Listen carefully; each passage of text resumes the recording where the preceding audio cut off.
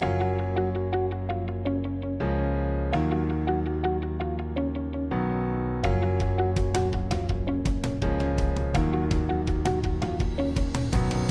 you send our children to school, we're actually the second educators in your children's life because you are the first teachers. And we want to work in partnership with all of you because we can't do this work alone.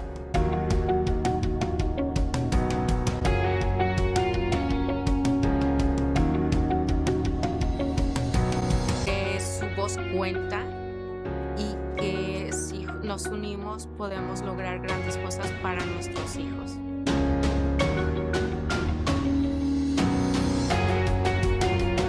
I love the diversity of the school district.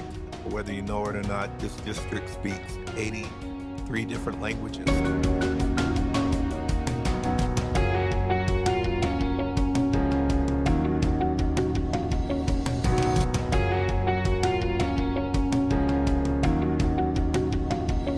know that the administrative offices, they have my back. Not only my back, but they have my child's back. Every child, regardless of ethnicity, regardless of income, regardless of need, every child deserves to have their needs met. No one person can do it alone. The teachers can't do it alone. Administration cannot do it alone. It's going to take the parents, the community. I'm very thankful for the partnerships that we have with our communities in both cities that represent our school district. We always ask the question, how can we even do this better? And I think that's where community schools come in because that takes us to the next level.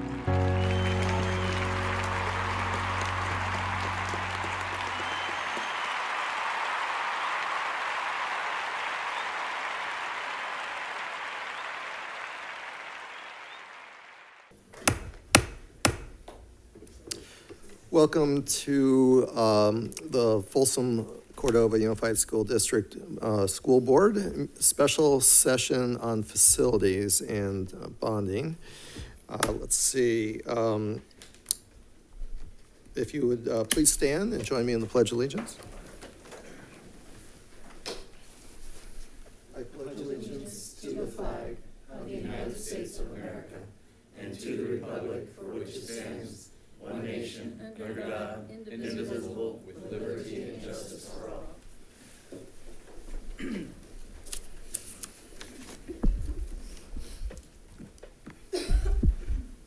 A broadcast and recording is being made at the direction of the board, and the broadcast may capture images and sounds of those attending the meeting. Folsom Cordova Unified School District Board Policy 1313 promotes mutual respect, civility, and orderly conduct among employees, parents, and the public. We will treat staff, parents, and members of the public with respect and expect the same in return. If any member of the public uses obscenities or communicates in a demanding, loud, insulting, and/or demeaning manner, the board will calmly and politely admonish the person to communicate civilly. Public comments during board meetings are an important component of public engagement and transparency. Members of the public will not be permitted to yield their speaking time to another member of the public. All written comments submitted by 3 p.m. today to the board have been read. Per the Brown Act, the board is not allowed to enter into a two-way discussion on any matter not on the agenda. Superintendent, will you take the roll, please? Yes, Mr. Mellijour? Here. Mr. Merrill? Here. Mr. Clark? Here. Mr. Huey? Here. Ms. Larrett? Here. Ms. Lofthouse? Here. Mr. Reed? Here. All are accounted for. Thank you. Thank you. Adoption of the agenda. Is there a motion? I'll move. Motion by Mr. Huey. Is there a second? I'll second. Second by Ms. Larrett.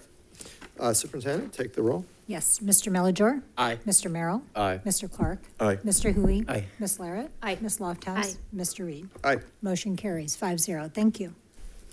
All right, that takes us to our main item discussion. But just before we begin, I just want to indicate that the board is thinking about Folsom High. I know it's been a rough weekend, and definitely Folsom High and the families of Folsom High are in our memories and thoughts. All right, let's see. Starting with Folsom Cordova Unified School District Board Study Session on Facilities, Part 2. Superintendent. Yes, this evening's study session will be a continuation of our August 21st, Part 1 Facilities Study Session, where we reviewed our major bond programs in Rancho Cordova, Folsom, and south of 50 area. And from that meeting, board gave us direction to focus on the possibility of going out for a future bond for SFID 4, which is existing Rancho Cordova, and the next steps to take in that process, as well as looking at SFID 3 and the current bond that's funding the schools there, and then the future of building future schools for the build out of SFID 3. So with that, I'm going to turn it over to Mr. Martin and Mr. Washburn. They are going to be sharing tonight's presentation, and we'll welcome Mr. Martin first. Thank you. All right. Good evening, everybody. We're going to have about 3 hours of conversation this evening, all about facilities. So please interrupt me as much as possible. And that way I don't have to speak quite as much this evening. But we're going to first start off, if we could pop up the presentation, please.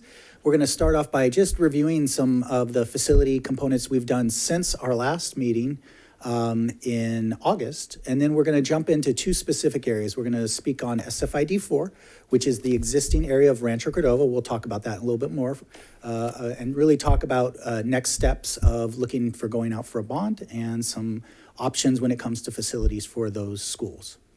And then we're going to spend the last half of the board meeting speaking about SFID 3, which is the area south of Highway 50 that we've discussed before, and specifically looking at components of cost and design, and then also project scope and timelines. So, Mr. Martin, quick question. Sure, of course. Do you want questions from the board while you're covering the slides, or do you want us to wait and then ask it? I think while we're going along would be the best, just because we are going to cover so much ground, it may be hard for us to get back to some of those areas if we wait until the end. So I think I would be comfortable with you guys asking as we go along. Okay. And we obviously have the technical experts here this evening. We have Matt, Jerry, Terry, and myself to answer any questions that come up. So. Okay, thank you. Right. Board President? Yes. I actually just wondering real quickly what the rest of the board thinks, if there's any opinion on this. We have about a 3-hour presentation that would be followed by public comment. I know there are several people that would like to comment. Would we want to make some space either partway through the presentation or beforehand, so if people need to leave before 9 p.m. they can comment? Yeah, I think with maybe the way it's broken down between SFID 4 and then SFID 3, perhaps we do public comment on SFID 4 before we begin the presentation on SFID 3, if that makes sense. Sure. We can do that. Okay. Okay, wonderful. So just to give you an update, staff has been very, very busy since our August study session on next steps for facilities, because there were a lot of pieces, and we had talked about the fact that we wanted to look at all of the contracted services that we have with regards to facilities and go out for new proposals for all of those. So where we are, probably one of the most critical areas is architect services. We did do interviews and did a request for proposals on that. We interviewed 7 firms, and how many firms?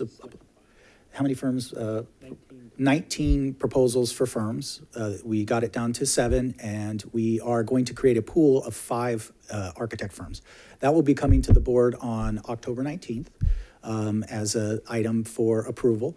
Within that, we had 2 of the existing firms that we currently use, which is HMC and HED is the other firms. And then we have 3 additional firms that we will be bringing to the board as well. So we're expanding our pool because of the scope of the services that we're looking at. We're looking at an extensive modernization program within SFID 4, obviously new construction and design within SFID 3. We're also looking at potentially a bond in 26 for SFID 5. So you can see that there's plenty of work for everybody involved. And so we wanted to bring in firms that had a wide breadth of services. Some specialize more in modernization or smaller projects. Some have done construction. In fact, I think we brought on the firm that did the West Park construction, the high school over in the Roseville area. And so they're one of the firms that we brought in as well. So we're excited to have a whole team coming on to support us, and we'll be using all of them throughout the project scopes that we have planned. So that's probably a big piece of it. At the last board meeting, the board approved both a financial advisor and a bond campaign advisor.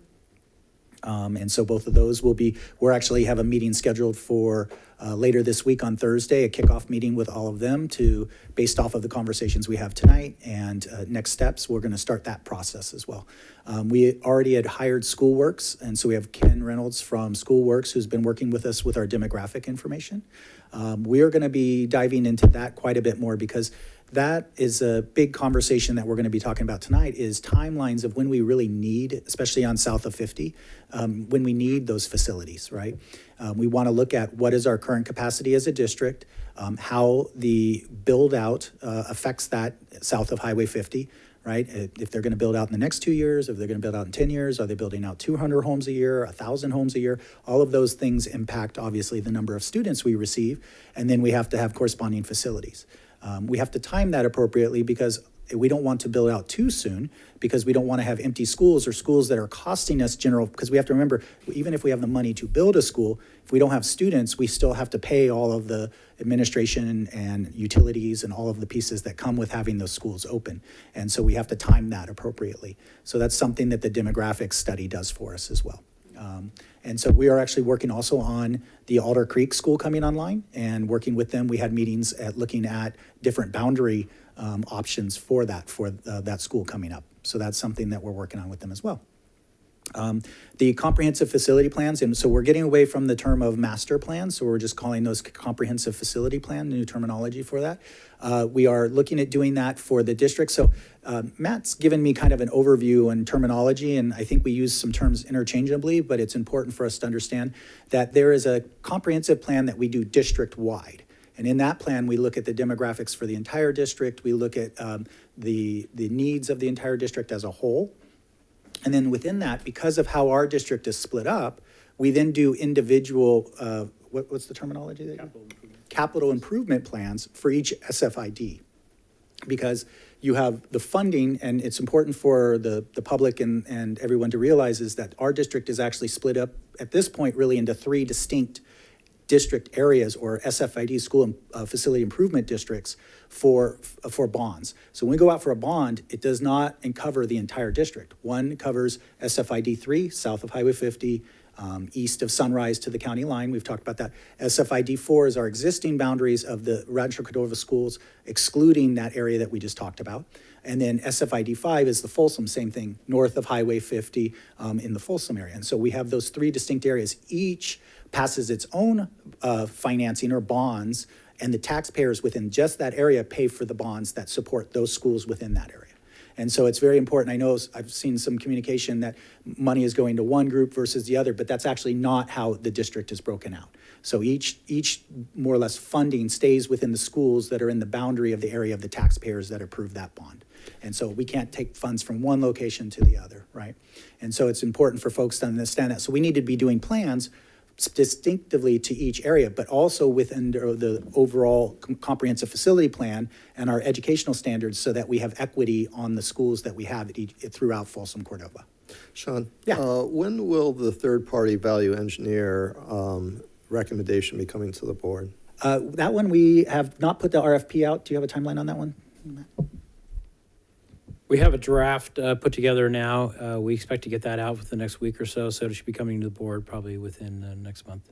Okay, thank you. And so that will be another team member that will be coming along as we talk about design of our new schools and any modernization any projects we have, we would have their eyes on that project as well. Okay. So some additional information, we have had an opportunity to meet with the developers within SFID 3, which is a critical piece of information that we need to have when it comes to understanding build out of the communities. We're going to talk in a little bit about SFID 3 and the distinct developments that are within that.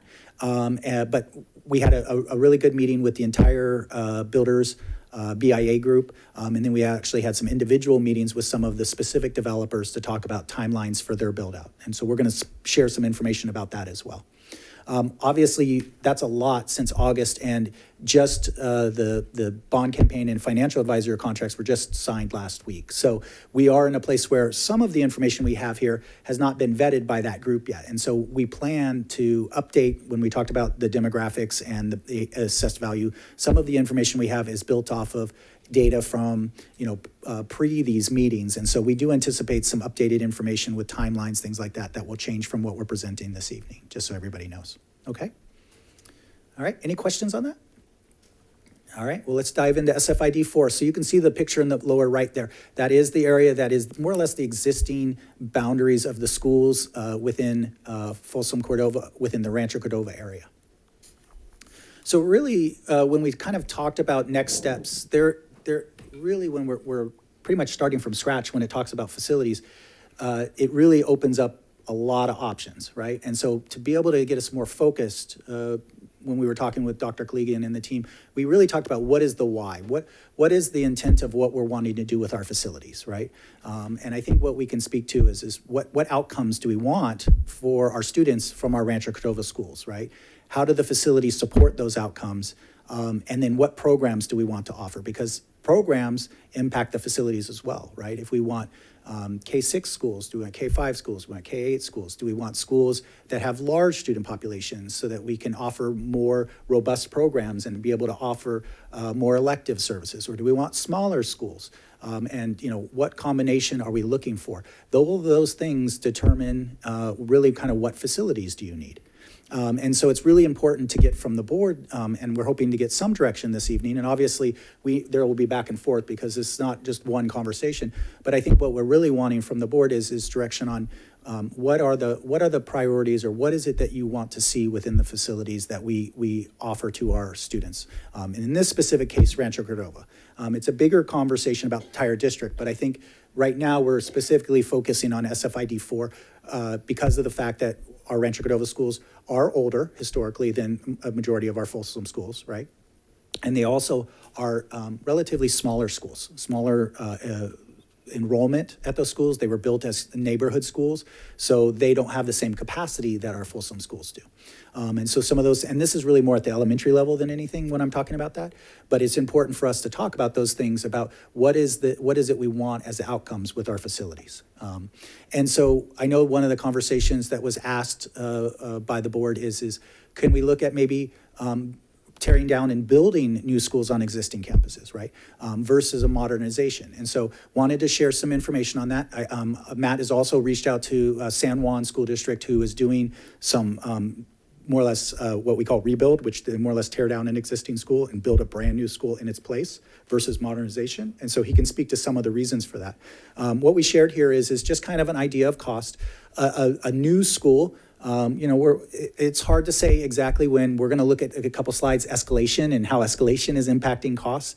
But with today's dollars, you're looking at somewhere in $65, $75 million to more or less build a new school on an existing facility. Because you have to recall, we wouldn't have the costs associated with buying the land, but you also have to demo the existing campus, remove that away. And then you also have temporary housing while the students are not in that. So a lot of times that's quite costly for 2 years or so during that build out phase. So the 65 to 75 includes the demo plus the construction? Yeah, we think that's total cost. But again, it's an approximation, depends on the design of the school. Depends on, by the time, what year we build out. In another 2 or 3 years from now, escalation costs could make that number. But that's an approximation with today's dollars. All right. Sean, could you further explain the temp housing? What does that actually entail? Sure. Matt, do you want to speak to temporary housing and what that normally looks like? When you're doing a modernization program, typically you would have to do temp housing. You might have to do it in a new construction, depending on the layout of the new school as well. If you have we've done in the past where we've done modernization projects, we've had moved kids to other campuses, or we've had to bring in portables. If we bring a lot of portables, that's temp housing. So that's additional cost that would be put onto a program. So you have to factor that in if you're doing a modernization versus a new replacement. Can I replace a school on an existing campus and still maintain those kids within that school and build it on another part of the campus? Do I have to demolish that and then build it back onto that? Then where do I put those students as temp housing? So you could have a temp housing on either scenario, depending on how much modernization you're doing. the phases of it, how long it goes out. If you think about some of the schools, we demolished all the portables, and we had to put basically a portable campus out there to replace that. So those are some of the additional costs that are a factor in either scenario that you're looking at. So when you mentioned temp housing, take, for example, Oak Chan, we moved students to, correct me if I'm wrong, was it Gold Ridge or? We actually housed those students. We moved them out. We brought a bunch of portables and we actually housed them out into the field On the area. campus there. But we have done modernizations where we did move students to other schools. Folsom Hills, I believe years ago we did in Natoma, or not another campus I know we did, Empire Oaks, I believe. Yeah. We did a couple of those where we moved them to other campuses.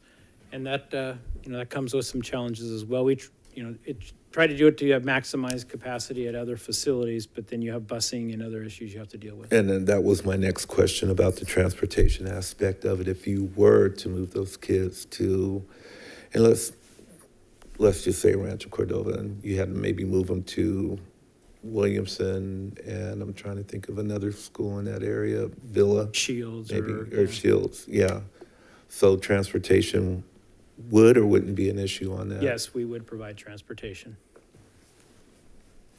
Yeah, we would obviously design that out to work through all of to ensure that the students get to whatever school site we would have to assign them to, if that's the case.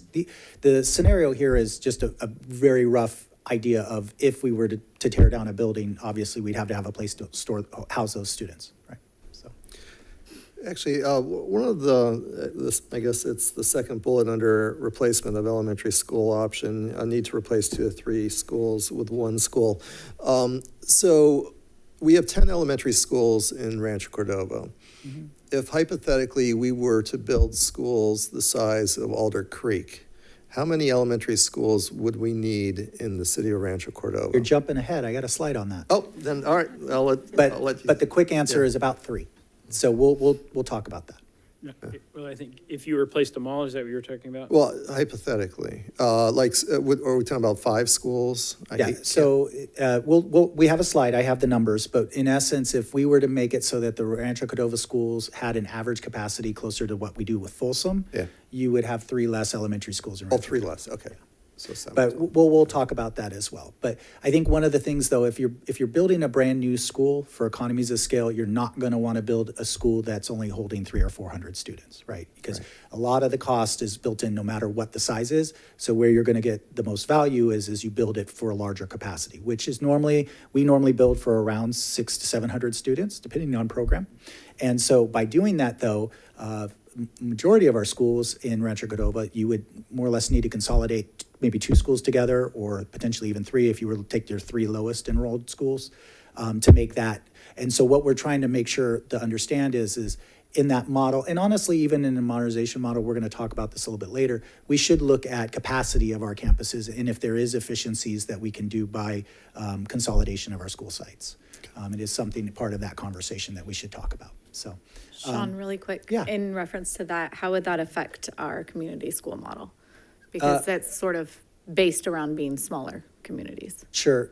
So we are looking at modernization of the campuses, so there would still be a hub. We would have its own hub location where there would be community outreach available. Yes, there would be more students on the campus, but we think we would be able to do that, still be able to support all the needs of the students in that.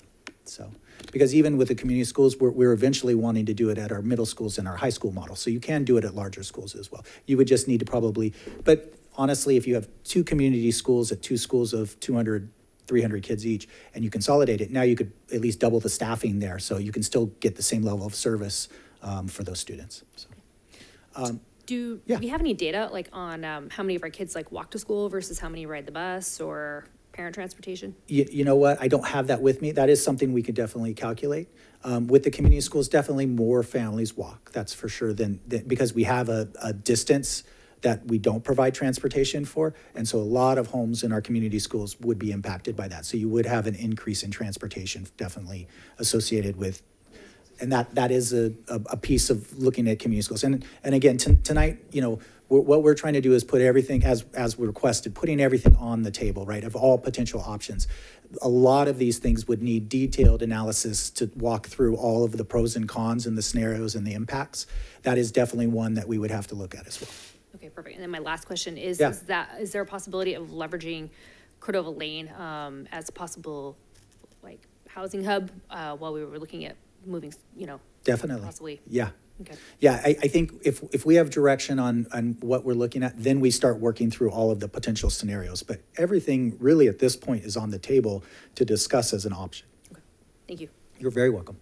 One of the things with doing a replacement of a school or reconstruction of a school is often that's normally associated with because of either the layout of the existing school doesn't work for expansion or the model that you're looking for, or you have situations where the campus has existing issues that it's easier to start fresh than maybe the infrastructure within it, the plumbing, it doesn't work, electrical needs to be completely done. There's substructure issues, that would require, significant work within the building. In fact, Matt can speak to some of those things. He spoke to some colleagues at San Juan about, they are doing some models where they're looking at reconstruction, more or less tearing down and building brand new schools. And so he spoke to them kind of about that. So I don't know, Matt, you want to speak to that a little bit?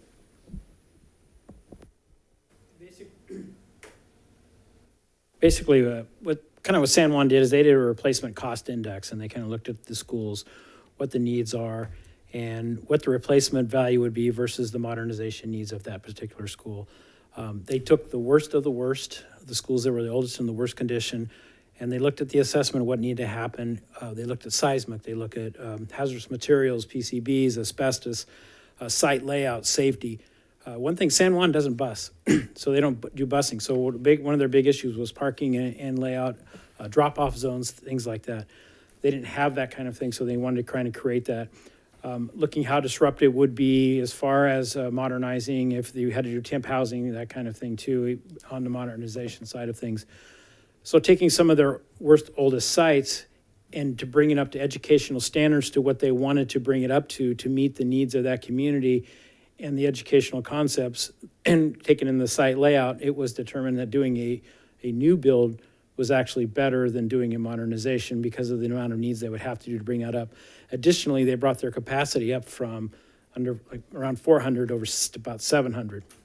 So increasing that capacity also looked at adding new buildings as well. So all those factors were taken into consideration, and they did a cost index. And basically, if it was about 75% of what a new school would be, then they decided to go ahead and do the new school.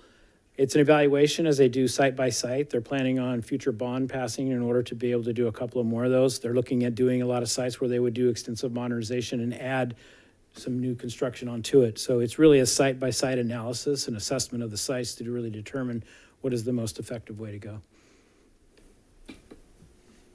Any questions on that one? So then the other option is a modernization. And so I think it's important, though, I think a lot of times when people think of modernization, they think when we come in and we put a new coat of paint and some new wall coverings and we call it good. And I think there is an ability here, though, to look at modernization as more or less a rebranding of a school and updating of the school and standardizing the school so it meets the same educational standards that we want as a new school. And that obviously costs more, and so your dollars don't go as far as just coming and doing some smaller upgrades. You can see they're about a $20 to $30 million cost, but it would then standardize so that you're in having the same standards when it comes to the administrative buildings, how the classrooms are configured, when it comes to the support auxiliary buildings, the gymnasium, multipurpose rooms, collaboration areas, all of those things. And single point entry, some of the things that we have now as standards for a new school construction, right? And also it gives it that curb appeal that you're looking for as well. It's important to recognize, saying that we have schools that are 50, 60 years old, that's true, we do. But there's nothing to say that school is not still usable. One of the things that I would say that we're very proud of in our district is the fact that when it comes to some of the concerns with asbestos and seismic and electrical, those things are already taken care of in all of our schools. Our schools are not the schools that are to the point where they need to have complete demolish. Now, there may be certain classrooms or buildings that we need to do some work on, but as a whole, the majority of our schools are not in that level that requires a tear down buildup, at least in our minds, based off of what we know. So, oh, you were already on. And we have done that at a certain point. You can take Cordova High. We've demolished a couple of buildings in order to replace the theater. We did the two-story science building. Look at Sutter Middle School. There was a lot of replacement done there. As far as what works, a lot of that site layout. How does the layout? How's the parking lot work? Safety issues, configuration, and then we look at old portable. How many portable? That's another factor. How many portables on a site? Some of these sites, San Juan had an extensive amount of old portables. Oak Chan and Sundahl were two cases where we had over 30-year-old portables. They were not up to standards. We obviously need to replace that. That was new construction, but the admin and the other facilities, multipurpose building, remain the permanent facilities. So as it works and as we need to do that, those kind of things are evaluated as we move along. Yeah, and one of the conversations we're obviously presenting to the board is the idea of maybe looking at more than one single bond to maximize the dollars, to get enough to do the level of activity or modernization we're wanting to do within SFID 4, right? And I think in the past, we've passed a single bond, and then we've been limited, so we have to stretch those dollars to be able to touch every school site, so all schools get some of those dollars. But then, of course, that limits the level of modernization you can do at those campuses. So we had Terry work on some ideas of what potentially a larger modernization, when we talk about updating to what we call our ed specs or educational specs on what it looks like to have a more modernized campus. Sean, so go ahead. Sorry, before we jump to that, can I go back to the last one? Sure. I think you mentioned this. Yeah. It's where it's a little bit difficult to make a decision without a lot of the information. Yeah, I'm sure you're feeling the same way. But if we're looking at this, potentially if we took 3 schools in Cordova and modernized them, that's $60 to $90 million, give or take. Yeah. As opposed to, putting them together for $75 million. So I guess, Matt, maybe this is a question for you. Is the type of analysis that San Juan did that you were mentioning, would going through that analysis give us an idea, would it be worth it to take these 3 schools and put them together rather than building out 3 or modernizing 3 schools? What would the timeline be to go through an analysis like that? Well, absolutely. We'd have to do an assessment of what the need would be in order to bring a certain school up to what the educational components we would need to look at. Changing the facade, making it look like a 21st century school and adding the components. What would that take to do that? Could we do multiple sites for 30 million rather than do a replacement school for, say, 50 million or so? What is that going to get us? Is that going to get us to where we need to educationally? Is it going to provide the facilities, the capacity? We have to look at the available capacity. We continue to build schools that aren't increasing square footage, but have same capacity because, full day K, TK, special ed, community school programs. So we're adding a lot more capacity. So we have to evaluate all those. And that is exactly what we have to do. We have to do an assessment of the campus and determine what may or make sense. Locations of the schools in relation to the rest of the schools, take into account busing. A lot of people in Rancho Cordova, they rely on walk ratios in order to get to school. They may not have ability to drive, and they may depend on busing or other means of transportation. Those are all factors that would have to be looked into. Do you have a sense how long an analysis like that would take? Well, I think we could begin working on that right after us, where we got new architects on board and existing architects. We would be looking at a facility plan on each one, probably have a committee with each one to determine what that could look like, how that could be, you couldn't have a full architectural plan, but I think as Terry's going to show you some ideas and concepts of what can be done on each campus. We try to take one of a challenging Rancho Cordova. It's kind of on the street. It's got a little parking, something there. You could move it to other sites and see if something like that would work as far as meeting the components of the programs that we would like to do. And from there, I think we could evaluate that, and I think we could work on that, over this next year and have, at least some preliminary information in order to have out for a bond campaign or something. Okay, great. Last question on that one for me would be, if, as part of that analysis, when you guys go through that, would that also include then, if we did combine, let's say 3 schools, we'll have 2 empty lots essentially. So would that include what our plans would be, what we'd want to do with that space, whether it's sell it or put something else on it? Yeah, no, there's some future slides that talk about that a little bit more, but what some potential plans could be for some from other sites. It could be a hybrid. I mean, you could add capacity to an existing school and consolidate.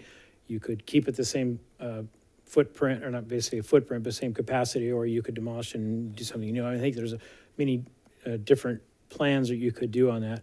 And then you could look at repurposing. Is there other district support facilities or programs or schools that could go into some of these other facilities? And those are some things we're also going to talk about later on. One last question too is, I think we talked at the last meeting that if we potentially demo and combine, that we can also access state funding then, correct? You can access modernization funding. We would have to eligibility for new construction growth, and you would have to have enough eligibility for that. So more likely to be modernization funding more than new construction. Is that right, Jerry? Yeah. So I think the easy way to say that is we wouldn't qualify for new construction money. We would qualify for modernization money either way. If we build it new or we modernize, we'd still get the same pot of money. The one thing I would say, though, is under the idea of building a new school, I think in that scenario, to really make it cost effective, you would need to probably consolidate other school sites, existing school sites. Under a modernization model, potentially if the board wanted to, you could potentially not consolidate. You would just know that you have smaller schools. So I think that's the big difference between the two is if we were looking at a new model, I think to make that cost effective, it requires us to look at some consolidation of school sites. Under the modernization methodology, yes, you're right. It might cost more to modernize all the campuses, but you could potentially then keep some of those. Now, that's just looking at the facility side of the house, though. I think we do also always have to realize is why you see schools get closed is it doesn't become cost effective on the operational side, which is the general fund side, right? That's the side that pays the bills and gives raises and everything else. And so at some point, if a school site, the amount of students doesn't cover the cost and it's more economically feasible to have them at another site and save money, you do have to weigh that as well. And the state funding for modernization, you would get modernization eligibility funding. If you could build new with it, but you wouldn't get the new construction eligibility limit, which is a higher amount than modernization. Right. You would use the modernization money. Match. That's good. Okay, so on modernization at this point, what we're wanting to do is just give you kind of an idea. So Terry is going to speak to some of these things here on the next couple slides.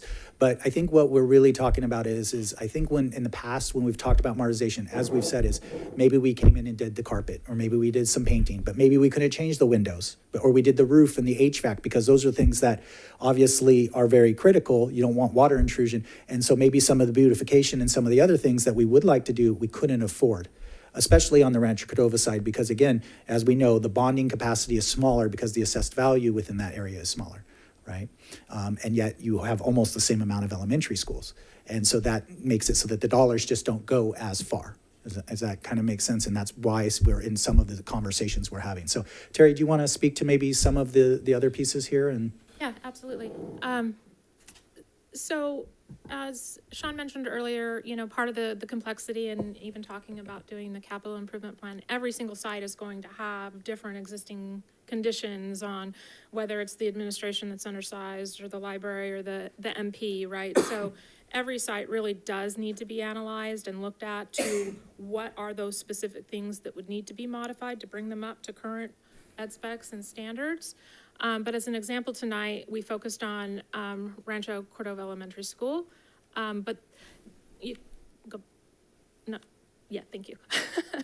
But there are high level things that I think probably are across the board for all of the schools in Rancho. And one of them, you know, is undersized administration space, meeting space, the collaboration spaces for the students, the libraries on some of the campuses, the multis on some of the other campuses. So that's kind of give and take depending on which site that you're talking about. This new vision for providing hub space on the campuses, as Matt mentioned, the increased need for classroom space for special ed, TK, kindergarten all day, and the restrooms that go with it. So these are kind of the concepts that we were looking at. And then also kind of what is, bringing a 1960s school up to modern standards, right? So it's even more than some of the things that we've talked about in the past with modernization. It is a revitalization and giving it a more modern presence. Where's the public entrance, giving it a little different character than what everybody's been seeing for the last, 40, 50 years. So next slide. And I just want to stress that these are super high-level conceptual ideas just to kind of give you an idea of what can be done. And so I've kind of put the before and the after piece. So one of the ideas for this campus is that the administration, one, is undersized. Two, it isn't easily identified, right? It's kind of tucked into an entryway and you can't really understand where you're going. And then the kindergarten building is really up close to the street.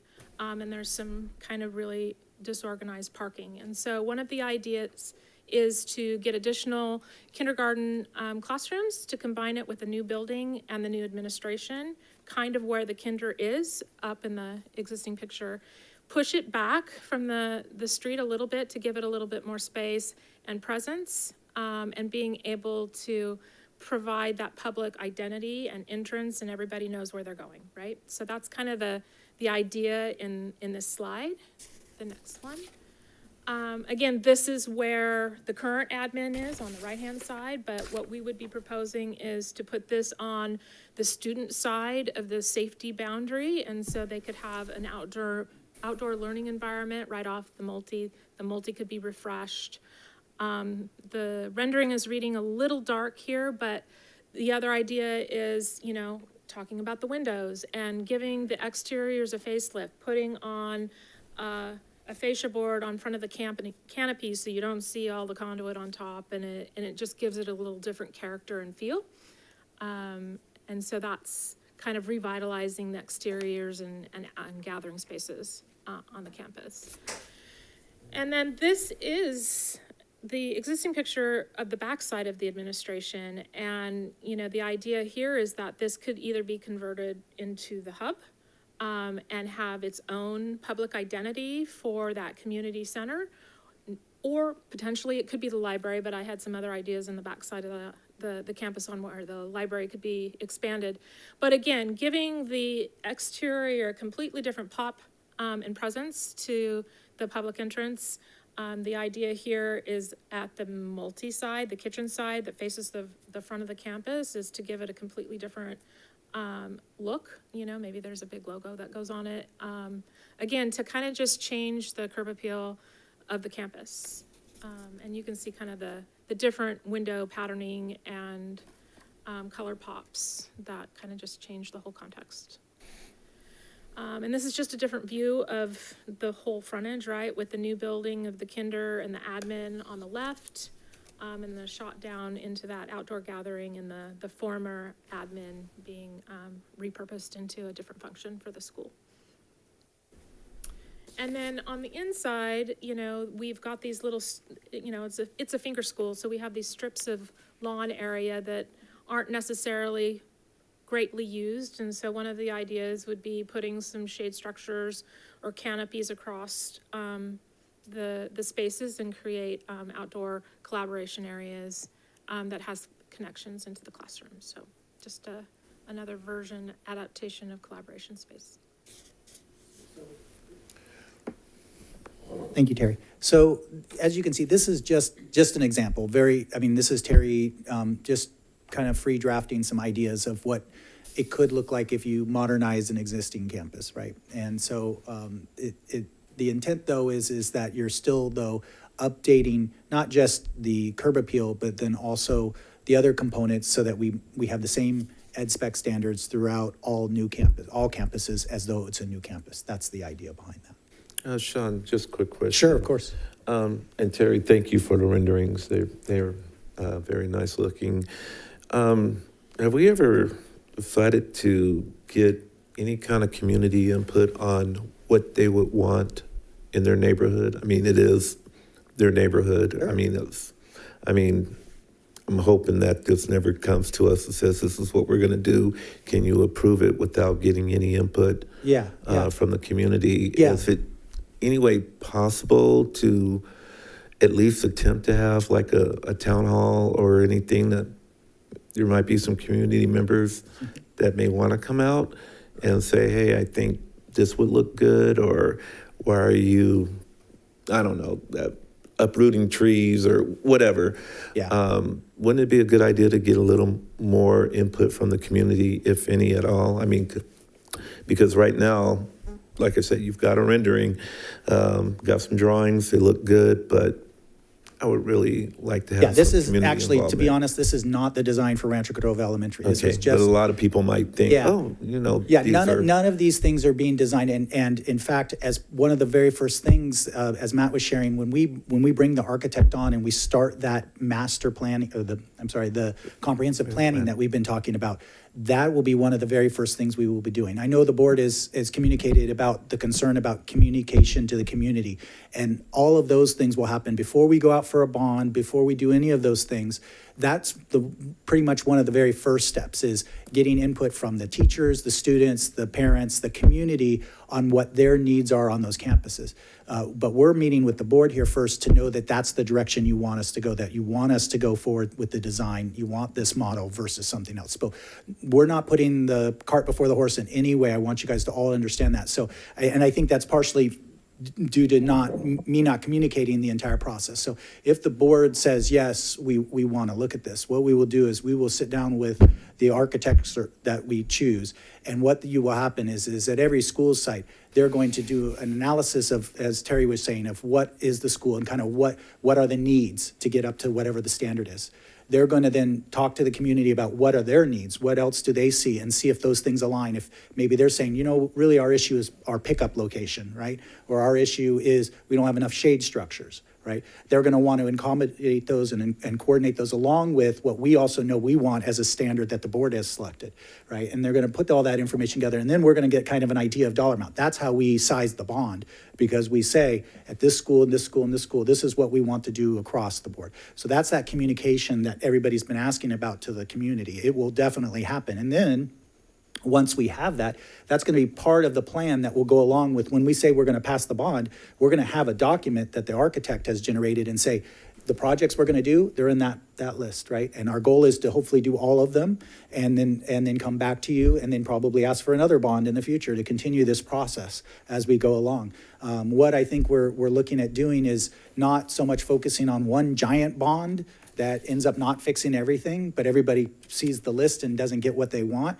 to smaller bonds that are much more targeted and focused for the time period that we need. And then if we accomplish what we set out to do, then the community supports us and they'll support another bond, right? And work on that process. I think that's the direction that we're wanting to do and work. So community input will be obviously a immediate core critical piece of that conversation, and communicating to everybody that will be impacted by it will be part of that process as well. Good? Okay, awesome. So I want to start by saying the board has asked us to think outside the box, okay?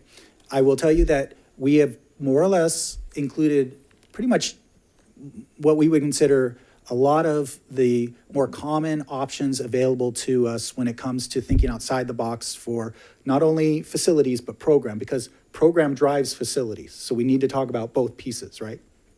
When it comes to, and this again, this is specific to Rancho Cordova and SFID 4. Not to say that if we implement one of these things, we couldn't do it on the Folsom side, but what we're really focusing today on is program and models within. So I want to preface that because I know we've gotten already some community input on these proposals, and I don't like K6 or I want K8, and I want everybody to understand that this is something we're just bringing to the board as discussion, right? This is, again, think tank time, where we're just putting it all out there to see what the interest is of the board and whether or not we want to take it forward to the community or we want to include it in process. So some of the things we talked about looking at when we met as a team was, looking at some of the elementaries being K6 or K8 models. Now, as a district, we were a K6 district, and that the last few schools were phased out about 5 years ago, is what I was told. So that's pre-Sean, so I don't know all the inner workings of it. But I did speak to Dr. Huber about it and some other pieces, and I think some of the reasons why we went away was we were seeing a situation where we would only have like a single 6th grade classroom on a campus. And, for best services to students, you're not able to really provide for the teachers, they can't collaborate. There's a lot of reasons why there's a minimum kind of number of classrooms you need to have on a campus. I think also there was capacity at middle schools. There were some other reasons for that. And so I won't speak to all of those things because right now we're not diving into that level of detail, but just so you know, that was something that was phased out. Not to say that that's not maybe a model at some of our smaller schools, or it may work if we combine schools or whatever the case may be. But so K-6 or K-8 models could be something to look at. We also, it's important for us to realize within Folsom Cordova, the majority of our alternative programs are actually located on the Rancho Cordova side, on SFID 4. And the reason for that is because we had extra buildings on that site. And so a lot of times when, like CLC, for example, that program is there because that school was closed and we repurposed it, right? And it's a thriving preschool program, and we have, county office program there and other activities. But what we see is because we have split the district into separate SFIDs, the majority of the bond dollars that would support those buildings would be SFID 4. So we have to look at that as well. Do we want to balance that? Do we need to look at how we provide those services? Because right now we have the CEC, Cordova Education Center, which that houses Walnut Wood, Innovations, and Adult Ed. Then we have our charter school, FCCC, is located at what we used to call Kitty Hawk, right? And that is over on the base, or where the base was. And then we also have the CLC Center, right? And then we also have Prospect and Kinney locations. So we have multiple locations on the Rancho Cordova side that all fall into SFID 4. And so, how we provide those services, how they're spread out on our facilities, I think that a lot of times they have been placed because we had a facility available, not because that's the best setup for the program. And so that's a conversation to be had as well. Dr. Huber and his team have been working on looking at all of these programs, and that is something that they're going to be bringing to the board is ideally, how do we make these programs, because we are trying to offer options to our families, right? That's the intent of all of these things, are options to our students. But at the same time, we have all of these programs. We also have Folsom Lake High School, which is on the Folsom High campus, right? And so we have quite a variety of program that we need to look at and make sure we're offering what our students want, but also what is economical and how the program works. So that's something. One of the options that we talked about is maybe looking at relocating the Kinney High and the Prospect location, and maybe creating a model where Kinney High is located on its own campus and it has more expanded fields and some of the auditoriums and some of the things that they don't have in their current model. Also, there's conversation about how Prospect is housed on Kinney and whether or not it could be a standalone program or housed in a different way. We want to look at community hubs. So Terry spoke to the hubs. The idea there is that is a community location, part of our community schools where families can come, they can get other services beyond the educational component, right? And that is something that we're looking at within our schools, especially at our Title I schools. Another area that we've talked about, I know Dr. Clegan and the team, when I first came on, we've been talking about it, and we've been working with quite a few different community organizations about the idea of clinic services within our schools, right? Where you can go and you can get other services, vaccinations, other medical needs for our families and our students. And then we're also looking at working with our community partners. I think we actually have a meeting coming up with Folsom Lake College. We're looking at their Rancho Cordova satellite location that's just right there off of Bradshaw.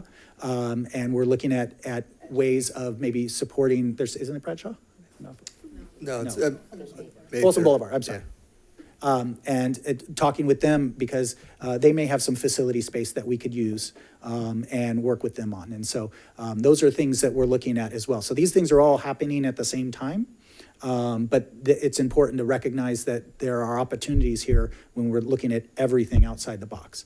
What are our educational programs at our elementary, middle, and high schools, right? We have IB, we have some STEM, we have MYP that we're rolling out. So do we want more academies? Do we want specialized art programs, STEM at our schools? Is there any of that we want to work with?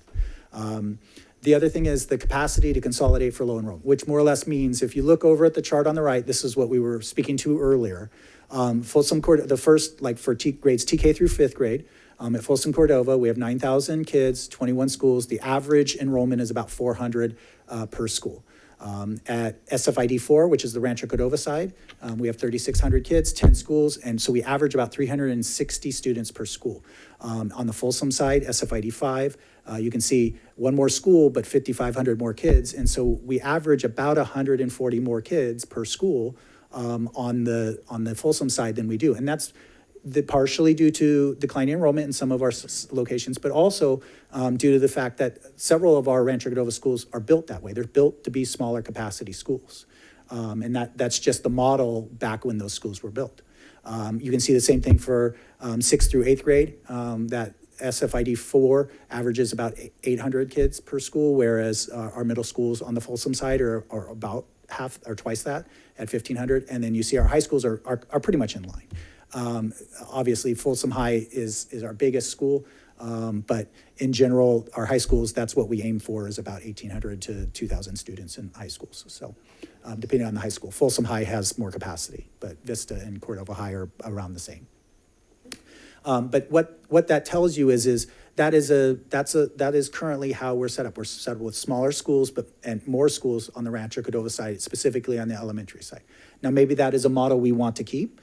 That may be something that the board wants to keep smaller schools on those campuses.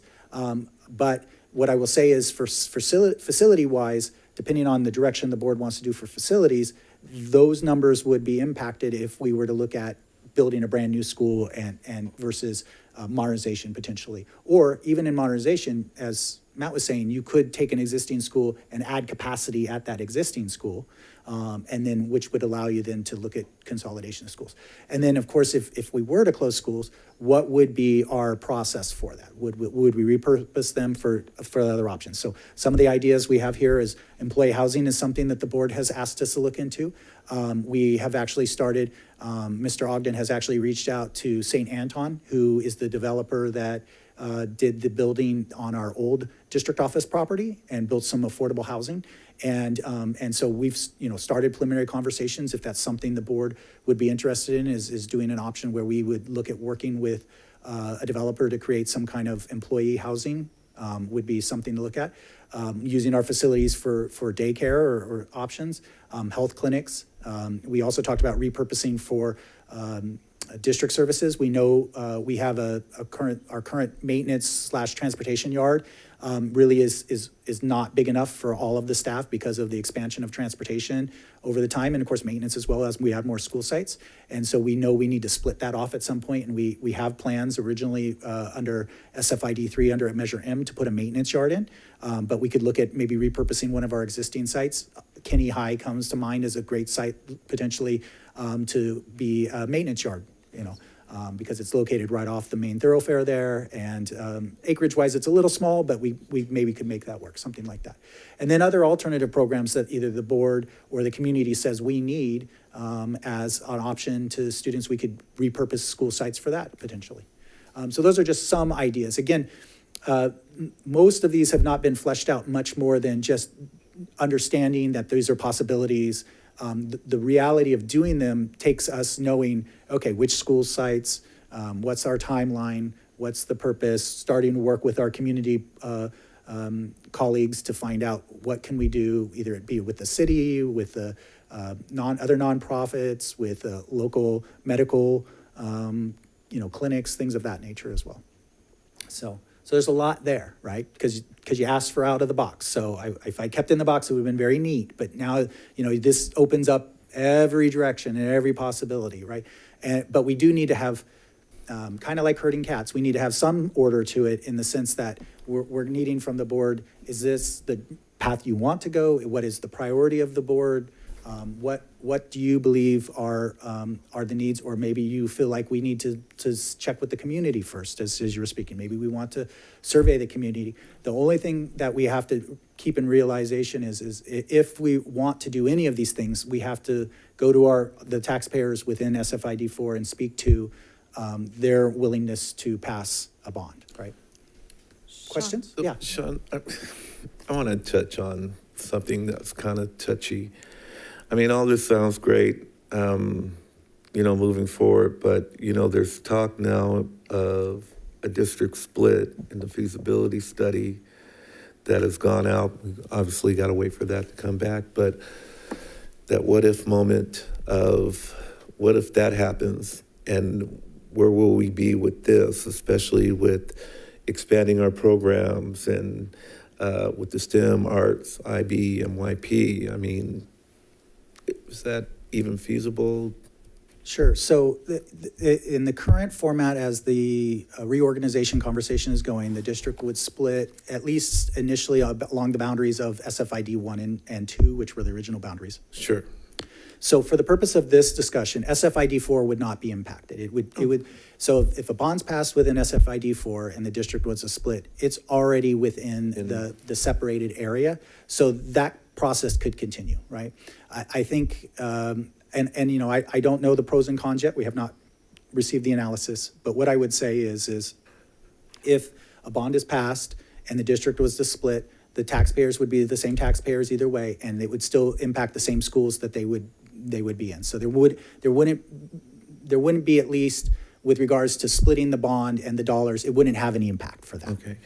But would it be sustainable? And what I mean by that is, if we went out for a bond, obviously it's for improvement, modernizations, and not these programs, correct? Yeah, we're going for the dollars. Obviously, if a district splits, there would be a new board, a new superintendent. They would determine the program. So, I mean, I think our goal at this point is we have to continue to try to enhance and improve program and the educational options of students. I would hope that whatever we're doing, even if the district was a split, most of those things would continue because we're doing good things for students. That would be my hope. Perfect. Thank you. I have a couple questions. I know we started with the employee housing kind of we put it out there, and then we contacted that St. Anton. Yeah. And kind of offered that as an opportunity. Did we have any teachers that took up that opportunity? I don't know about that. I don't know if we actually surveyed teachers about interest in it at this point. I Okay. think we just did very preliminary, reached out. Is that Okay. even an option that the developer would? I'll be honest, that would be something we would be bringing probably a realtor or some folks that have expertise in that area to help us with that. Okay. In fact, one of our architect firms actually did handle this down in the Bay Area. It was one of the reasons why we were interested in that firm, was that they had actually worked with a school district. I forget what district was it. Do you remember? In the Bay Area, Santa Clara, somewhere. Yeah, it was somewhere on the peninsula there, but they were able to actually develop some land and build housing for staff there. So again, it's very, very preliminary conversation.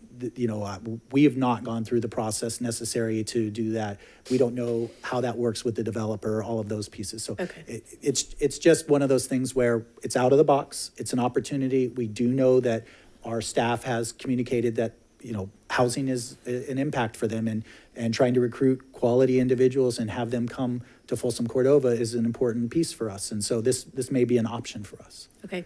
My other question is looking at, if we look at K-6 and K-8 models, currently our 6 through 8 teachers are all single subject credentialed. So if you bring them into a K-6 or a K-8 model, their single subject is usually not a highly qualified credentialed teacher for a self-enclosed classroom. So what is the route that we would have to go? Because those teachers... Yep. If we were to do that, I think it depends on the scope of it. If you're doing just one school, then you would work with that school site. We'd have more than enough capacity to move teachers around. I don't think the purpose of this here is to think of an idea district-wide, but identify a school here or there that maybe a K-6 or a K-8 model might work well for the community in that area, that type of thing. In those scenarios, we would hopefully be able to have capacity to move folks around. And that's how you would do it. If you were to do it as we did it reverse back in the day, there were situations where people either had to go get additional credentialing or there would be layoffs in that scenario, yes. Okay. But that would be much further down in the process again. Okay. So. Any other questions on that one? Okay. All right, so let's talk about the funding of this. So this is just one scenario that was generated early on for us. So this looks very similar to what we looked at, I think back in, I want to say we started these conversations in March or May. And so this information is the same. We haven't really updated it. But what this gave you is just an idea of kind of what we would be able to do if we were to pass, again, a Prop 39 bond. This is a 55% bond that requires us to cap out at $60, and that's assuming the $60 rate. Again, this would be part of the conversation. We want to reach out to the community, make sure they're comfortable with the dollar amount. This is where talking about the scope and the purpose of the bond and where it would go to is so critical, right? That's why we want to do that legwork ahead of time. But one of the things that came up during some of our early conversations was the ability to maybe even go out for multiple bonds. And multiple districts did it. Most recent one that's near us, Twin Rivers, did that. They went out to 2 bonds. They had one for their high schools and one for their elementaries. And so we could look at that. We could look at a bond that maybe one provides for elementaries and one for secondaries. We could look at one that maybe does safety and infrastructure and one that does educational and technology needs. So there's different ways to, obviously you want both bonds to pass, but that way you can access potentially double the amount that you would. Now, the truth of the matter being is if you're going to do that, you want to make sure your community, A, supports it, but also supports the highest tax rate, because there's no reason to go out for 2 if you're going to ask for $30 each, because then you just go out for 1 for 60, right? Does that make sense? The intent of it is to try to get as much money as soon as possible. And one of the reasons you're going to want to do that is because what we're going to see later on is the escalation of construction costs continue to grow and grow and grow. And so something today that costs $20 million will be $30 million in a few years' time. And so if we want to get, most economies of scale and get projects done immediately, you need the cash up front.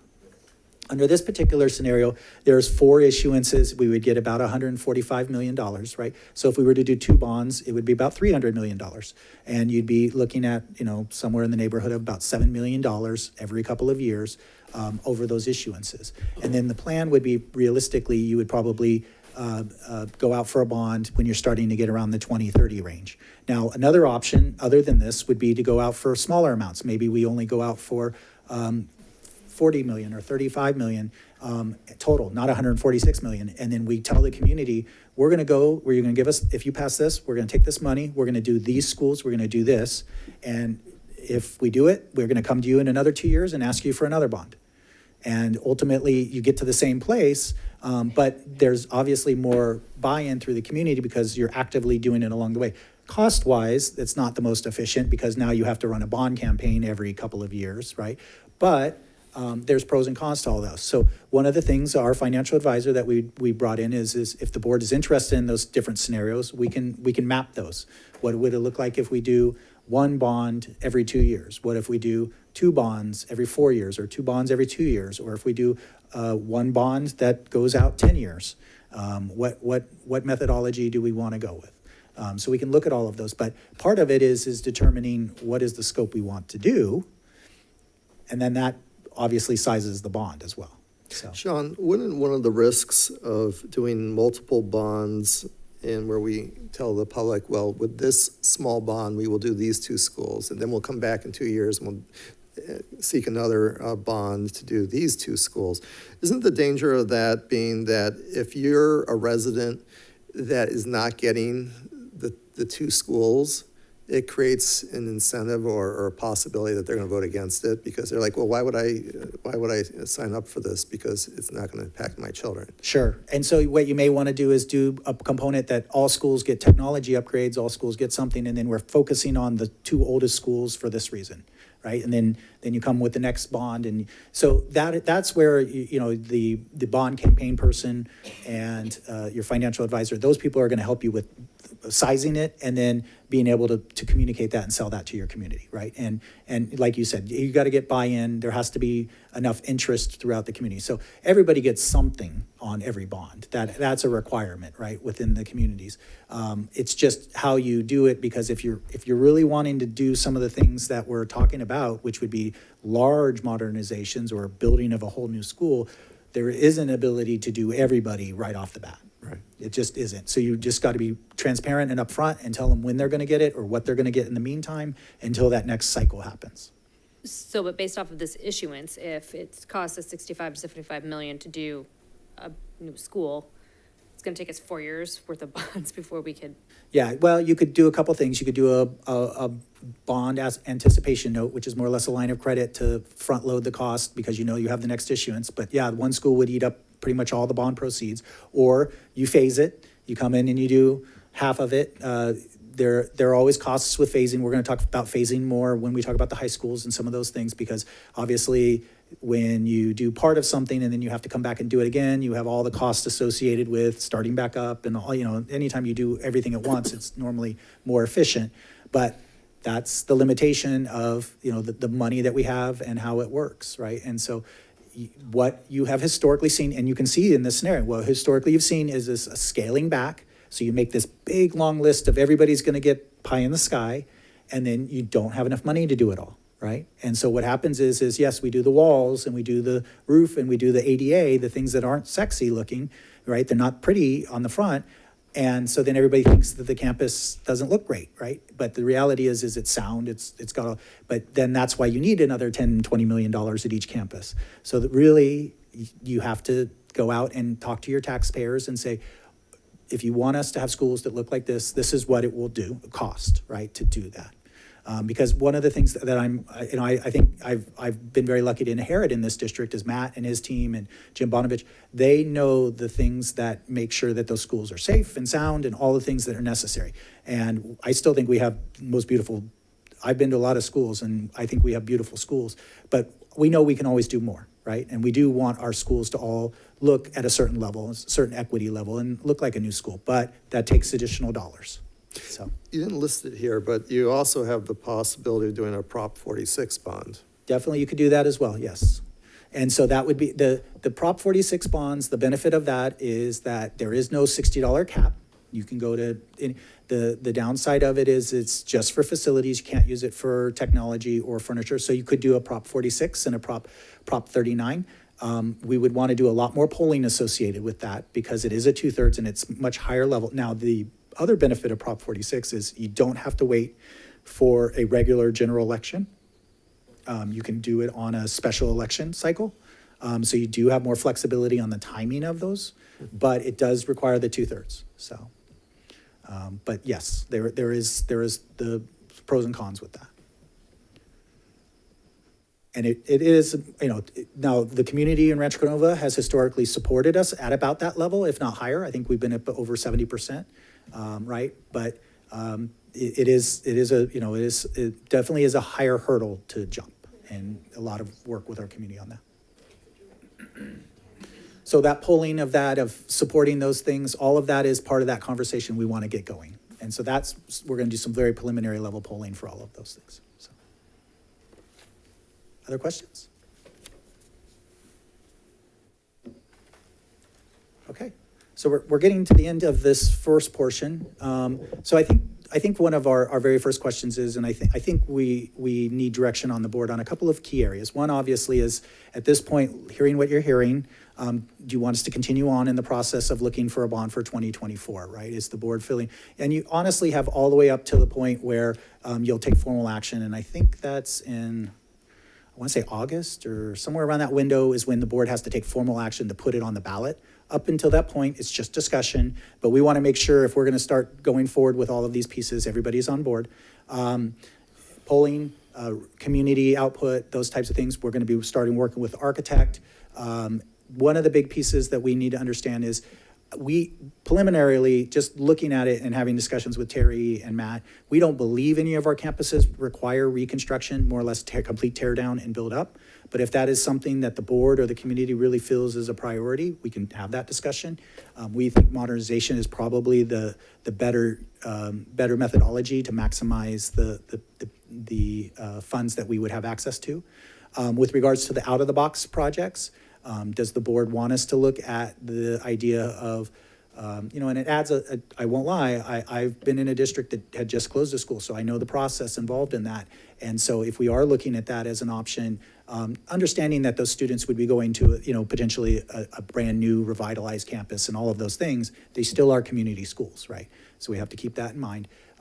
If that is something that the board is willing to look at, then great, we can analyze that as part of the process. If the board feels like that's not something we want to look at this time and we want to really just focus on the modernization, that's great too. Then we know what we're looking at. We're not looking at capacity for those schools. We're just looking at modernizing of schools, some of those pieces.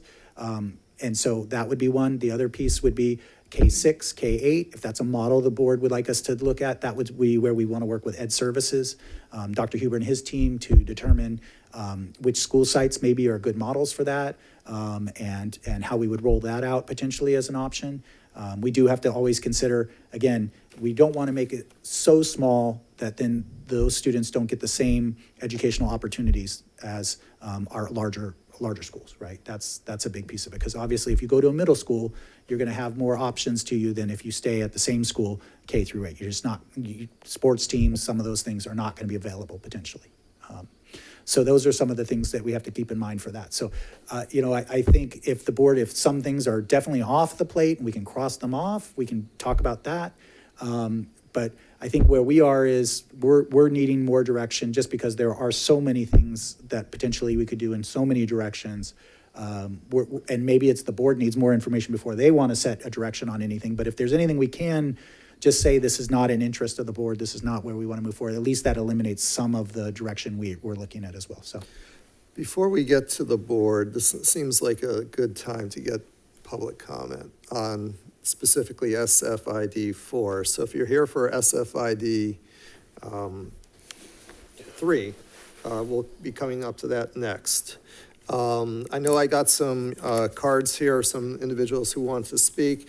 If you happen to, since we didn't indicate we were going to divide it between the two, if you intended to speak on SFID 3 and not 4, when I call your name, you can just say, I'll wait till the next presentation. And some of you may want to speak on both. So I'll call your name both times in case that's the case. All right, so why don't we start with Linda Budge. Oh, David, I knew you were going to do that. And yes, I want to speak on both because you received a letter from us today. The letter that you received today is written by parents, grandparents, and graduates of Cordova High, our junior high schools, and our elementary schools. So we know Rancho Cordova School.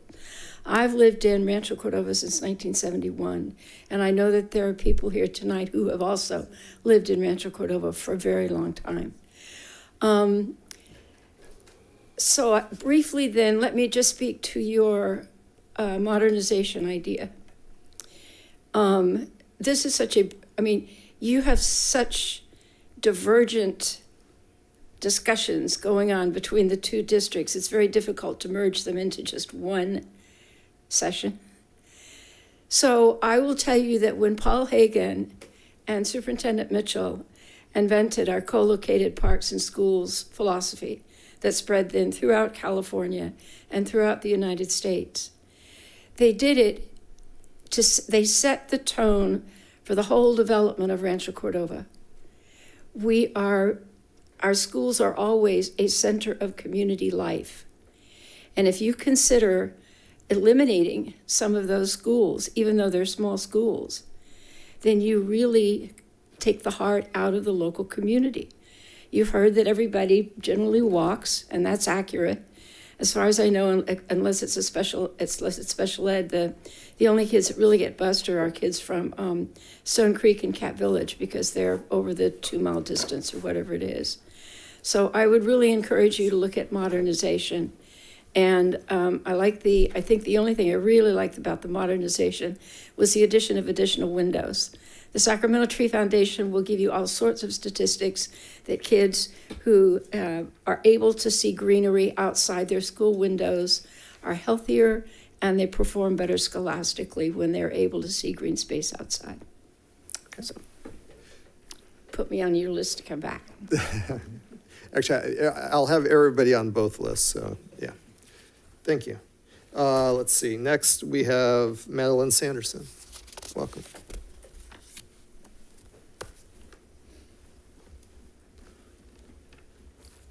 All right, I have to switch mine up a little bit. I thought we would be doing both together. So, good evening, Dr. Clegan, President Reed, board members, and district staff. As a parent of children within our district, a community member, and a former student, the topic of facilities is something that I have found myself to be passionate about. I would like to start off with stating my thoughts on replacing versus modernizing schools in Rancho Cordova area.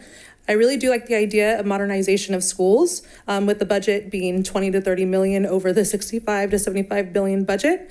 I would hope that we would be able to modernize a few schools this way. On October 6th of last year, I spoke up on facility concerns that I had at my youngest school, which happened to be Rancho Cordova Elementary. I was very pleased to find out that the very next day, we had district staff out at the school site to start addressing a few needs after I had received messages from both parents and staff thanking me for speaking up the evening before. I know that there have been a few updates over the years at Rancho Cordova Elementary since I was a student there back in the 90s, such as the fencing, playground structure, plants, etc. But all in all, not much has changed for the school facility that was first opened in 1956. It does give me hope that we could start having schools across the district look comparable. And then I'll come back up again. Thank you. Conrad Mayer. Welcome. Good evening, President Reed and School Superintendent Collegian. I'm here with multiple titles, alumni, resident, the chair of the last bond that I oftentimes hear comments not so good about. The thing that I wanted to talk about most was this community, the community involvement. I can't tell you how many times I've heard that information or that saying, you're looking for community involvement, and never once has my phone rang. Never once have I received an email. For a person that's lived here since 1966, before there was a freeway, and when there was 2 elementary schools almost down the block from each other, it just is disheartening. I feel like, and others here also feel like Barry Bonds, not at the deck waiting to get in the batter circle, but just in the dugout. I've watched Bond go from safety to school, or student care, kids first, and I'm still lacking. I'm seeing, or not seeing, things that have not been on the list since Cordova was built, since Cordova Villa was built. We talk about Rancho Cordova Elementary School. We have a round school where I grew up, Cordova Villa. And I can't get out of my head my dad going, who builds a round school? Yet we're not even talking about it. If you really had community input and went out to see it, you'd know that talking about Kinney High School and the relocation is something that we've talked about for a long time. And what you're talking about putting there, the city has plans for. So, and then as far as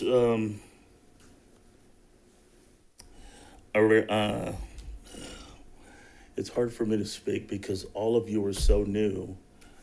And I feel like I'm venting toward people that really care, but just don't know, which is why that communication piece is so necessary. But when I sat on this last bond, it was for the aesthetics.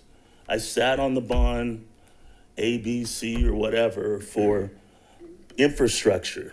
Everything we do is gonna be behind the walls, but it's for the future. We've gotta do that. We've gotta. The next one was for safety. We still have an alley between our high school and our park district that's called Rape Alley that hasn't even been talked about. So if you really wanna move forward, which I suggest in modernization, get the people at the table that know what's been, what hasn't been, what's been promised. Because I'm tired of walking through Safeway asking people, where are we gonna get this? When are we gonna get that? Conrad, we trusted you. And yeah, it's sad, but we can do something about it. Thank you. Sarah Aquino.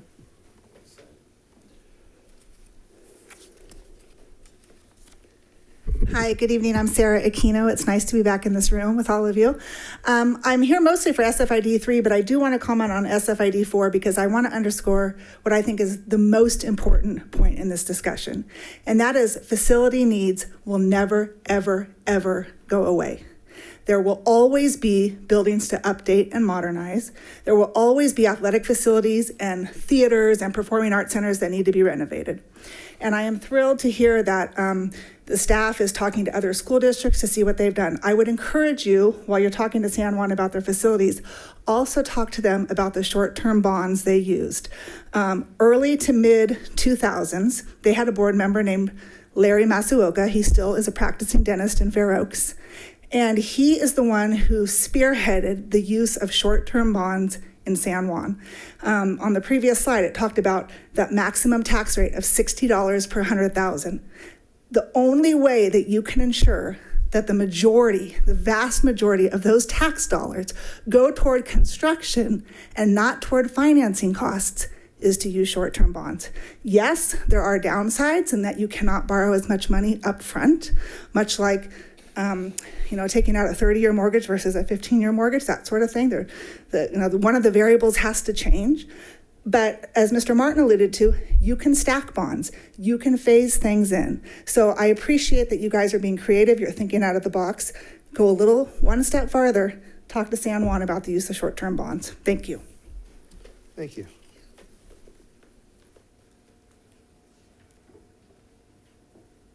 Next, Heidi Moore. I believe I'm here for SFID 4. Okay, thank you. Next, Shauna Mandel. Same, okay. David Sander, welcome. Good evening, board. I'm actually also here for the next item, but there's a little bit I could say about this one. I do want to endorse the comments of the speaker before me. I think Sarah was right on with that.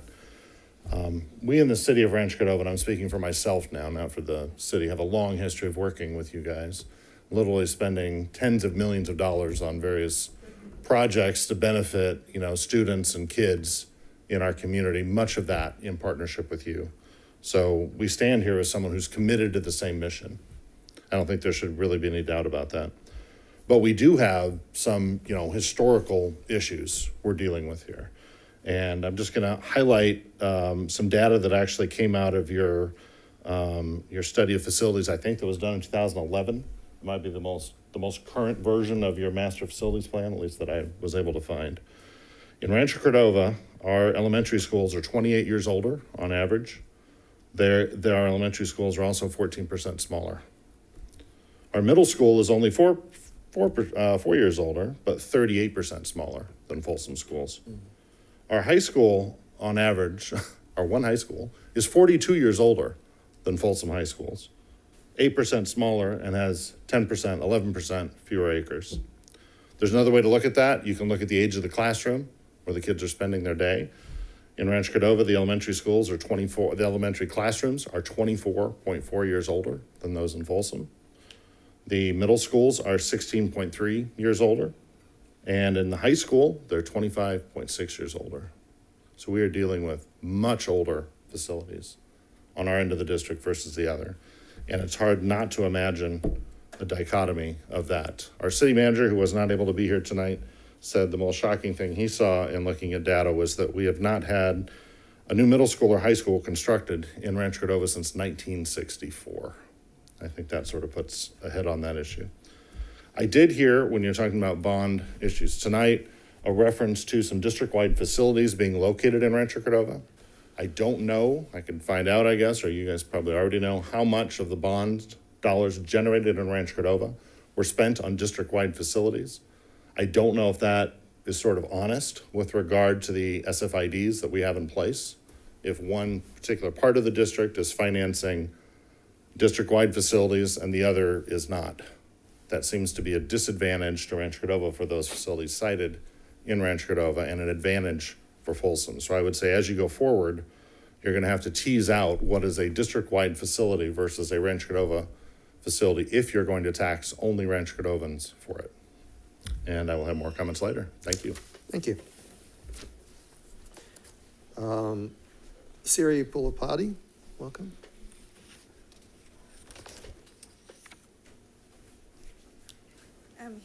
Hi, I'm Siri Pulipati, and I'm here to speak about SFID 3 as well, but I just wanted to acknowledge for the out-of-box ideas that were thrown about. I am in support of expanding the STEM programs, and I am not in support of the K-6 and K-8 middle schools. Thanks. You're not in support of what? The K-6 option? Thank you. Are there any other speakers on SFID 4? Online? James, welcome.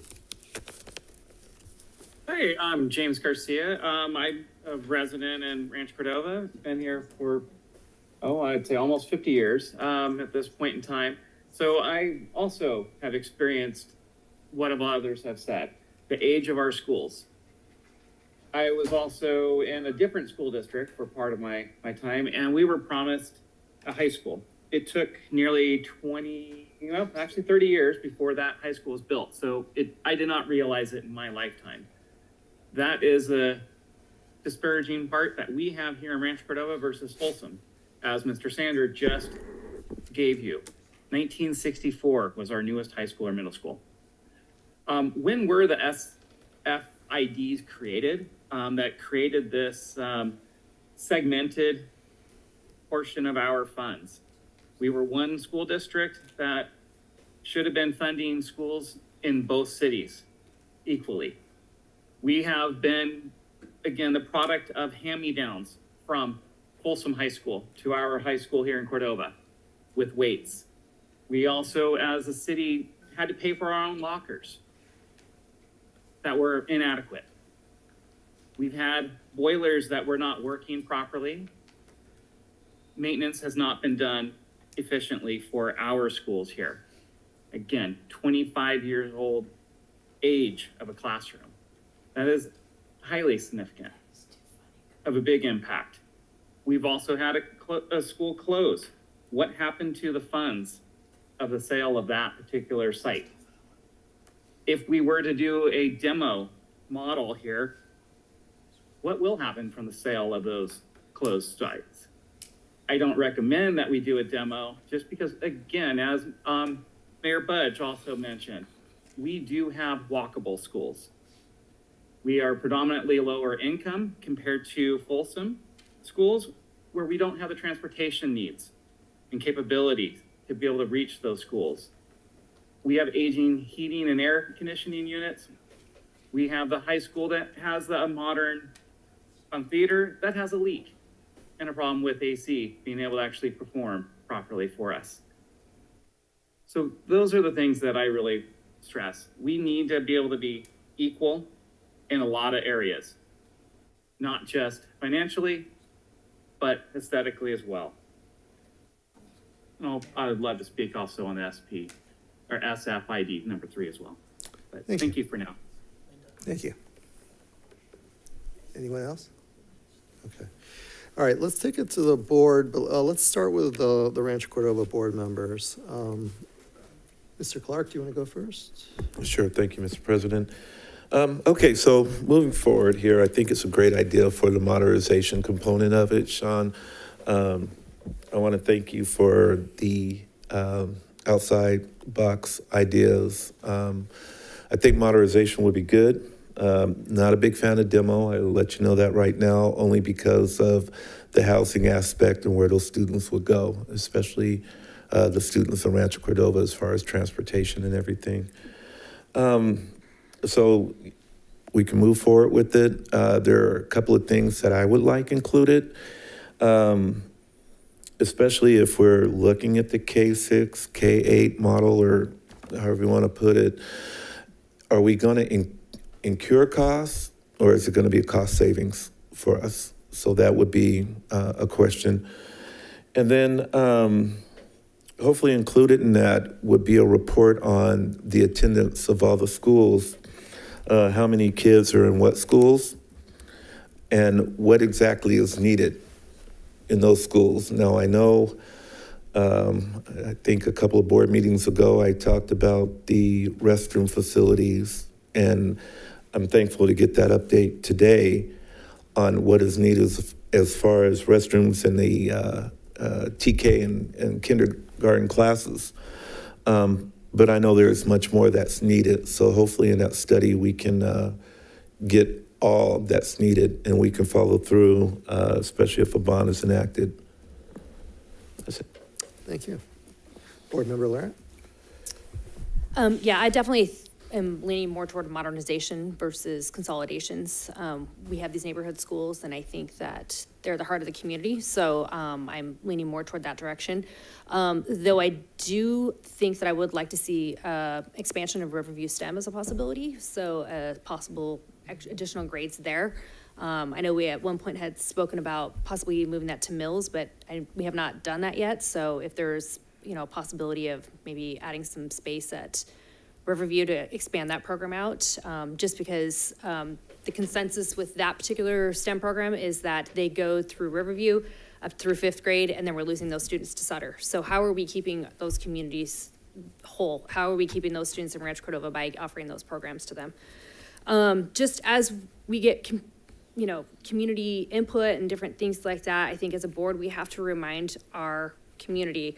I think that what we talked about is at the last meeting is that we have no further bond capacity in our Rancho Cordova bonds, correct?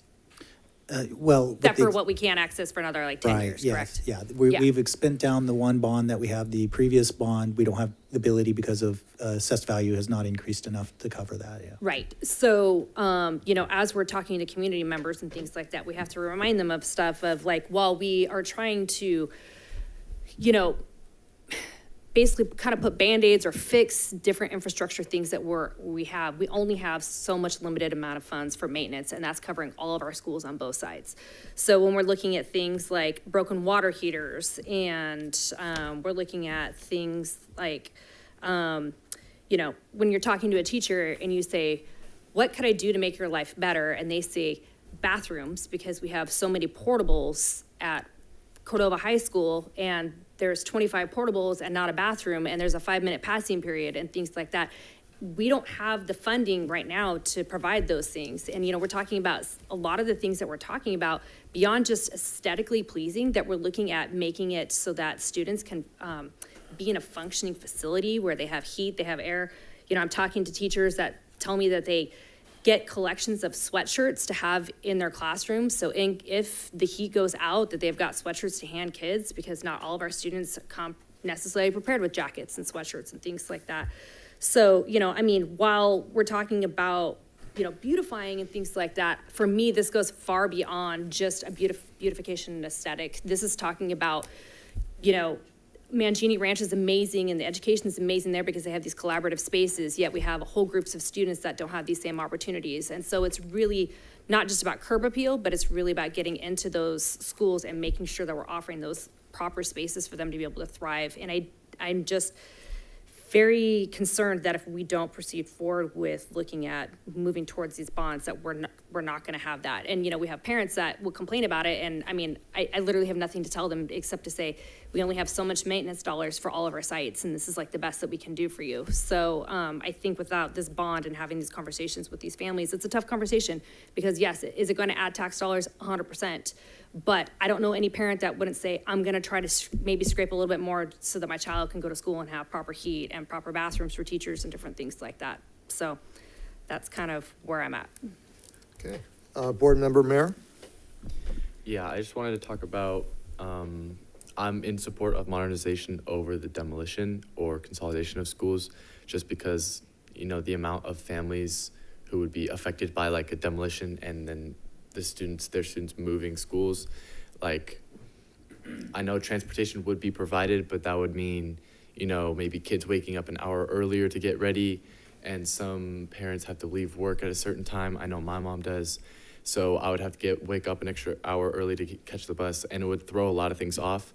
I don't know how long that transition stage would last, but I feel like even a year would be too much for those already struggling families to, catch up. So I feel like modernization, just how integrated schools are with their community, especially in Rancho Cordova right now, I feel like it would be too much pressure on families to, you know, go to a different school somewhere else or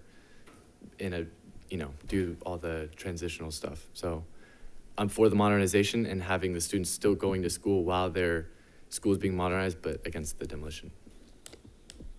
Okay. Board Member Melajor. So obviously, there's a lot of aspects to consider when we're talking about these factors, but modernization should be considered in comparison to completely overhauling these school campuses. But I am against consolidation. A lot of community members here have been talking about community schools, and I feel as though if we're consolidating all these schools into a larger campus, it completely goes against the idea of a community, smaller-based school. You can't have both. And that brings another question with, if we're consolidating all these schools, what happens to students who formerly went to community schools that would then be demolished? We would have to bus these kids. And as Van said, there's a lot of logistical implications to consider. There's financial implications. And he mentioned that students may have to wake up early. And if we're considering expanding STEM, arts, extracurricular programs to students, after-school programs, if these kids have to worry about having a 30-minute to 1 hour additional commute, that completely goes against how we're expanding our programs. And also, I just want to talk about the practicality of school campuses. I went to Gold Ridge Elementary School, and seeing Mangini Ranch, it's a great school. It's the facilities are awesome, they're state-of-the-art. But I just want to consider how much of that is practical versus how much is aesthetic. And also indoor versus outdoor schools. Gold Ridge's campus does not look at all like how Mangini Ranch is structured. So I want to bring that into account, especially if we're considering the financial aspect. Are we talking more about creating our elementary schools to be aesthetic and pleasing to the eye, or are we really focusing on practicality? Thank you. Board Member Lofthouse. I am going to echo what a lot of people are saying in terms of the modernization. I think the push towards community schools had such an ample backing and is showing such great success that as soon as you increase the size and make it that much further from people's homes, it loses that community aspect altogether. Regardless of still providing the same services, it takes away the fact that it's within the community. And we're talking walking community for many of these families. So I'm definitely in favor of the modernization over the destruction. I think that sort of would impact even more, like emotionally, if somebody watches their school get knocked down and that's been their home and that's where they call home for so long. So I'm definitely in favor of the modernization. As somebody who sat on the committee to help design Mangini Ranch, I can say that all of it was designed very much in practical use and what's best for student learning.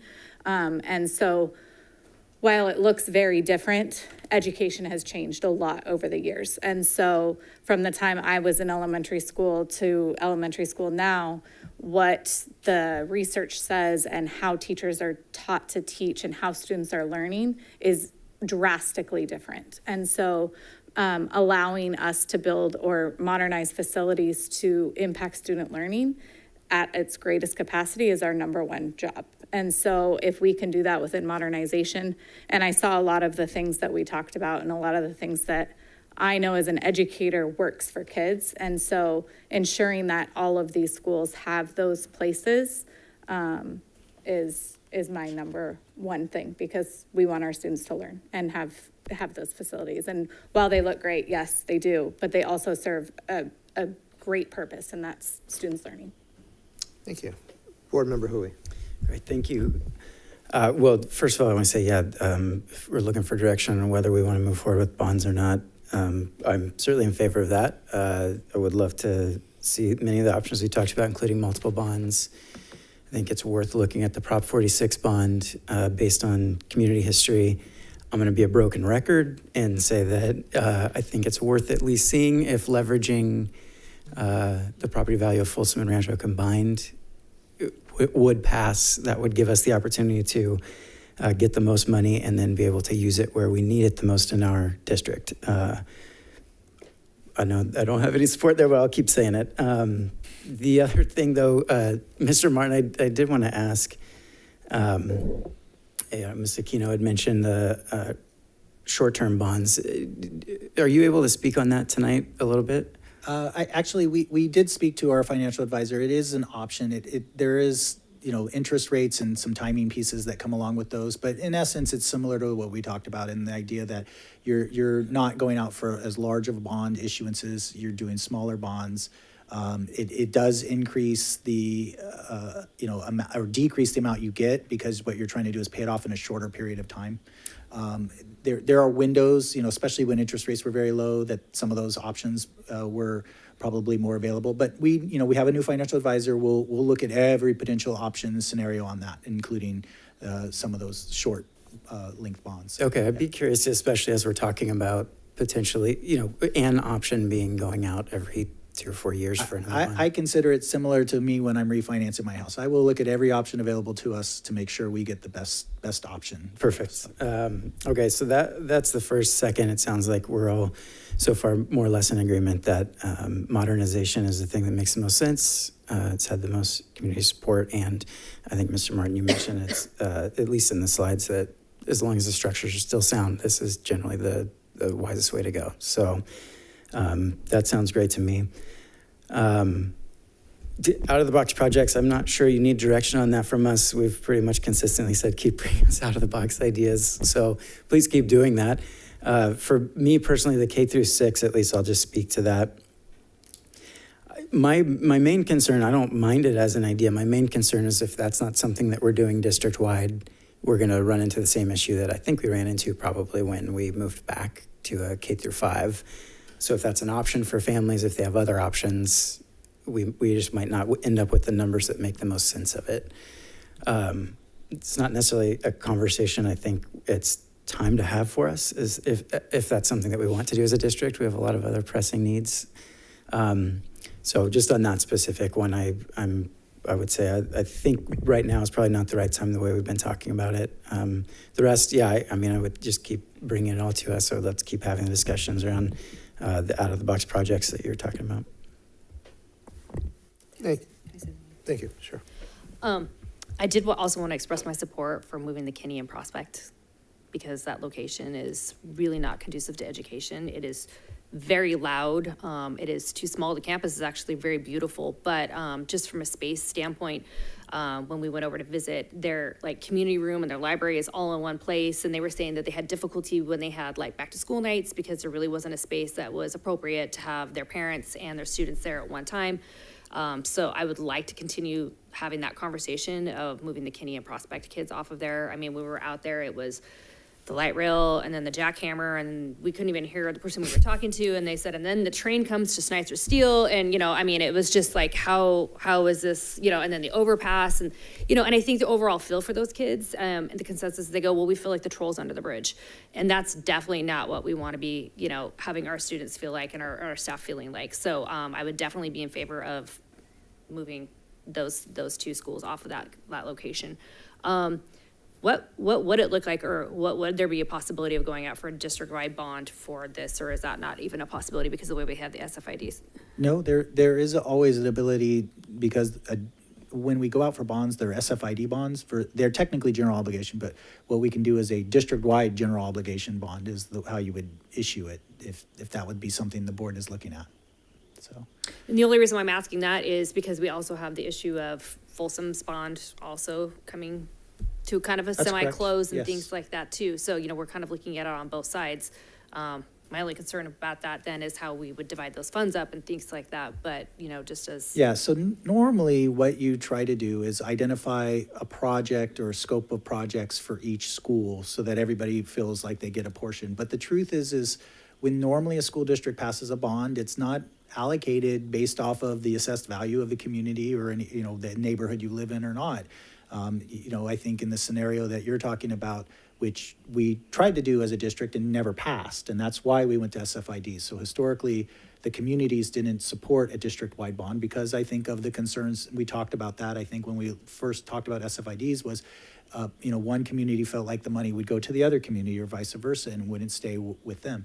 It's just conceptually whether you believe that all students in Folsom Cordova deserve high achieving schools regardless of where you live, or if you feel like the dollars need to stay within the tax base of where you pay it. That's just a perspective that the tax payers did not support in the past for Folsom Cordova.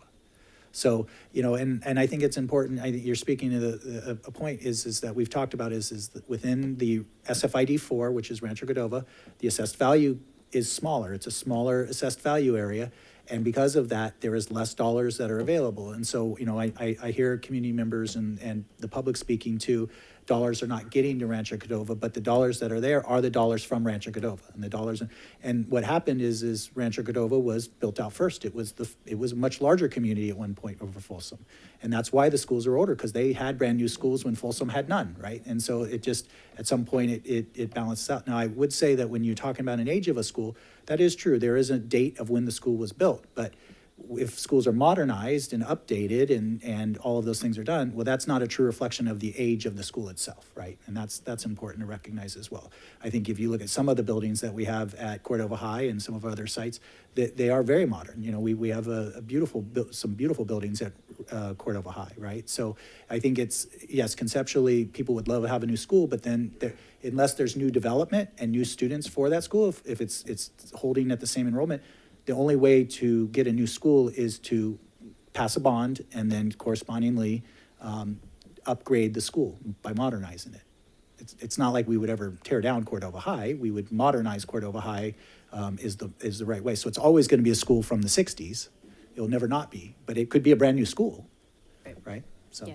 Yeah, I think, and it's like, I just also want to make clear too that, we need to look at the stuff that was done in previous bonds that maybe wasn't taken care of and making sure that those get priority when we're doing those. So, I think some of the things will get taken care of. Specifically, like I went to one of the classrooms, I think it was at Meadows, and they said, well, we get bees in the classroom sometimes. And I was like, bees? And they said, well, we'll get the single pane windows. And so sometimes the bees come in and, and I know windows have been on a previous bond. So just making sure that we're hitting those things when we're doing the modernizations, that we're looking at what was on the list and making sure that those get resolved and taken care of at the same time.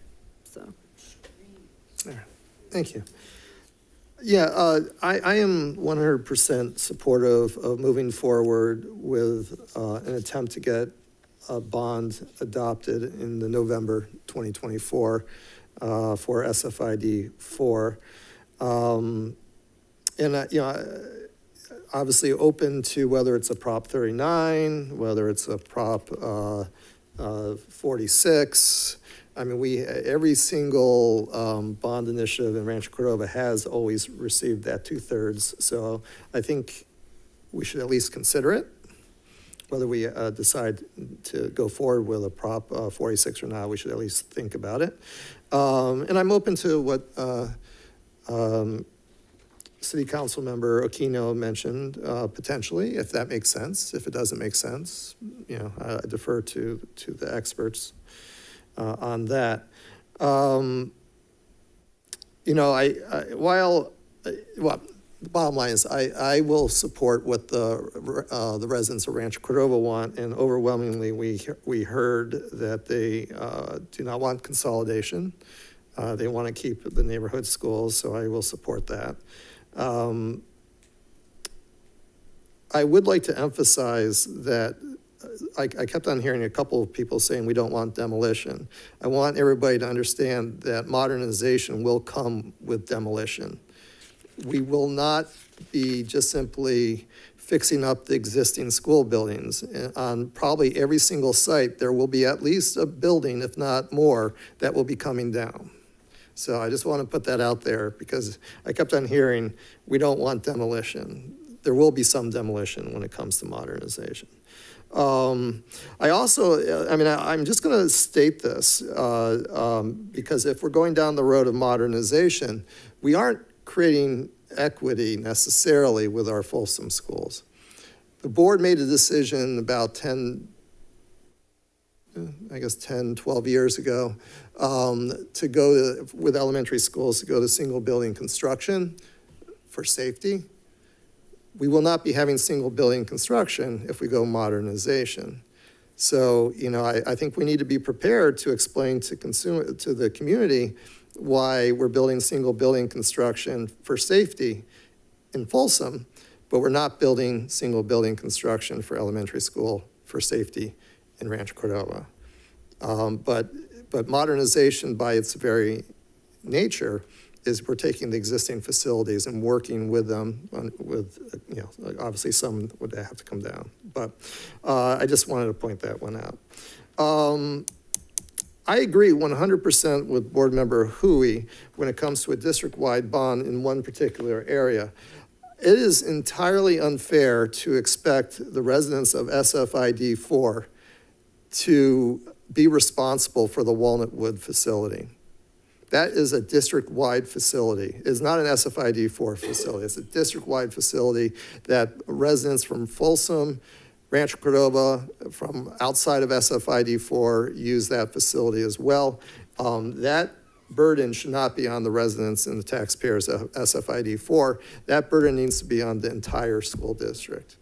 And so I would be open potentially to explore a district-wide general obligation bond for the programs that Walnut Wood in particular are encompass. And potentially, I know we're talking about potentially merging or thinking outside the box with Folsom Lake and Kinney. I think that could potentially lead itself to a district-wide bond as well because they serve similar issues. 100% supportive with Board Member Larrett regarding Kinney and Prospect. We got to get them out off of that facility. I was touring the facility with Board Member Larrett, and she accurately describes it. I was constantly talking, when we were talking with one of the employees there outside, I was constantly doing this to try to hear what they were saying because of the drone of the noise all around us and different noise.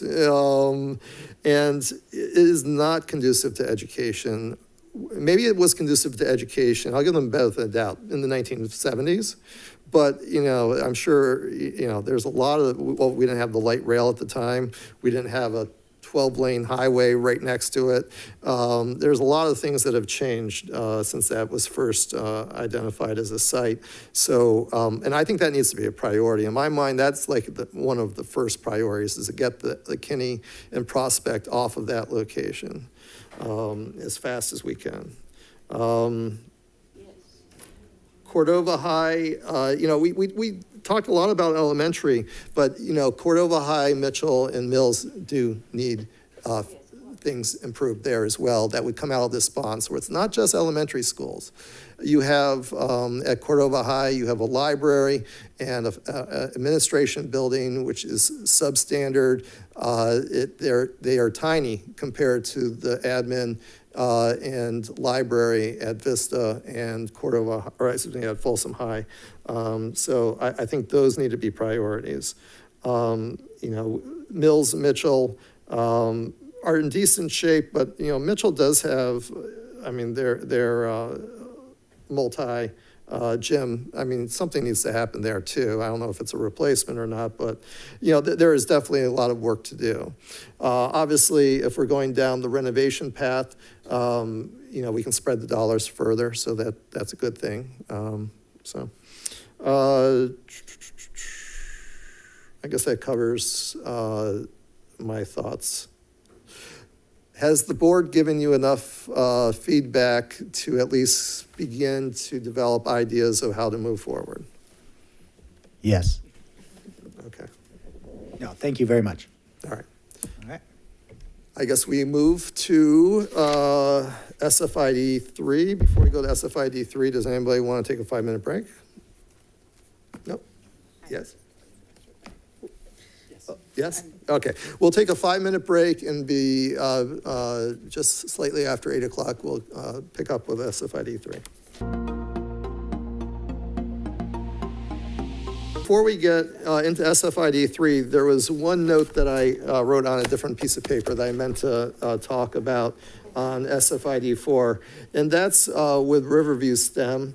If there's one school that we do consider perhaps a K-8 and expand it to a much larger footprint, I think Riverview STEM could very well lend itself. It's a very small, it's a decent sized property, very small school. It caps out around 250, 275, has a very popular program. And we're losing students that are attending Riverview, and a certain percent of them are going to Sutter and Folsom. I think we need to have a program that provides continuity of education on the program from K potentially through 8. And we did, the superintendent and several staff and principals did visit a K-8 in San Juan Unified School District, actually very close. It's in between the Rancho Cordova and Folsom communities. And I think in, I guess, Gold River area, that was a very popular program. In fact, San Juan Unified has, I want to say they said 3 or 4 K-8 schools. Not every school is a K-8, but it does provide a different atmosphere for some students and or parents who want their kids to have a different educational environment. I don't think that just like having just simply large, comprehensive high schools, aren't necessarily the only model we should consider. I don't think having large middle schools should be the only model that we should consider. So I guess from my perspective, if there was one site to think outside, well, even more outside the box, I think Riverview is perhaps one of those areas that staff might consider thinking outside the box there. All right, let's jump to SFID 3, south of Highway 50, developments. Turn it over to you, gentlemen.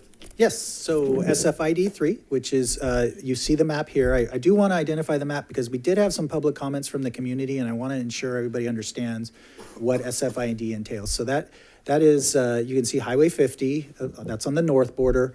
The west border is Sunrise. Along the south, it's Douglas Road for the majority of it, and then to the county line. I know we got several comments from the community of Anatolia, which is actually south of Douglas Road. They are actually part of the Elk Grove Unified School District. And so it is important that SFID and the dollars and the taxes, with regards to this, those folks are not being taxed by Measure M. They do have their own program. I saw something about Melrose. We have no Melrose.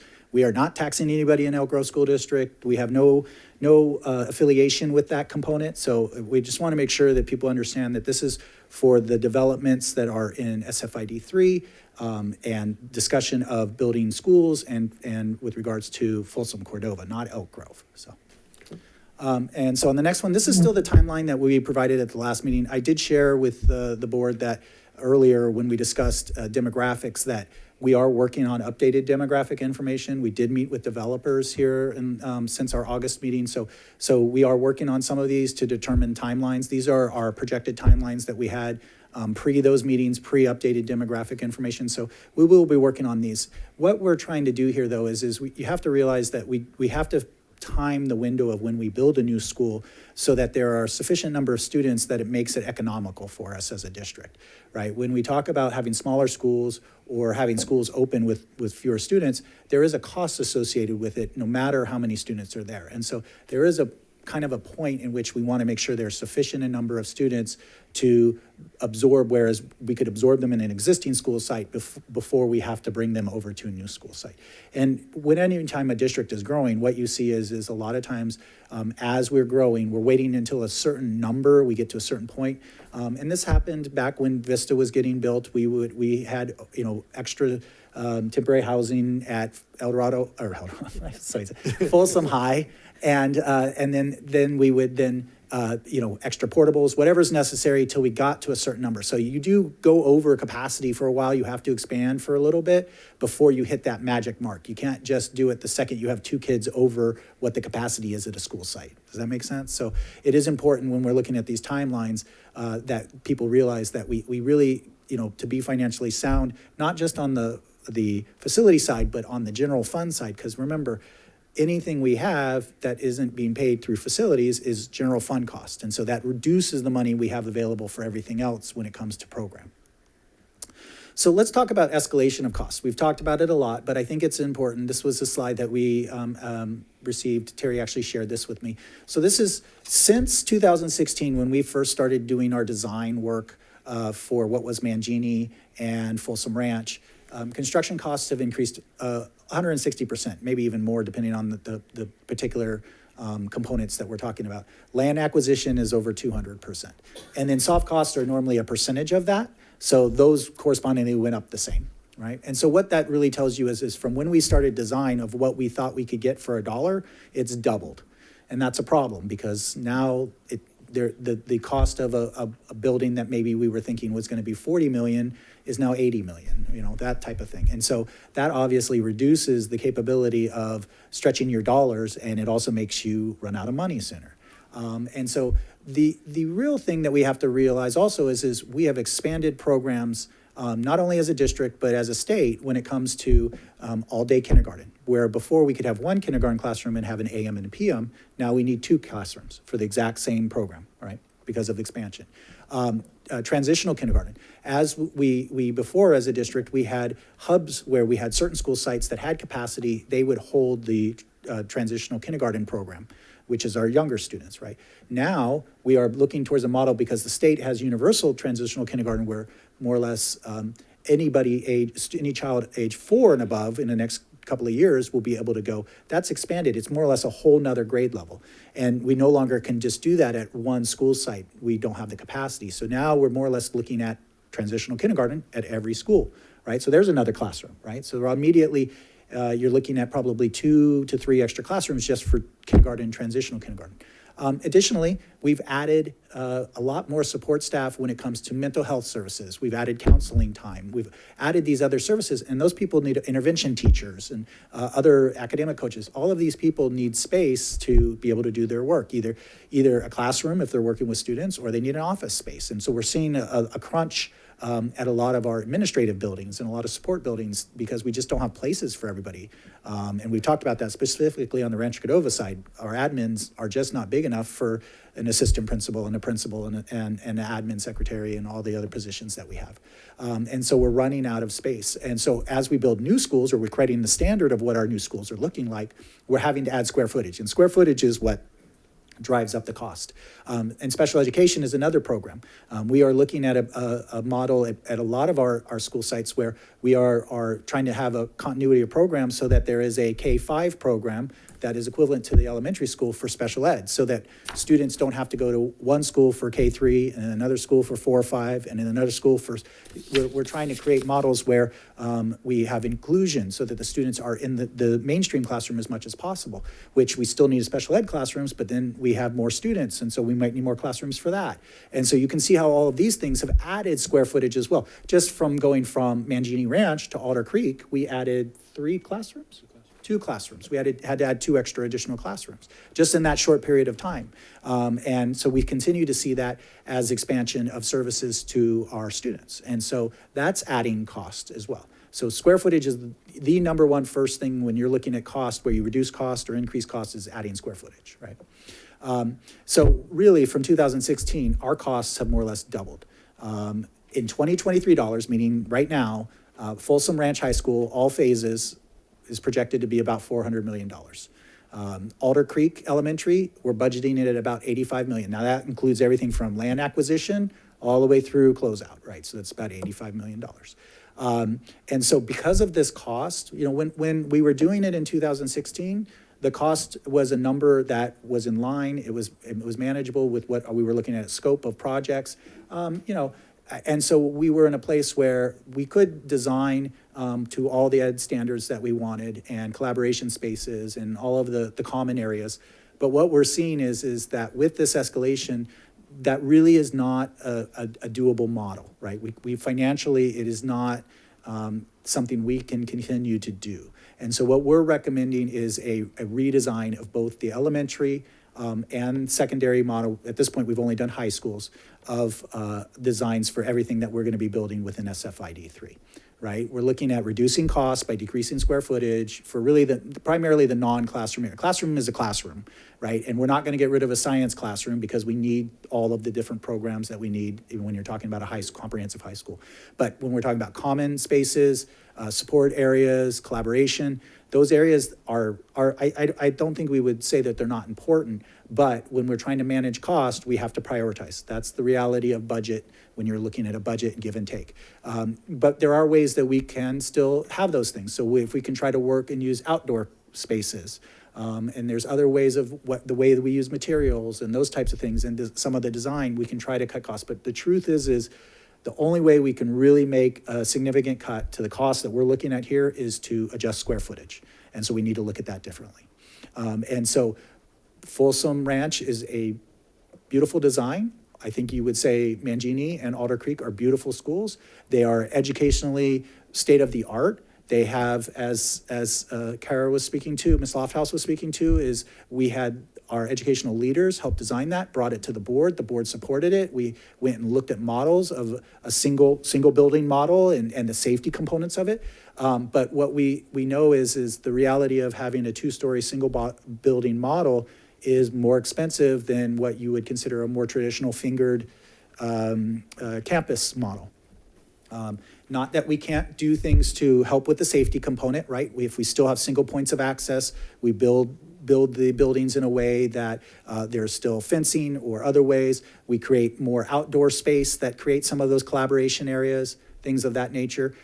We can still hit some of those key areas and hopefully be able to do it at a cost that will allow us to be able to go further with the bond dollars we have, but also when we go back out to the community, we can say, we're being good stewards and we're still building schools that meet all the educational needs that we have, but are at a price point that is more sustainable. And so that's really a recommendation that we need to do. Another big thing that we need to look at is especially in the high schools, when we're talking about the dollars, we're talking about there are certain costs that are a high school, comprehensive high school has a stadium, a comprehensive high school has a gym and an auxiliary and a cafeteria or a student lounge or whatever, those things and libraries. And so you can't really eliminate those, but what we can do is work on those in phases.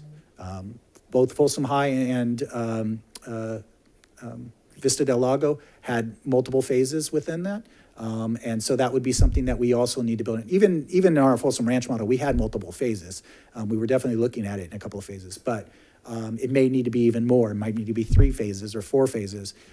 Or maybe we say this is a comprehensive high school, but maybe it's not a comprehensive high school that has a theater or a black box even, or maybe it doesn't have all of the sports facilities. Maybe we customize it based off of our community because our students do have the ability to go to any of the high schools if we were to open up or adjust that. Folsom High, or depending on how that program works, and over time when it comes to demographics of boundaries and those things. So we could look at that as an option as well. So there's some flexibility in there. But I think this is a big reset for us by saying that we're looking at a redesign. We've obviously built 2 schools with that elementary design. We were designing Folsom High. We had also started the Mather Morrison Creek model, which is more of a traditional model, but it's a hybrid in the sense that it's a shared spine between high school and a middle school model, which is a unique model as well. But I think what we're recommending is, at least with regards to Folsom Ranch and the Alder Creek designs, that we look at a new design going forward for all of the schools south of Highway 50, SFI 33.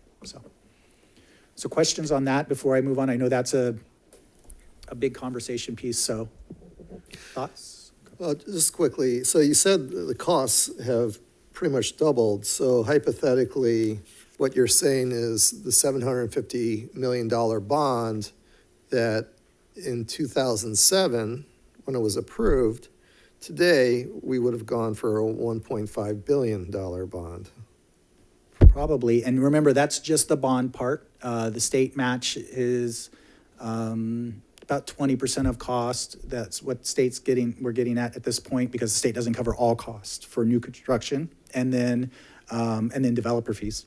Yeah. I know some folks in the public might be wondering, well, why didn't you buy the land when you approved the bond rather than waiting and then having to purchase land at a much more exorbitant cost? And that was one of the questions that I had a couple months ago, and you gave me a great answer. I think it was Matt, but maybe you might share that as well.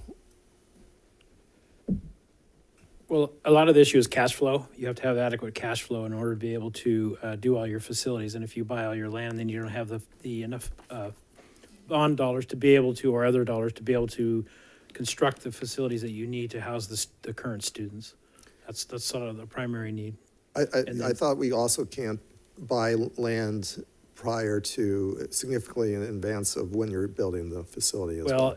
Well, you can buy it in advance of the facility, but you have a lot of site improvements you have to go through. You have to get approval through the State Department of Education, Department of Toxic Substance Control. So there's a lot of costs associated with doing that. But it depends on how far you want to go advance in tying up the property. And, cash flow and being able to do all that is a big consideration. Okay, thank you. And it's also, I mean, because of new development, you have to remember that the bonds are being paid by the taxes of the homeowners. And initially, there aren't enough homes to do that. So you have to schedule the bond in a way that you're getting dollars now for future assessed value growth, so that way the tax rate doesn't get too high early on. And that is actually why we had in SFID3, we had a significantly high tax rate. We still do, relative to what we would like it to be. And that's because when we were first issuing out those bonds, we were supposed to have significantly more assessed value because development just stopped, right? And so no one knew that. Everybody was built off the assumptions that were provided to us from the developers and the city, and we all worked together on that. But the truth is that we're in a place where now we're seeing growth, but still, as we talked about before, the original development was supposed to be all in Rancho Cordova. Rancho Cordova should be a good chunk of it. Rio de Oro, that area should have been built out. And then what's the other one that's, is it? Westboro, yeah, and Glenboro. So and we're going to look at that in a minute. But those areas didn't get developed as soon as they were supposed to, and obviously at that time the cost to build a school was significantly less, and that's how all those sizing pieces went, right? So, okay. Any other questions on that one before I go? I just want to make sure. I was just going to. I know you mentioned sharing the spine of the middle school, high school, and is that something that we are looking? That is a discussion for, we have a slide to talk a little bit more. I just want to, talk with the board if that is a model that the board is interested in looking at and continuing to use that design versus scrapping and starting completely over. And then there are some conversations about that, if we can repeat that model in Folsom or not, and I'm going to speak to that as well. Okay. Okay, so this is just a quick, Terry shared this for me as an escalation idea cost. So you can see in 2023 dollars, you can see anywhere from $80 million to $400 million, right? And we're looking at 2-year cycles. The escalation rate there, it's a little high in 24, 25, 10% per year. We were all hoping that's lower, and then 4%. But you can see very quickly that, so if we're talking about a project right now, we're figuring out the cost of that project. It's $80 million today.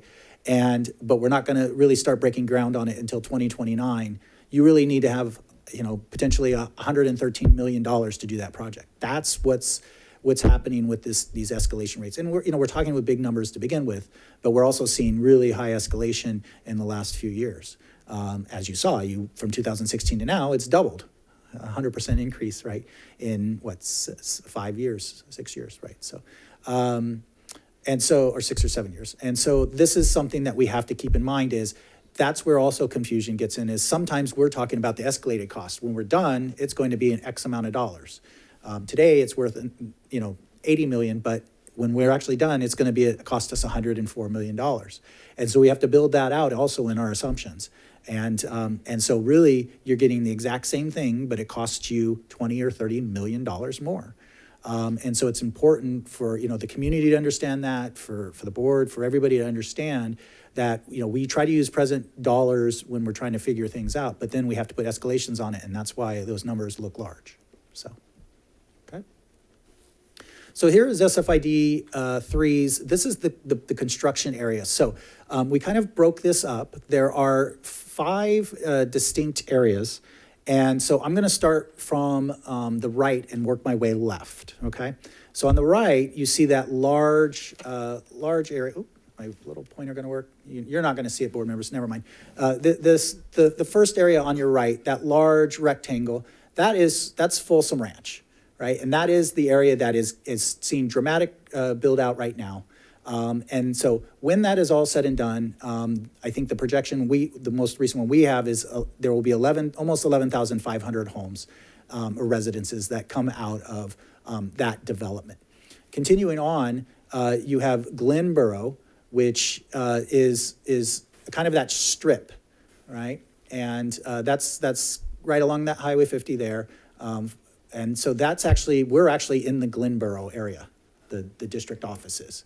When that is finalized, that will be about 3,200 homes. And that's owned by Easton Development, which is more or less an arm of what Aerojet used to be.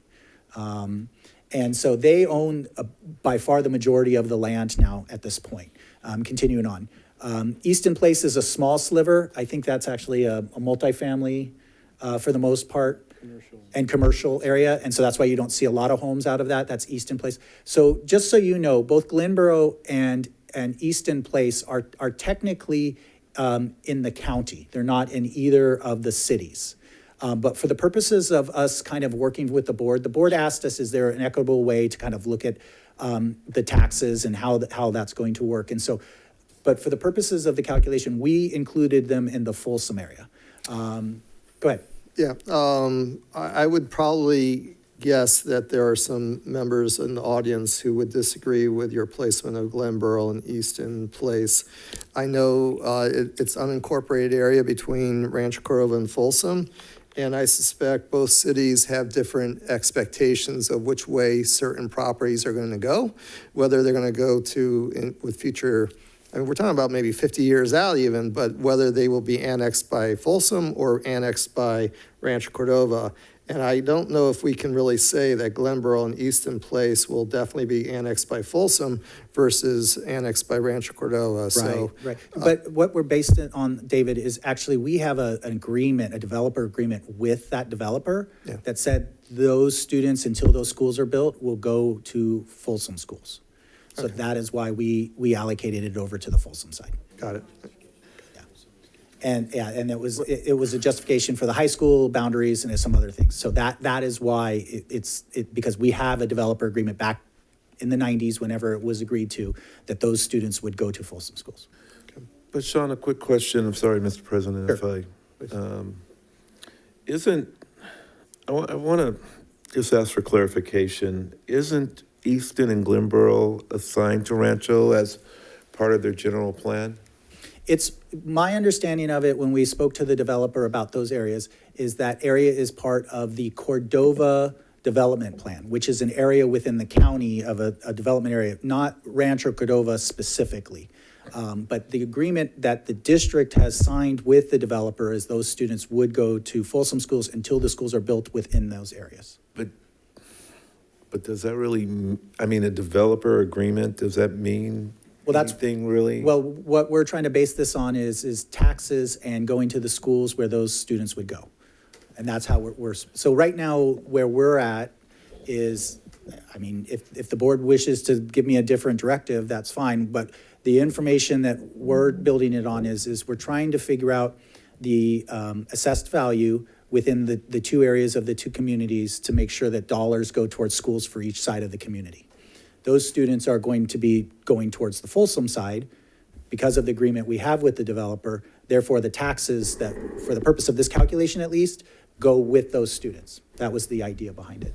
That was just the logic behind it. If there's some other reason or purpose that you would want me to split it differently, we can do any scenario calculation that you like, but that was just the logic behind it.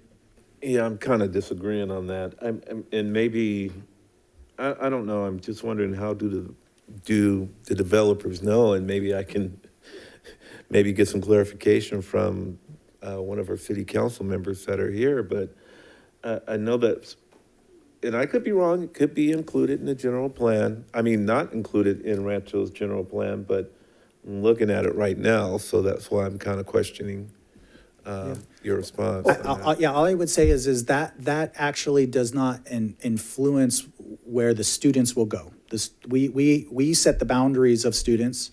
We agreed back in the 90s, I guess, that those students would be calculated into Folsom schools. That was the agreement that we had with the back in the day when these plans were being built. We would meet with the developers and we would ask for certain standards or expectations for the land that we receive.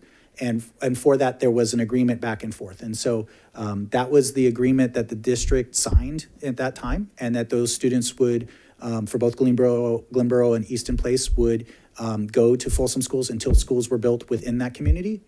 So for the purposes of splitting where the taxes go associated with those students, that's how we separated them to Folsom. So, I mean, if there's disagreement to that, we can definitely work through that. I understand your logic. I just didn't want the public to think that we're predetermining where Glenboro and Easton Place were going. But your logic about where the students were, what schools the students were going to attend makes sense.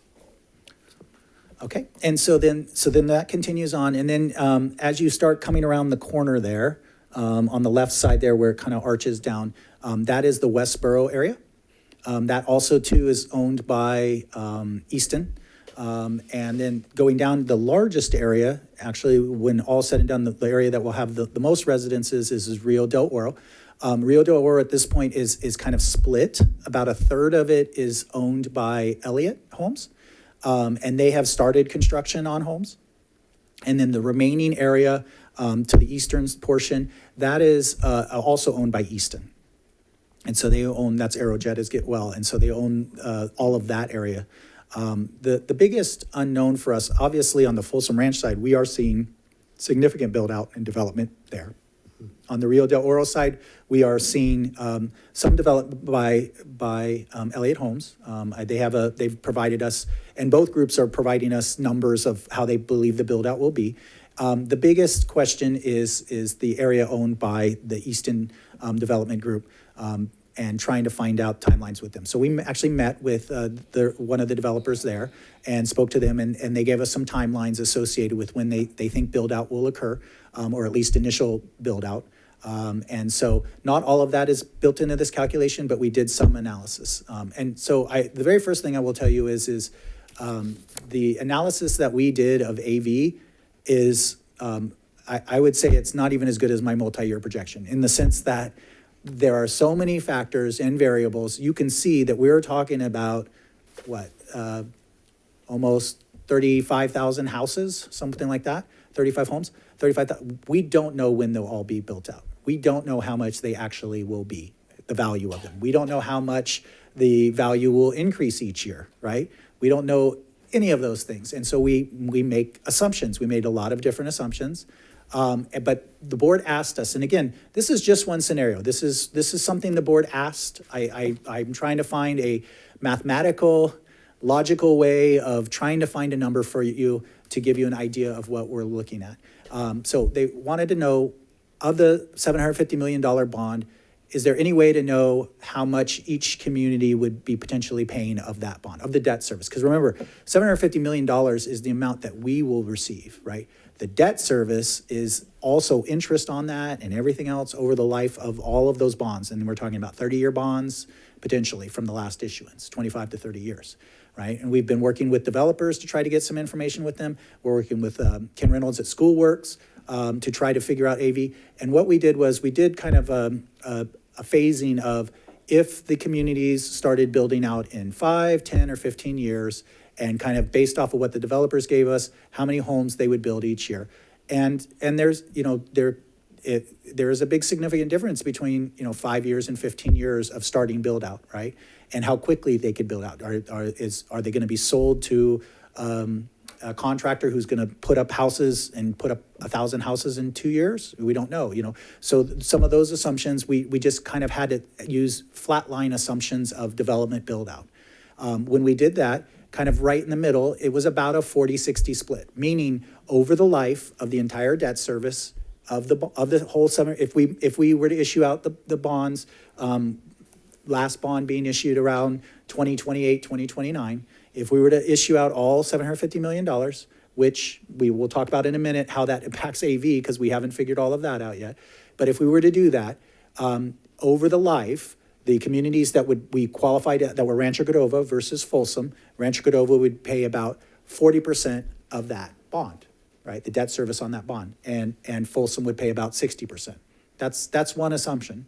Now, if we have better numbers, something that allows us to look at the timing differently, that number could split, but that's kind of where we were at, was a 40-60 split. Meaning, if you were to take the $750 million, we took out funding for district activities because we built this building. We have a maintenance yard that we were supposed to build with some of the Measure M monies, and then just costs for legal costs, all the contract costs, everything else that we do associated with it.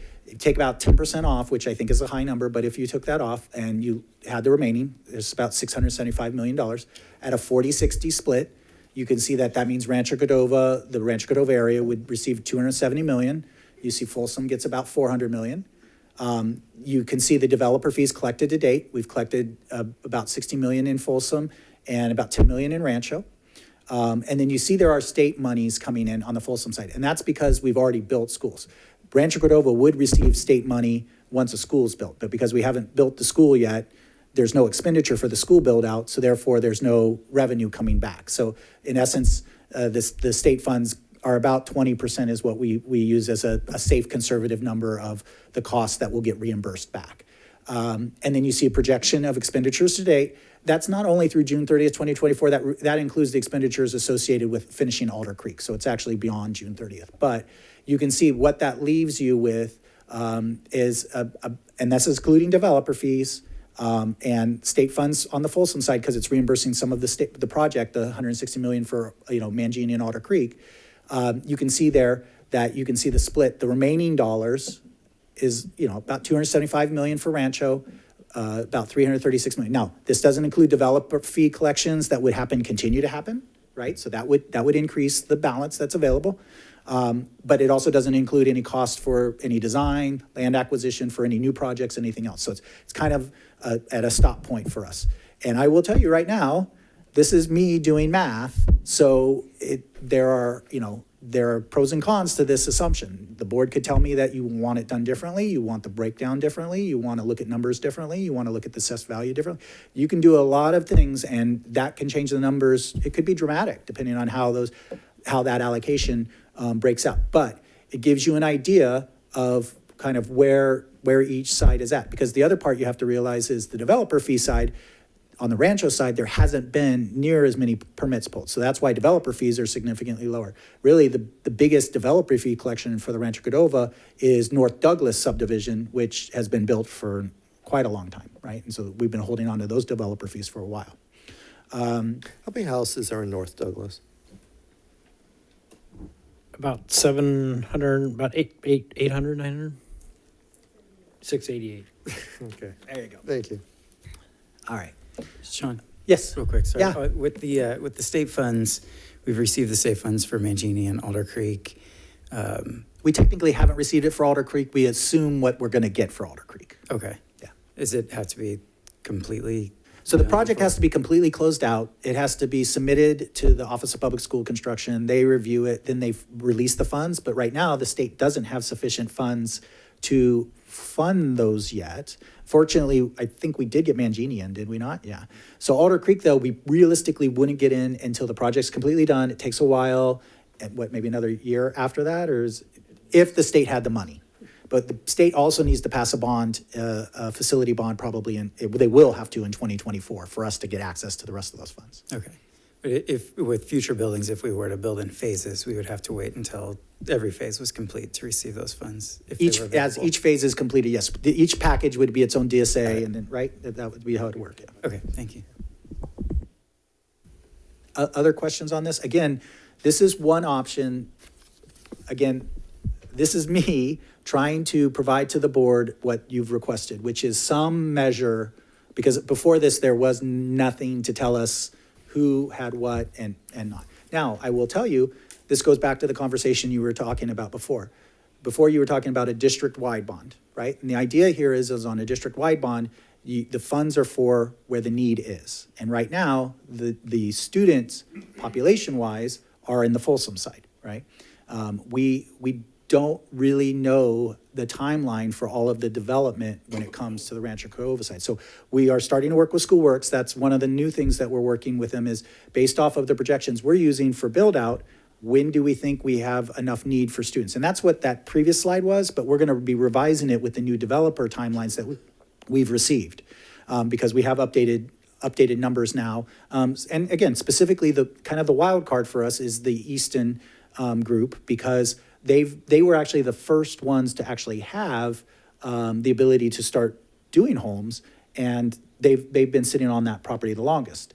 And so, and obviously they have the most property as well. And so knowing the timelines on when those will start building out is huge for us to determine when the demographics say we need another school, right? A school is needed when there's enough students to fill that school. And so that's kind of where we are as a district. Now we know, based off of the projections we have right now, that we do need a high school based off of the students on the Folsom side by 2029. But that's not to say that, and that's what we brought last time, that you could not put the school on the Rancho Cordova side if you chose, and with the idea that the students would have to, have transportation or some other reason to go over to the Rancho Cordova side if you're trying to split the facilities by community. This is why the district-wide bonds become difficult, right? But normally as a community, you say all schools are good for kids, we're all paying for taxes, and therefore, but that's kind of where the calculation works out. So. Sean, on the top of this slide, district-wide activities, 10%, 75 million. Is that this building we're sitting in? I think this building was like 20-something million, yeah. Back when that school was built, this was built. That's amazing. A building of this size cost us 20 million? 10 years 27 ago? million. 27 million, yeah. 10 years ago. Yeah. So, but that's what that's, I mean, because you have. That maintenance yard, it's a lot of the, we had a lot of legal costs, other pieces, planning costs, development costs, when we do some of the comprehensive planning, all of those costs. Comes out of there. Yep, all of that is coming from that scope is what we're doing. Measure M did pay for this building, though. Correct. Okay. Correct. Thank you.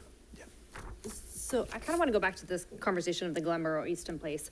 Obviously, this is not an issue since you weren't here at that time, but why would we be counting those houses into Folsom if they're in the Cordova Master Plan, they're in the Cordova Fire District, they're in the Library District, they're in the Rancho Cordova Park and Rec District, but yet they're counted in Folsom's numbers. So if I'm looking at Westboro and Glenboro and Easton Place and we just took those off, took all of the Easton out of it, you would basically still be saying that Rio de Oro would still have more than Folsom Ranch would. So you would essentially say that Rancho could possibly have more people.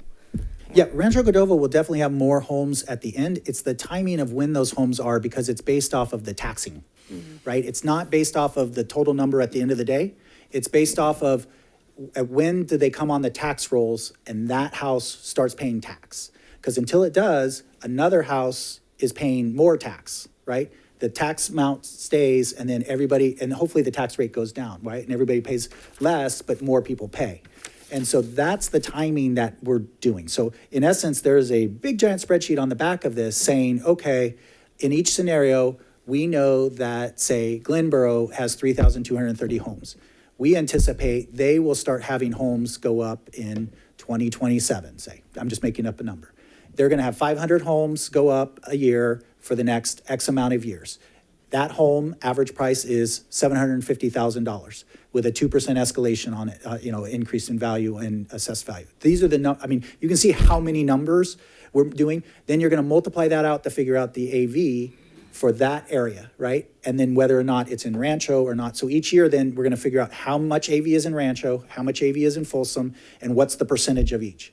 Is it 50-50? Is it 40? At some point, yes, Rancho Cordova AV is going to be bigger because there's just more homes, potentially, unless the homes in Folsom are that much more valuable, right? That's the unknown. Those are all the assumptions we're making in there. Now, with regards specifically to Glenboro and Easton Place, because of the agreement that we have with the developer, my understanding of it, and this is something we can definitely bring back to the board and show that document, but my understanding of it is those students are supposed to go to a Folsom school.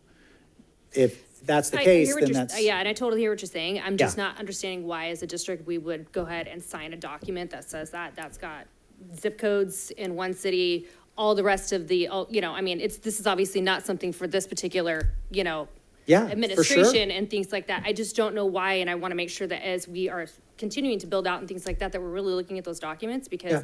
that's something that should have not been even signed in the first place, if we're talking about the zip code, the park district, the fire district, all basically would all lay under one city, and now we're saying, well, we're gonna assign this to another city just because they want to go to Folsom schools. Yeah, and we could do a calculation where we just pull Glenboro and East Place if we're unsure. It could be its own pot.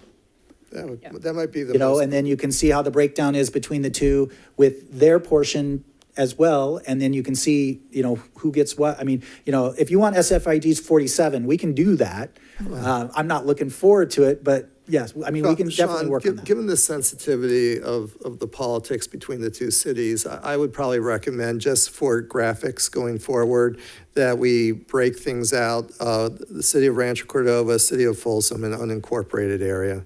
Do that for sure. Yeah, thank you. Okay, other questions on this one? Okay, so then obviously this slide will look a little differently. We can share that with you. What would end up happening there is the Rancho Cordova portion would stay the same, the Folsom portion would go down, and then there would be an unincorporated amount, right?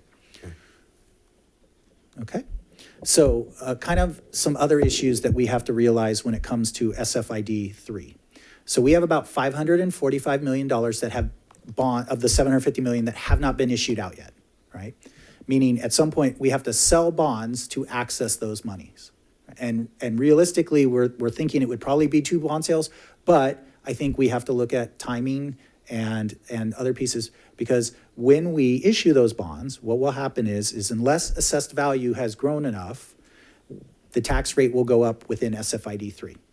Okay, because you normally within 2 years, you're going to start making debt service payments on that $545 million, right? So figure already our tax rates, I think we're $200 and something dollars per $100,000. Now that hopefully will continue to drop as AV continues to grow, because remember, as the AV grows, the money gets spread out across more people, so the tax rate drops, because we do have to collect less from each people because there's more people paying. Right? Does that make sense? So what ends up happening though is when we issue more debt, now there's more debt that everybody has to pay. And so that's going to then increase the rate back up. And the concern is at what rate that is going to increase, right? We want to be good stewards of the money, and we want to get the projects done. But at the same time, we don't want to create a tax rate that's unbearable for the community. And also we have to recognize within the Folsom planning area, within the city of Folsom, they have a combined tax rate of not exceeding 1.8% per 100,000. So what that means is more or less, if you think of it this way, the first 1% is ad valorem. That's the tax that comes. And so really we have more or less $800 per $100,000 of assessed value that can be collected. At one point we were $360 or something like that. Wasn't it that high? Yeah. So when we were that high, we were almost half of what the remaining amount is left to collect. Well, there are other people that need that ability to create debt off of that. So there's all of the community parks and rec and other fire, all those that need to be able to collect. Then on top of that, the developers need to be able to issue bonds so that they can then put in the infrastructure necessary to then build more homes, right? So that the AV continues to grow. So there's kind of a balancing that has to happen with that. And so we have to recognize that if we go out and issue the remaining bonds to get us the money we need to build the school, guess what happens?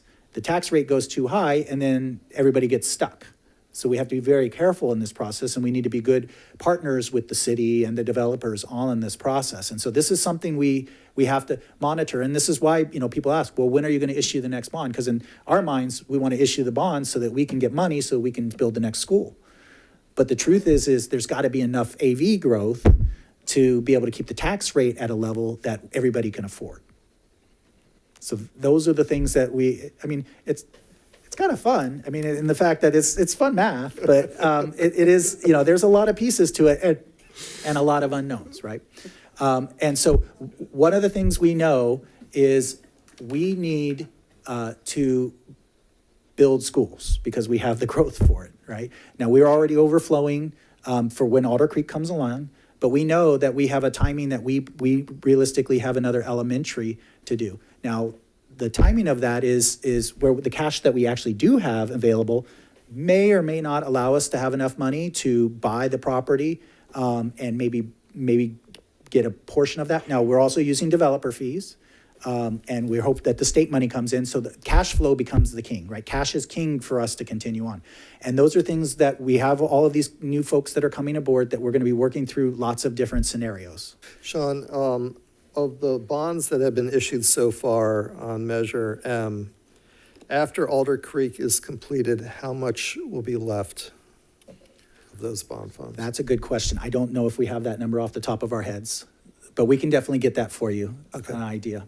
So we did a pretty large issuance, the second bond issuance that we did, and then COVID hit. Right. And we were planning to do several projects. And so we're trying to figure out the timing. I believe we can finish, and this is probably a Jerry question. I don't want to put her on the spot, but I see her looking at her 12-page spreadsheets. So she might be able to give us a number here in a bit. But we have to keep in mind there is the bond proceeds. We also have developer fees. But the other piece we have to keep in mind is as we split it, we try to balance it. But the truth is the bond, remember, this is a Prop 46 bond. So what can we not do? We can't pay for any furniture or the technology or some of those pieces. So we have to make sure that we keep the developer fees, which allows us to then buy those parts. So the developer fees a lot of times will. What's a Prop 46 bond? Prop 46 is the 2/3 bond that. Yeah, but this Measure M was Prop 39. No. It was Prop 46. Because remember, we're collecting it. If we were a Prop 39, we would be capped at $60 per 100,000. We're billing at over $200 and something at this point. All right. So this was a Prop 2/3, $750 million Prop 46. And that's why we need to make sure that we don't upfront all of our developer fees and do it and hold on the bond, because if we do that, then we have no ability to finance any of the furniture or anything else in there, right? So we're trying to balance all those things, and that's what Jerry does. She's juggling. She's the master juggler on a unicycle, trying to get all those pieces together, right? So, but I won't put her on the spot. We'll put that as a question, but we'll come back. But also that's why we're wanting to update all of the information, because you can see how much we spend on the school makes a difference, right? If it's going to be $80 million, is it going to be $70 million, $60 million, right? How much are we going to, put towards the high school? What's the timing on that? When do we think there's enough kids that we have to have a school, right? And what do we do in the meantime, right? Maybe we have to hold on a school and we have to create, temporary housing. We have to or we have to have students that, we put them at another location until we have space. There are a lot of growing pains with growth, and these are the things that we're dealing with. So at this point, I think one of the things I also put in here is that we are potentially going to run out of money if we issue both of those, the remaining two bonds, and spend down the $545 million. We would then still need potentially more money around that time if we were to continue on the same timeline for the next school. Right, and maybe we hold or not, but that means we would have to probably go out for another bond. And so at that time, we would want to start that planning earlier. We're probably looking at 2028 potentially for that. And if we're going to do that, realistically, passing a 2/3 bond is not, we're going to go out for a 55% bond, because it would be very hard to pass a 2/3 bond probably at that point within the communities. And then you're capped at $60. So again, now you're capped at, and I doubt we would even go out for $60. We'd probably go for most time the community is not going to support that large of amount, especially when they're sitting on a lot of a debt service already on their accounts, right? Mm-hmm. And you have to remember that SFID, just to add another layer, SFID 1 and 2, which are the old SFIDs for the very first bonds that we passed, they overlap these communities too. So they're not only paying the amount that we're talking about, there is another bond sitting out there that I think most of them expire in the 2030s, 2032 or 3 or something, 2033. So until those fall off, there's another debt service that's still with SFID 1 and 2. Now, fortunately, AV is continuing to grow, and the amount on those are getting smaller and smaller, but that's another piece, right? So these are some of the funding issues that we're dealing with within this. And so, you know, we've got it, we've generated a team, we're going to come with solutions and recommendations, but it's going to be tough for a while, right? It's going to, you know, I mean, ideally what we'd love to tell all the developers is build more homes quickly. And then that brings up the AV, and then that helps with some of these rates. But that's the process we're juggling right now, okay? And it may start, you know, we're going to look at it out over the 30-year time, but the truth is we're going to probably microscope it within the next like 3 or 4 years. And we're really going to have to dive in and what can we do to reduce cost, create flexibility, and the other problem, of course, is if we push out building, that's good in the sense that we don't have to issue the bond as soon. But as we saw with escalation, the cost of that same building's going up at probably a higher clip, right? And so we cost us more to wait to build it out, but that allows us not to raise the tax rate. You can see how this starts kind of feeding on itself, right? It's a snowball to a certain degree. So let's talk about the high school. You see how small the font is here, so I tried to put a lot on one slide for you. No,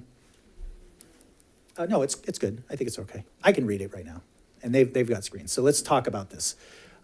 So just going back historically, SFID 3, the first high school was going to be located in Rio del Oro, because again, that was where the development was supposed to start.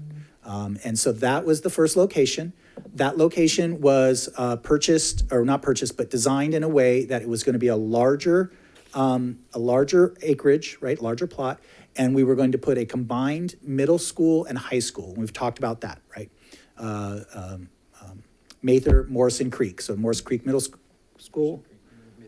Mather High School. That was the model, and that was the design. And originally, the idea was to then duplicate that over on the Folsom side. For whatever reason, we were unable to find a plot of land on the Folsom side that could meet that same area that was necessary, usable area, right? Usable area. And so that was kind of put on the shelf. The housing bubble happened, and nothing developed on the Rancho side. Now, Folsom Ranch started developing sooner, and of course, now you see Folsom Ranch is building out. And so in the mid-2000s, or 2015, 16, somewhere in that way, it shifted over to looking at a high school for Folsom as a single comprehensive high school, not different model because of the property, and that was Folsom Ranch High.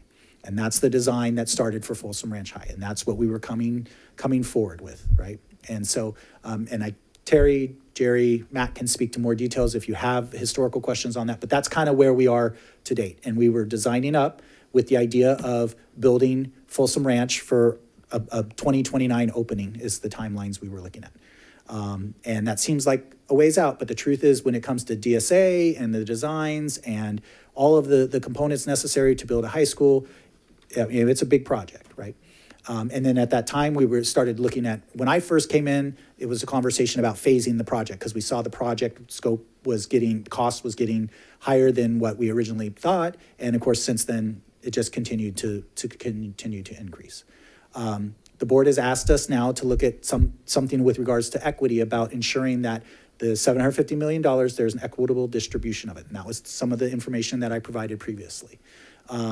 So one of the things at the previous meeting we discussed was if we're trying to ensure that both sides of the community get equitable, and we were worried that we would run out of money and we would end up having 3 elementary schools and a high school on the Folsom side and only 1 school on the Rancho Cordova side, 1 elementary school. And concerned if that was an equitable distribution of the bond dollars or not. So we brought at the last meeting the idea of prioritizing the high school on the Rancho Cordova side. So that was the presentation at the last meeting. That's kind of where we left it at, was the idea of looking at that. Another reason why we looked at that is because the cost associated with the Mather Morrison model, even though it was a larger school, the design is an older design, and it's more of, again, that traditional campus model. And so the cost for it close. They're close. They're not apples to apples because you're not getting exactly the same. But you could build a high school, middle school for pretty much what we were designing for Folsom Ranch. That was another reason why, right? So that's kind of some of the things. Now, when talking about having the school over on the high school on the Rancho Cordova side, there's specific questions that were generated. I listed just some. Transportation. Majority of the students that would be going to the Rancho Cordova school would be coming from the Folsom side. Transportation for those students, access, White Rock's not finalized yet, some of those other things. How would that work? Those are questions. And I'm not saying I have answers to these questions. I'm just sharing these are the things that have come up. What are the attendance boundaries? Would everybody in SFID 3 have the right to come to that school since they're all paying for it, right? Impact on the other high schools. When would it need to be done? We know, based off of the most recent demographics that we saw, is around 2029, there is just not enough capacity on the Folsom side based off of the build out that we're anticipating. So on the Folsom side, we can continue to have students up until about 27 is when we kind of hit our max, and then we have the ability to create some additional capacity on the Folsom side between Vista, and if we do some hot seating and some other things, we can make it so that we can make it to about 29 ish. And then at that point, there really isn't additional capacity at our Folsom high schools, and there needs to be some kind of overflow for Folsom students, so either school or whatever the case. Now, it could be a Folsom high school, it could be over on the Rancho side. That's the conversation that we're bringing to the board for talking about. Sorry to interrupt, when will Cordova High be at capacity? That's a good question. We actually don't show Cordova High capacity. Now, this is an old calculation until 2039. Now, we have revised developer information that may make that timeline move up. Because you have to remember the existing community within Cordova High, or the existing community of Rancho Cordova, SFID 4, we are seeing decline in enrollment within that area. That's why we're seeing smaller and smaller schools, right? So when we talk about schools that are only 200, 300 kids, right? Now, all that new development that's happening, and that's the question is, when will those houses be built and when will kids start filling in there? That's the question. That's the $1 million question, right? Or $2 billion question, however you want to tie it out, right? But the concept is so we're going to work. So the last analysis that was done by SchoolWorks, by Ken, was he did this analysis, helped me do this with Jerry and Matt, and we worked on that. What we're going to do now is we're going to look at, on both sides, depending on different development timelines, when it starts building out, at what point does capacity issues happen? Maybe it's improving over the dates that we have, right?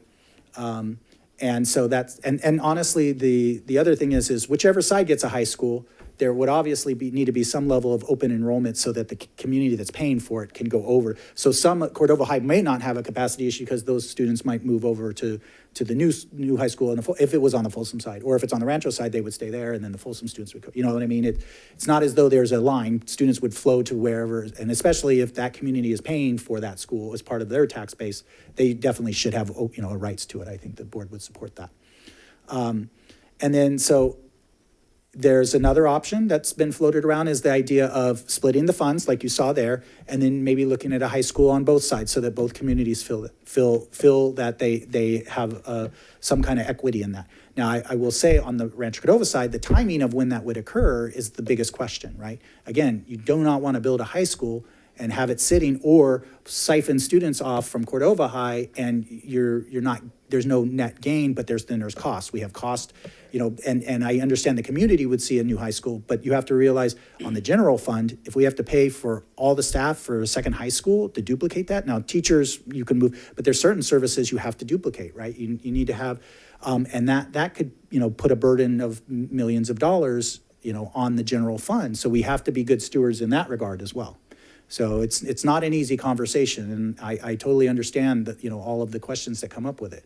And so what it looks like, and the other thing you have to realize is if we're splitting the funds in the way that we're talking about, either you're going to need another bond or you're going to have to phase at a very minimal level of the high schools. You're not going to have a full comprehensive high school probably on either side if you do it this way, right? You're kind of splitting the pot in that scenario, unless you go out for another bond and you back it with a second bond. Because what you're going to end up happening is there are some core things, and we're going to get to that slide here, and I'm going to have Matt and Terry speak to it, but there's certain core things that you want to have in a high school unless you want a different model of a high school, right? That maybe is not a comprehensive, but again, costs come into factor in all of these things that we have to keep in mind. And so that might be a discussion as well. And so I also put the developer discussion. We've spoken to the developers on both sides of where our two high school locations are. Both think they will, by the timeline that really 2026, 27 is when we would need to probably get access to the location and start doing development of the land. And both said that we would be able to have access in that time. We've also talked with the team over at Westland, who handles the property on the Folsom Ranch side. And there may be some flexibility to look at options of the lot that we have identified for the Folsom Ranch location that was originally Folsom Ranch.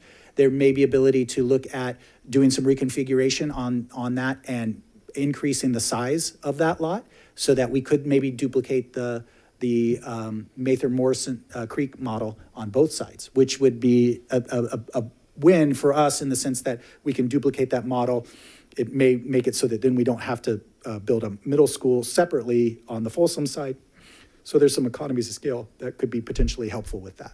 We obviously need to do analysis on that. We need to confirm the land. There's power lines in that, some of the land near it. So we have to make sure easement, access on and off the roads. One of the big things with middle school, high school, you want to make sure that you have separate entrances and exits. You're staggering the start and stop times of the day. Some of those things make sure that we're not going to have, the normal crash rush of everybody on the campus at the same time, right? So those are things we'd have to look at to make sure that all of those things are doable on whatever properties we would decide to do. But that's another option as well. So questions on this before we go over to kind of looking at the idea of offering two high schools at the same time and kind of what it would take to as a minimum school for a comprehensive and those pieces.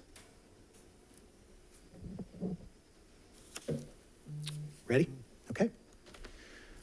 So at this point, I'm going to have Terry and Matt kind of talk through next couple of slides. So we have some information here about how we could potentially phase a comprehensive high school, kind of what are the minimums. The truth is there are a lot of pieces, and they're going to speak to it, though, that you have to do regardless if you're on phase 1 or phase 3, right? You have to buy the land. You have to do a lot of the infrastructure work because you don't want to have to come back and redo work, right? We don't want to have to tear up something if we don't have to.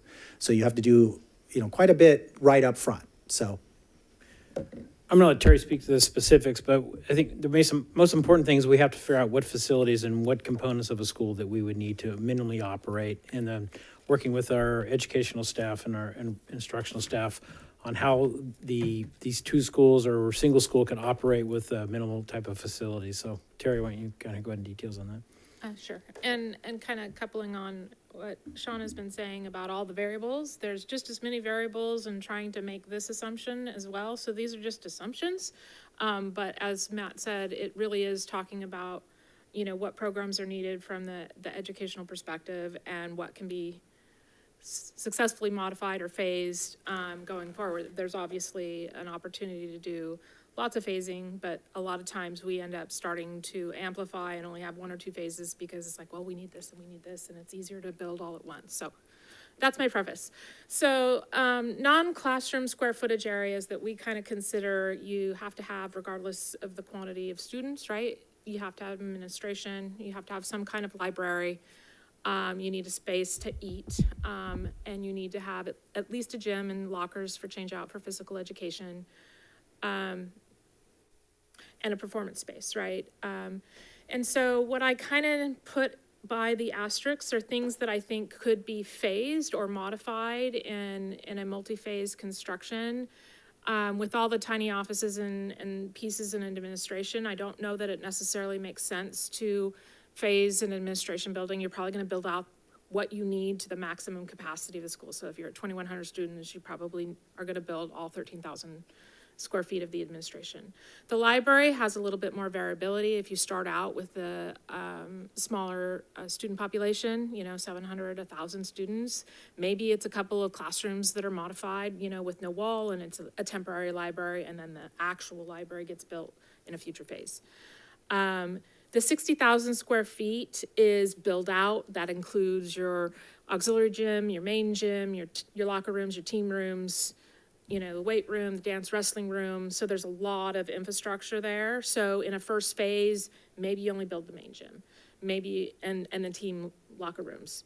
But you're not doing the auxiliary gym or the weight room or some of the ancillary facilities. So that's an option to phase that piece out. And then the performance space, the 25,000 square feet is essentially the theater. But similar, like even at Folsom High School, the theater wasn't built until phase 3.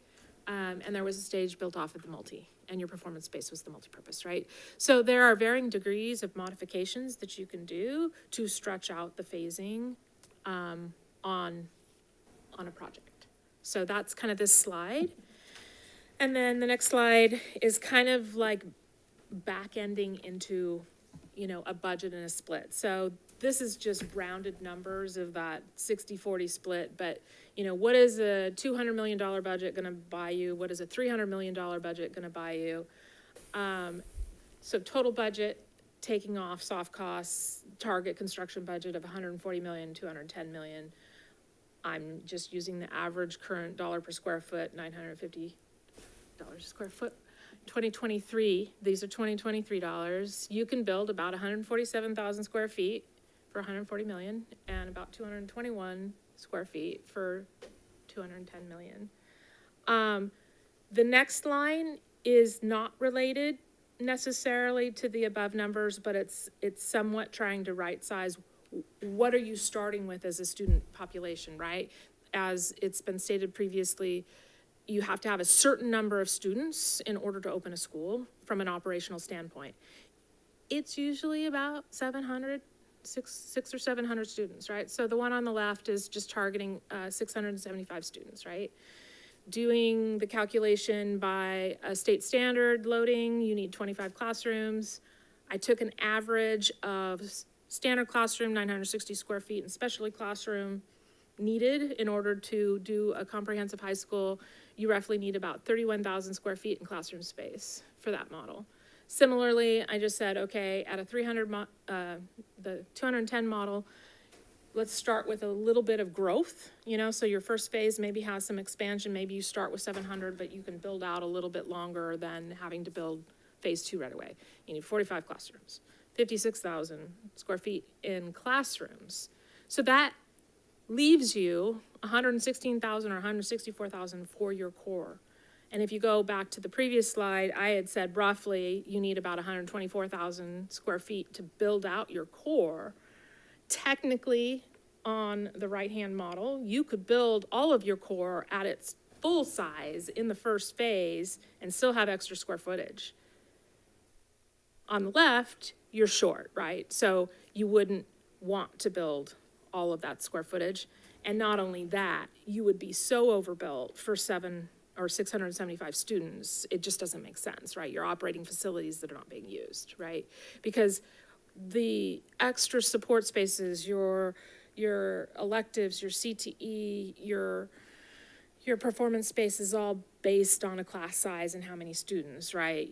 The more students you have, the more electives you need, the more science labs you need. And so it's scalable based on the build-out capacity. And so it's kind of a complex question to answer of, well, how many phases can we do?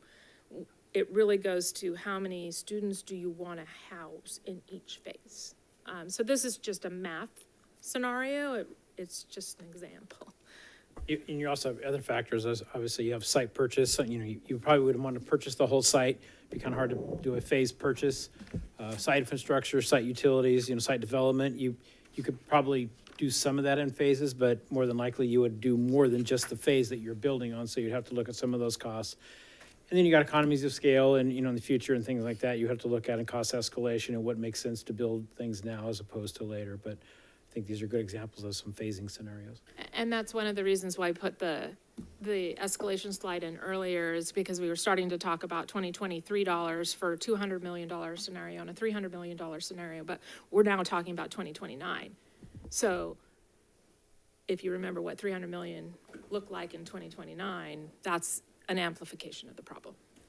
Are there any costs that have to be duplicated in phases? So if you start out the first phase and then you have to restart, are there costs that have to happen again that may not have if you just went through all phases? I don't know if it's full duplication, but there's certainly, you know, maybe peeling back if it, and again, I think Folsom High School may be the best example. If you think about, it was master planned to have the auxiliary gym, but without the auxiliary gym there were exterior walls, right? And the building was a different, you know, function because it didn't have that space. So then when you go in to build the auxiliary gym, you have to tear those walls down and you have to reconstruct it in order to attach another piece to the building. So it's give and take, unless, you know, it's freestanding, you know, and it's just this plot of land that you're going to someday build another building there, right? So it depends on the situation. Other questions on that? And so I think Terry spoke to, you know, that number is $23. As we talked about escalation on top of that, these numbers continue to increase as we speak, right? That kind of type of thing. I think also when you do phasing, escalation is a big factor into it too. So yes, you save, and really normally you're going to phase because you just don't have enough money to do it all at once. And that's because other logically, you're also paying just the cost of a contractor now bidding again, you know, the process of them getting out to do the project, all of those things. So all of those things come in, and it's hard to quantify that, but there's definitely extra cost versus just doing it all at once. Yeah. Okay. All right. So this was just some scenarios. And here we go. Next steps. Well, before we get board direction, let's take it out to the public again and get public input. I'll go through the cards again. Linda Budge, welcome.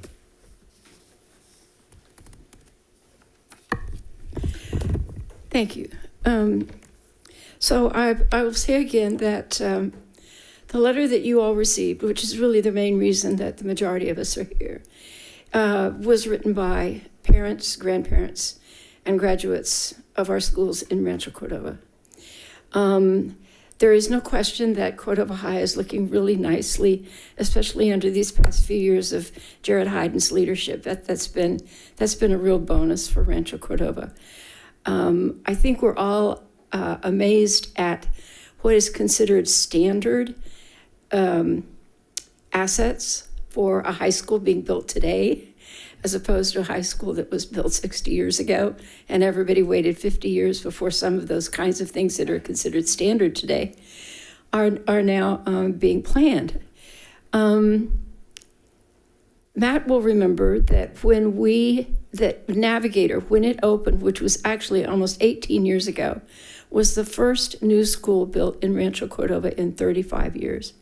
And we had to fight Caltrans Aeronautics and the FAA to get us permission to build that school, or to get you all permission to build that school in Stone Creek.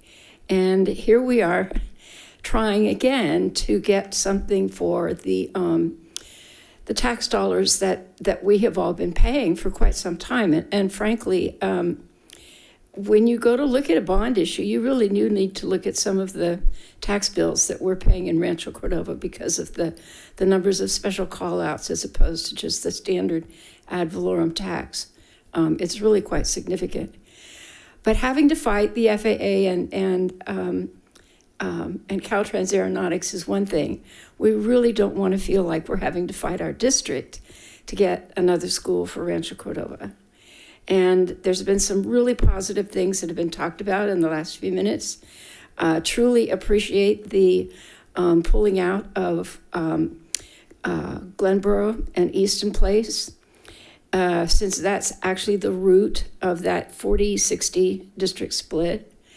We appreciate the ability to look at either one school that everybody would go to in Rancho Cordova, everybody in SFID 3 would go to, or building the two schools in phases. Those are very positive things. So we hope you'll go ahead and choose the options that, or the option that provides the greatest support for Rancho Cordova, but takes into consideration the needs of all the kids who will be living in SFID 3. Thank you. Thank you. Next speaker, Madeline Sanderson.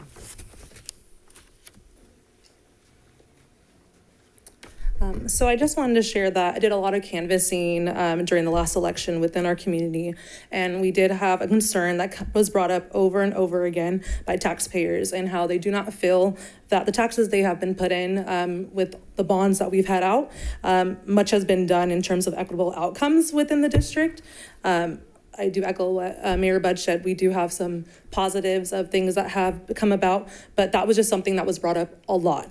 Having SFID 3, which is a shared bond between both the city of Rancho Cordova and the city of Folsom, the new school facilities that have been built or in the process, they both belong in the city of Folsom.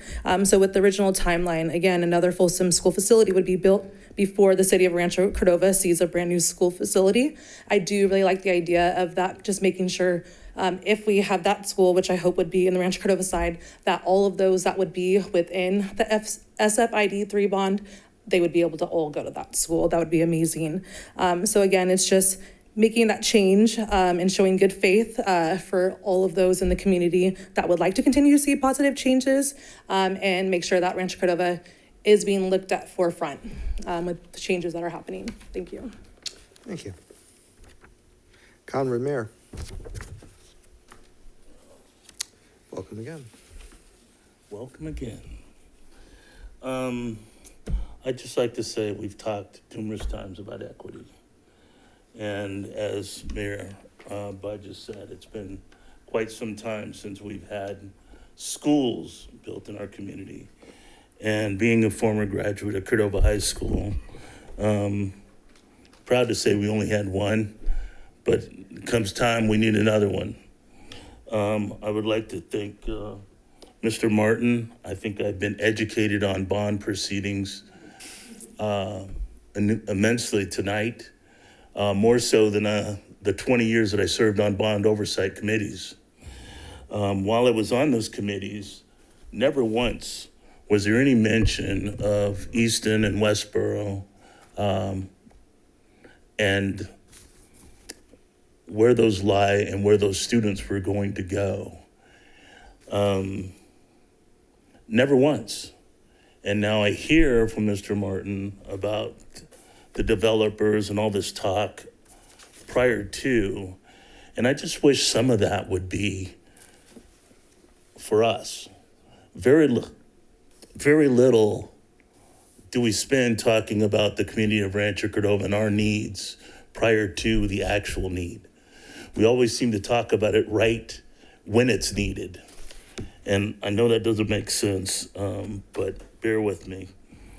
We are now in need of a high school. We've got a community that is growing, and I'd like to see us move forward in utilizing the Mather Morrison design as it was stated in our bond oversight committee meetings for both communities. It was told to us that there would be a cost savings, which made me feel comforted when I chaired the bond to go out and get Measure M. I've been on numerous bonds. But we were even caught up back to the Glenboro, Westboro distinguishing properties. There was at a time where this building in its zip code was tried to be taken from our community. There was a time where they were trying to change the zip code for benefits other than Rancho Cordova. It's just hard to sit up here and see. And I love Folsom. I have friends, classmates, whatnot, that live in this community. I know I'm coming up on time. I would just like to say equity. Let's be fair to both communities. We have people in both communities that we know and love, and it would be right to have us grow. And the travel that these kids would have to make isn't that much. Thank you. Thank you. Next, Sarah Aquino, welcome.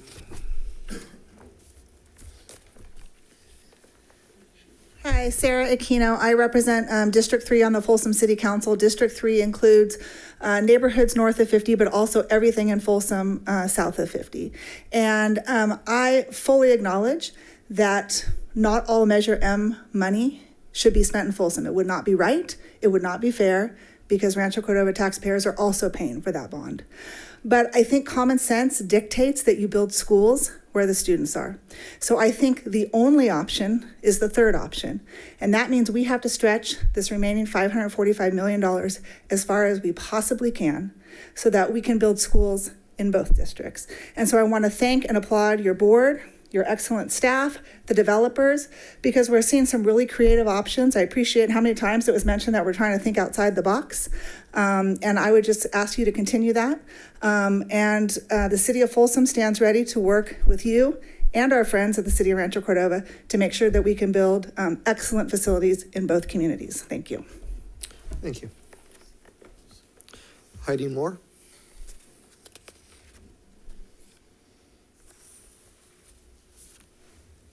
Welcome.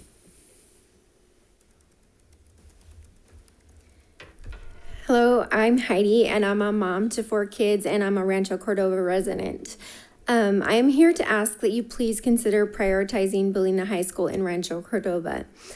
Rancho Cordova kids continue to be made low priority when you compare quality and priority of school facilities between Rancho Cordova and Folsom. If you build out in Folsom first, how will Rancho Cordova kids have an assurance how will Rancho Cordova have an assurance that they will see any of the bond money used for Rancho Cordova schools? Also, if you do not prioritize building a Rancho Cordova high school, soon Cordova High will be at capacity and students will have to be bused to Folsom schools. So why is it acceptable for students to be bused to Folsom but not vice versa? Additionally, making a Rancho Cordova high school a priority brings potential opportunities for EGUSD students who are kids in South Rancho to transfer to the new school. And this can bring ADA funds to FCUSD. In closing, I urge you to make a new Rancho Cordova high school a priority over a new Folsom high school. This would be the most equitable and fair decision. It's time to do the right thing for Rancho Cordova kids and families. Thank you. Thank you. Let's see, Shauna Mandel. Welcome. So as mentioned, I'm Shauna Mandel. I live in the Anatolia part of Rancho Cordova, and I'm here representing the Parent Coalition for More Area Schools. That includes Rancho Murrieta, South Rancho, pretty much everyone on the border of the place that you're planning on building a school. And so to that end, we have 2 elementary schools. One's that my son goes to Sunrise Elementary. It's 1,200 kids right now. McGarvey, 800 kids. They're building a new school in 2 years. And then there's another school in Rancho Murrieta. I'm here to tell you that a lot of those parents, the school that you're building is like 7 minutes from my house. The school that these kids would actually go to is 45 minutes to 60 minutes with the traffic that we have to go on. And that's if you drive your kid. That's not even considering the bus. The kids get on buses at like 6 in the morning and they get home around 4:45. So we have a lot of reasons to want to support you and make sure that we can get this school built. I know that you talk about assessed value, but the assessed value isn't going to go up in Rancho Cordova until we get more schools. That's why nobody wants to go there. That's why everyone I know sends their kids to Folsom. And if they aren't going to Pleasant Grove or Albione.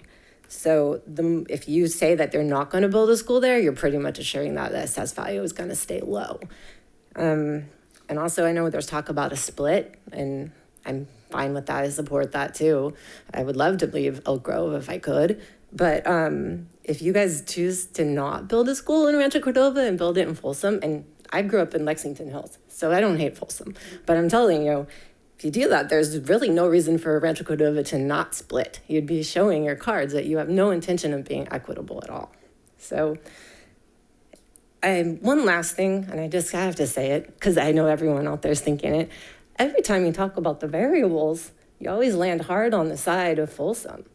And it seems really biased. And I know that numbers are supposed to be black and white, but they can definitely tell a story. If you have if you have a bias. So I just like to say that because I know that I'm not the only one thinking it.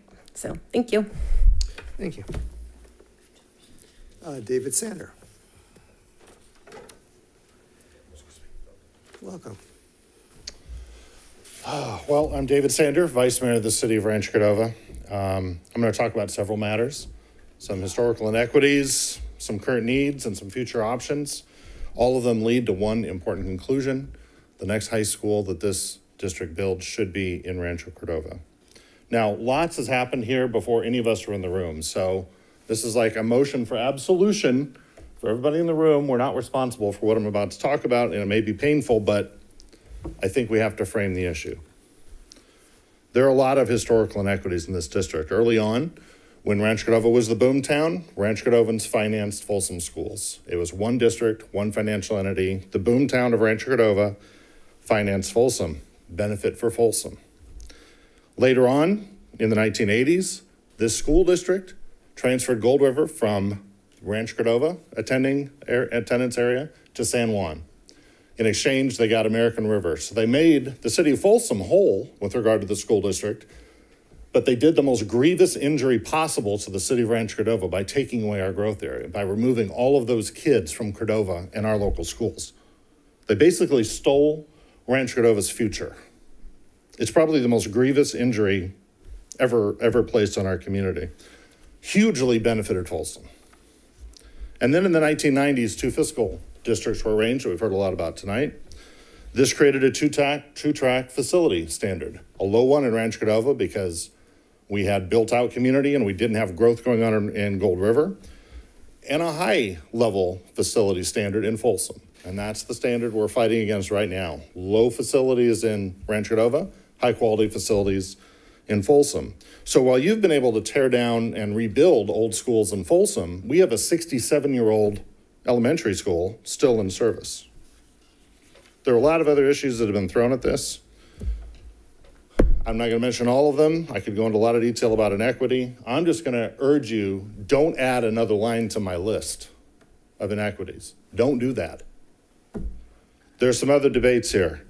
In terms of current needs, I think the presentation in the student analysis is a little too nearsighted.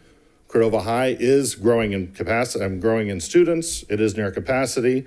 Hundreds of Rancho Cordova kids go to Folsom schools now. You have to account for those. Hundreds of kids from Anatolia go to Folsom schools now. You have to account for those switching to a different high school. We have hundreds of Rancho Cordova kids who claim to live in Gold River so they can go to San Juan schools and avoid those old school buildings in Rancho Cordova. You have to account for those. South of Douglas students go to Folsom high schools. You have to account for those. So don't think that your future Folsom growth area will not have Folsom classroom space available to them, because right now that same space is being filled by all these kids who are fleeing other schools in Rancho Cordova. In terms of a future measure, if you don't build this school in Rancho Cordova, I don't know how you pass that next bond, because the Folsom side will be satiated and the Rancho Cordova side will be really pissed. That's a bad measure for or bad situation politically to try to pass a future measure. And then with regard to the 2 1/2 high school options, who wants to send their kid to a half high school? Anybody? 2 half high schools. No one wants to do that. And with regard to the commute, this is my last point, David, and I'll shut up. On the issue of commute, Rancho Cordova kids have been commuting all the way from Rancho Cordova to Folsom schools for 30 years. If the idea that a few Folsom kids might have to travel for 7 or 9 minutes between two new growth committees is that offensive that it can't be considered, what have you been doing to Rancho Cordova for 30 years? So with that, I'm done. I think there's only one logical and moral option, and that's to build the next high school in Rancho Cordova. Thank you. Thank you. Next, we have Siri Pulapati. Welcome.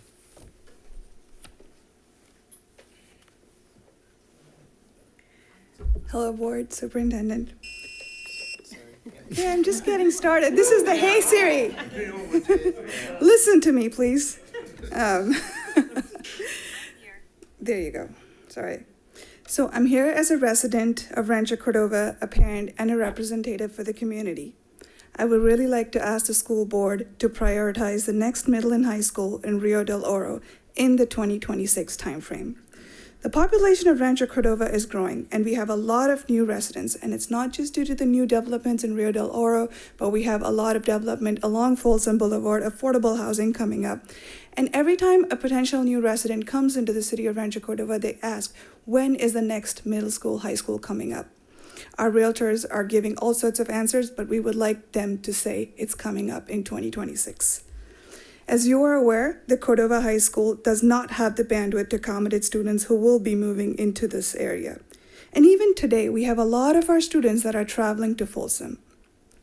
And on the south of Sunrise, we have nearly 750 kids that are bused 45 minutes. And that's an average, like Shauna mentioned, 45 to 60 minutes that they travel. All those kids would, in a second, would like to be transferred to the new school that will be less than 10 minutes from where they live. Rancho Cordova has had only one new school in nearly 60 years, and we would like this next middle high school to be the next one. Our city taxpayers have diligently paid local property taxes towards their bond obligation and deserve to witness their funds invested in the construction of a new school. Achieving equitable school facilities and expanding educational opportunities for all of Rancho Cordova students is pivotal to our success. I would like to say that all the new families that are moving in with their elementary school kids are the ones that we want to have them go to the next high school, not for parents or people who are thinking about having kids and then they'll have the high school when their kids are ready to go to high school. I greatly appreciate your attention in this matter and look forward to your consideration to ensure the educational success and well-being for our community's children. We really request the construction of the next high school, middle school should occur in the 2026 timeframe and not 2034. Thank you. Thank you. Garrett Gatewood.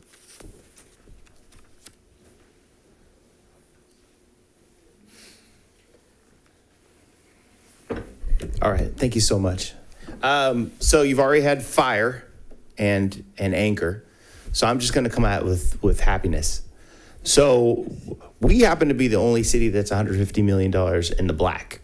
So as we partner with you guys to build this brand new high school, we have access to $15 to $30 million that could help to build the new library facility, seeing that Rancho Cordova also doesn't have its own library in its own city. This could be the new location for that. We also will happen to be, of the two of us, I believe the only city that gives you millions of dollars to help build facilities. And we would be the ones that would be championing this brand new school, which we would be able to step up and help you guys to facilitate the next growth in Rancho Cordova. When you're talking about housing, you've kind of forgotten all the new affordable housing that we put up and down Folsom Boulevard, which will represent up to and more than probably 1,000 kids that will be going into that in the new development. Also, the agreement that they're talking about of the two facilities, if you do add those together, was an agreement with Aerojet. It wasn't actually an agreement with the developer. I was texting one of them, and he said, we don't actually have that. Aerojet had that, not them. So that would be, it's a 60-40 split where Rancho would be paying for the kids the most amount of money. And we're not even looking for the most. What we really want is fair and equitable. And what that means is a 50-50 split between that. We're willing to take it. No one wants half a high school. That's just silly.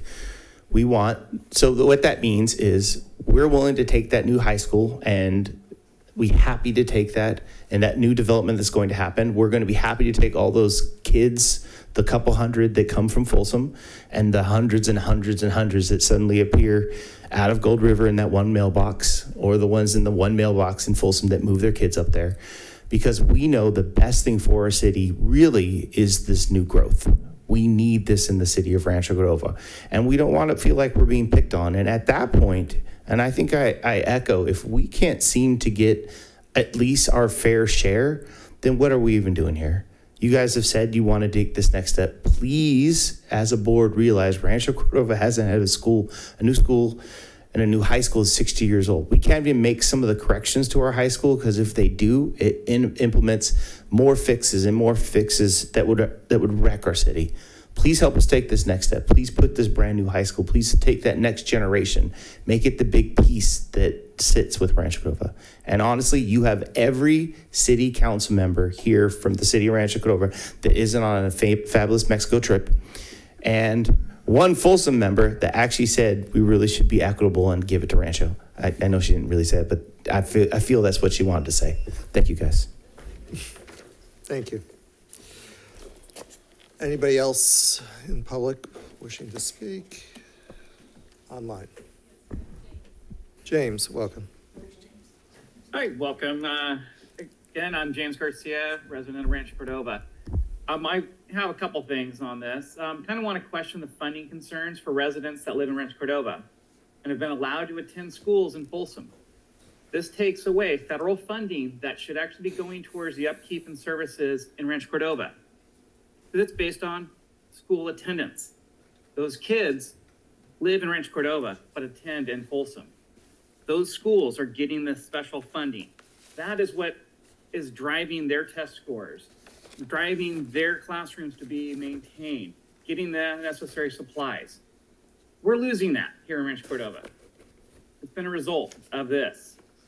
If SPID number 3 fails to take this into account, Rancho Cordova will once again be left with a similar pool to service our students' needs, which is mediocre.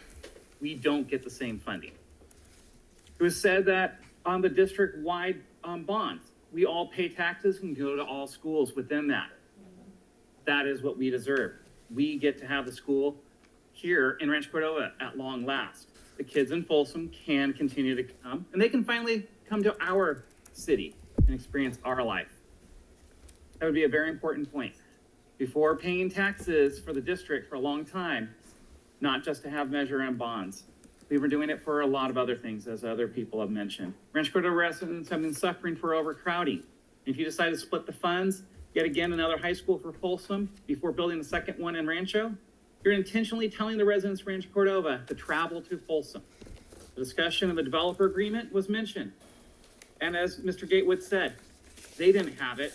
And again, it was a development agreement from the 1990s, a decade before Rancho Cordova became a city. How could we have claimed those particular areas of Westbrook and Easton Place? Again, the decline is present in Rancho Cordova due to families traveling to Folsom for the newer facilities and higher test scores. I have friends that have done this in the past and are currently doing this. Cordova High would be fuller should this happen. And as such, we would be even further overcrowded if we don't have that. More residents from Folsom have the means to travel to Rancho Cordova until there is a new high school built for them a little closer. Also, how many students come from the Anatolia area, as was mentioned, that attend the schools in Folsom, but they are not allowed to attend the ones in Rancho Cordova? By having this one there, we have 4 different school districts for our city. You talked about inequality, that is it right there. We suffer from having to be represented by Sacramento City School Unified, Folsom Cordova Unified, Elk Grove Unified, and San Juan. That is the fault. That is a fault from the previous non-district represented board that you reside on. We did not have a fair representation on the board. We finally only have 2. You claim it's based upon residents and numbers of citizens within your cities. Well, we were that. We had the larger numbers, as Mr. Sander mentioned. We funded your schools. Now it's time for you to actually kick in and do your fair share and fund ours. Thank you. Thank you. Anyone else online? All right, let's take it back to the board. We'll just do the normal, going down the line like we normally do. We'll start with the students. Board Member Merrill. Yeah, I'm grateful for everything that has been discussed today and everything I've learned. Now, I'm not a seasoned Rancho Cordova resident. I'm only 16. I've been living here for 7 years, not even half my life. But I don't have the extensive data and experience that everyone here who has talked today has. But I think I can draw a conclusion based on just the amount of people here who are in support of Rancho Cordova School, the new high school in Rancho Cordova. I think that says a lot about the actual need for the school. the public comments kind of show that Rancho Cordova is in need of this school. If Folsom was more in need of it, then I believe, I'm sorry, it's really cold in here, I'm a little nervous. I believe that there would be more Folsom parents here, preaching that they need the school. And just the amount of people who have walked up here on that mic and have said that they need the school in Rancho Cordova, and the data that they've provided and the experience that they've told us, I believe that's what we really need to do, is side with these community members, these parents, the parents of students, and we need to build the school in Cordova. Thank you. Thank you. Board Member Melajor? Thank you. I'm fortunate to have this long-needed discussion over 4 hours tonight. I learned so much from community members, Mr. Martin, the board, everyone here. I'm gonna be very direct. Rancho Cordova needs an additional high school. As many community members have stated, Rancho Cordova has helped Folsom grow in the past educationally and helped our community prosper. I've been a Folsom resident since 2012, and I think Folsom is great. We have 2 comprehensive high schools. The education system is great, but it's time we shift our focus away from Folsom and towards Rancho Cordova, because Folsom really hasn't reciprocated in helping Rancho out with getting their educational facilities on par. So there was discussion earlier tonight about talking about numbers, the growth rate of Rancho Cordova versus Folsom in terms of population, and how if we're really prioritizing the growth numbers, Folsom would deserve a high school over Rancho Cordova. But if we're gonna really talk about numbers, even in the slideshow it said, smaller high school could be option for Rancho Cordova as a comprehensive high school is not needed for an extended period. How long is this extended period going to be until Rancho Cordova gets another high school? And additionally, if we're talking about numbers, there hasn't been a comprehensive high school in Rancho Cordova for over 60 years. That says something. Commute times are upwards of 45 minutes to 1 hour for some families in Rancho Cordova. That means 5 days a week they have to endure this long commute time for their students. And we also discussed talking about phasing a high school for creating smaller high schools in Rancho Cordova. It is a creative option, but it makes me wonder whether this is a long-term or short-term option, and it makes me wonder in the end, will Rancho Cordova ever get a comprehensive high school?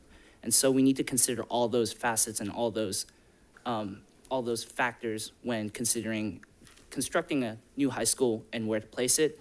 And it's just time that Rancho Cordova needs another comprehensive high school to attain educational equity. Thank you. Thank you.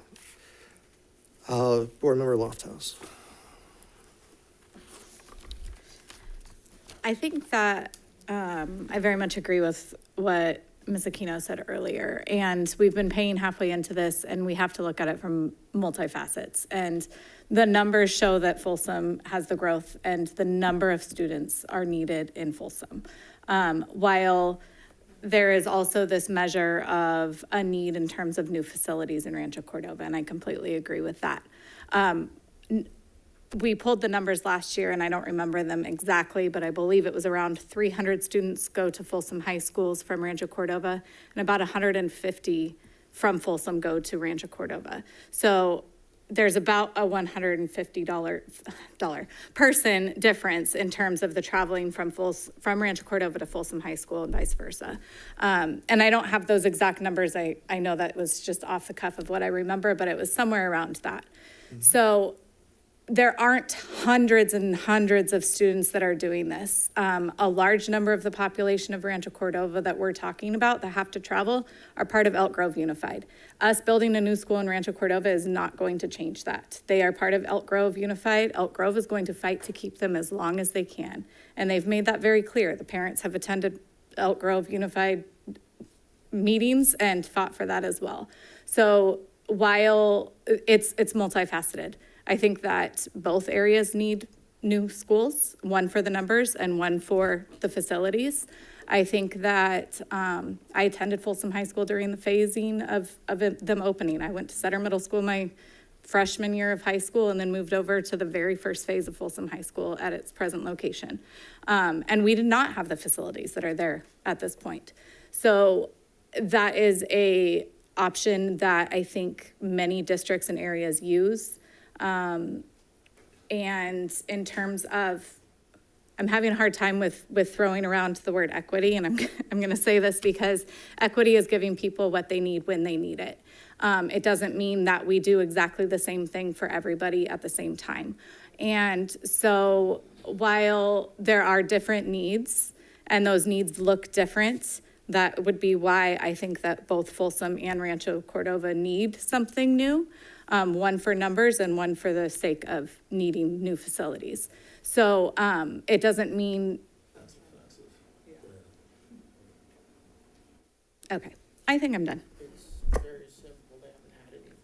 All right. I'm done. Let's see, Board Member Clark. Thank you, Mr. President. I want to thank all of Rancho Cordova City Council for coming out and speaking for this plan. 1964, that's a long time. That's the year of my birth. So that would actually be almost 60 years that there hasn't been a new high school or facility built education-wise in Rancho Cordova. Now, what got me is when I heard the word developer agreement. It is agreed with the developers that we would build a new high school in Folsom. That doesn't sound right to me, and it doesn't sit well with me. I think this is an opportunity for us for growth and for opportunity, and an opportunity for our students in Rancho Cordova to have a new facility. And we weren't talking about just Rancho Cordova. And we know in those years, and maybe 2026, 7, 8, 9, when we're talking about building another school in Folsom, that school could be built in Rancho Cordova. And why would we have to wait another 10 years to have a high school when we know that this area, especially that we're talking about Glenboro and Easton Place, which I still feel is in Rancho Cordova's general plan. And I still believe that Rancho Cordova annexed it. I don't know, could be wrong. But I'm looking at the other areas and the students that we take from Rancho Cordova that go up to Folsom, the students that we have in Anatolia that are, going to Elk Grove schools, but there's a little thing called interdistrict transfer that I'm pretty sure that some of those families would take advantage of to come to a new school in Rancho Cordova. When I was looking at this, staff had presented an option to look at moving the first high school to Rancho Cordova, which generates questions. And I think somebody in the audience said it best that, what about moving a high school or building a high school in Folsom? Would that generate questions? It should. I mean, if Rancho is generating questions as far as transportation and attendance boundary and impact to existing high schools, there should be a concern up there in Folsom as well. So I think honestly that we need to focus, and I said this at the last meeting, that we need to focus on SFID 3 and SFID 4 as far as modernization and building a new high school, and I still stand by that. We got to make this happen, and honestly, I want to be around to see that new high school. Living, I mean, because, waiting until 2039, I'm going to be an old guy. And I would really like to see a new high school there. Thank you. Thank you. Board Member Laurent? So I did quite a bit of driving these last couple weeks in the morning. So I drove from Mangini Ranch to the new site at Mather Morrison. The commute was 9 minutes, 7 seconds. And then I drove Mangini Ranch to Folsom High, and it was actually 13 minutes with the traffic patterns. I drove Stone Creek to Cordova High, which was 21 minutes, 43 seconds. Stone Creek to Mitchell Middle School, 17 minutes, 22 seconds. And then Stone Creek to Folsom High for our commuters from Rancho to Folsom, 22 minutes and 13 seconds. So we're talking about putting a school possibly in Rancho Cordova. We aren't talking excessive commute times by any sense here. You know, I'm in support of putting a school in Rancho Cordova. We talk about these interdistrict transfers. Let's talk about American River Canyon, Tara Kravchuk, San Juan, walking houses for her campaign and knocking on doors and people saying, actually, though I'm in San Juan, I'm really not going to worry about voting for you because I transfer my kids into Folsom, because that's where my community is. That's where my kids play sports with those students. So I actually transfer my kids in. So to just ignore the fact that we would throw Elk Grove out there, I think is just a mistake, because there are those families that will choice in. And what we're talking about is healing a community. I mean, it's kind of like what James was saying of, you know how difficult it is for our community to have 4 different school districts that are in it. You know how difficult it is for little leagues to try to plan a season when they've got 4 different spring breaks. It's really, really difficult. And, you know, I think that the intention at some point was probably that when we were building out on the east side, I think I had a conversation with a developer last year that the plan is that if we had students in Rancho Cordova, that the plan would be for them to bus to a Folsom school.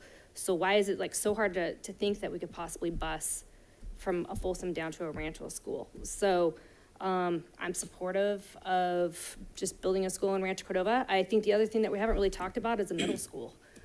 If we build out Mather Morrison, the cost that we can do for Mather Morrison for both a high school and a middle school combo versus especially if we're not going to change the model and the property and do 2 there.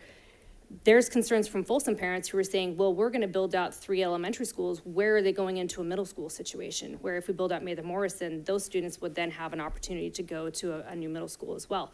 So as much as we're trying to say this is Rancho-centric, we are still talking about the fact that when you look at the master plan, when a middle school actually gets built out in Folsom is past those dates. And so where are you going to put 3 elementary schools in Folsom? If you put it at Mather Morrison, you at least have a place for those students to go. And ultimately, too, we're just going to get more bang for our buck as far as property costs and things like that if we build it down on the Rancho. So, you know, if we're talking about being good stewards of the money and trying to make this money stretch as far as possible, then I think that we would have to really look at what that looks like for property costs and things like that. And I suspect that we are going to be looking at lower costs in the Mather Morrison area. So, so that's kind of where I'm at with it. So. Thank you. Board Member Hui? Yeah, thank you.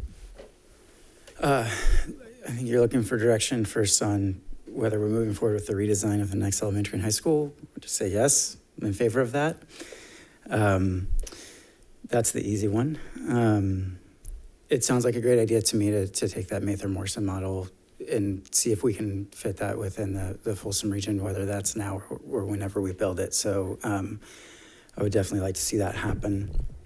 In terms of the methodology on ensuring that the equitable distribution of SFID number 3 continues to happen, I would like to see, Mr. Martin, you mentioned several times that we have met with the developers recently and we have some updated numbers. So I mean, I would love to see that maybe just come up as an informational item on a future board meeting as soon as that information is available, so that everybody can see those updated numbers. I know you also mentioned that you could update some numbers splitting off the Glenboro and Easton regions. So if we can also see that, that would be really helpful, I think. In terms of direction for what the new high school development should look like, I had a couple questions, I suppose, before I answer that. One would be, with the Mather Morrison model, do you know off the top of your head around what type of capacity we're looking at in the middle school and in the high school? 2,100 students on the high school side and 1,200. 2,100 on the high school side and 1,200 on the middle school. 1,200 on the middle, okay. And if we did go with a phased approach in both on the Folsom side and the Rancho side, and we worked on getting the high school side up first, would that be able to house incoming middle schoolers and high schoolers, or would it just be high schoolers? We can do anything. Currently, the phasing from back in the day was doing the majority of the high school first and the middle school was the phase two. But as it was mentioned, I mean, we can relook at how phasing is done on any of the concepts. I don't think that's an ideal solution, but I, again, just wanted to look at all the different solutions. Having been on a campus that shares middle school and high school that a bit more intimately than the model that we're looking at does, not crazy about it, but if, I would like to look at it. Where I would love to go, some of that information will be really helpful moving forward for me. I really struggle with this because certainly we want equity. I hope anybody that's paid attention to board meetings knows that that's true of me and most of this board up here, all of this board up here. And, as Ms. Lofthouse said, we're dealing with both equity and kind of this reality that we do have a lot of students in Folsom. This is where the population is that demands a school right now. So currently where I am is I'm probably a bit in Ms. Lofthouse camp and what Ms. Kino shared that I would be in favor of the phased approach. I don't think it will be, as you mentioned, Ms. Lofthouse, this is not a new thing. Students have been on campuses that have been being built for a long time. It's the only way I can figure out how to build a school where students need a school and keep things equitable. I don't think it's the best solution. It's the one that I feel comfortable with right now. So what I would love to see moving forward is let's see if we can get that Mather Morrison model in Folsom and then see what it would look like to do the phased approach. If that's not possible, we'll be having to answer a different question, but that's where I am tonight. Thank you.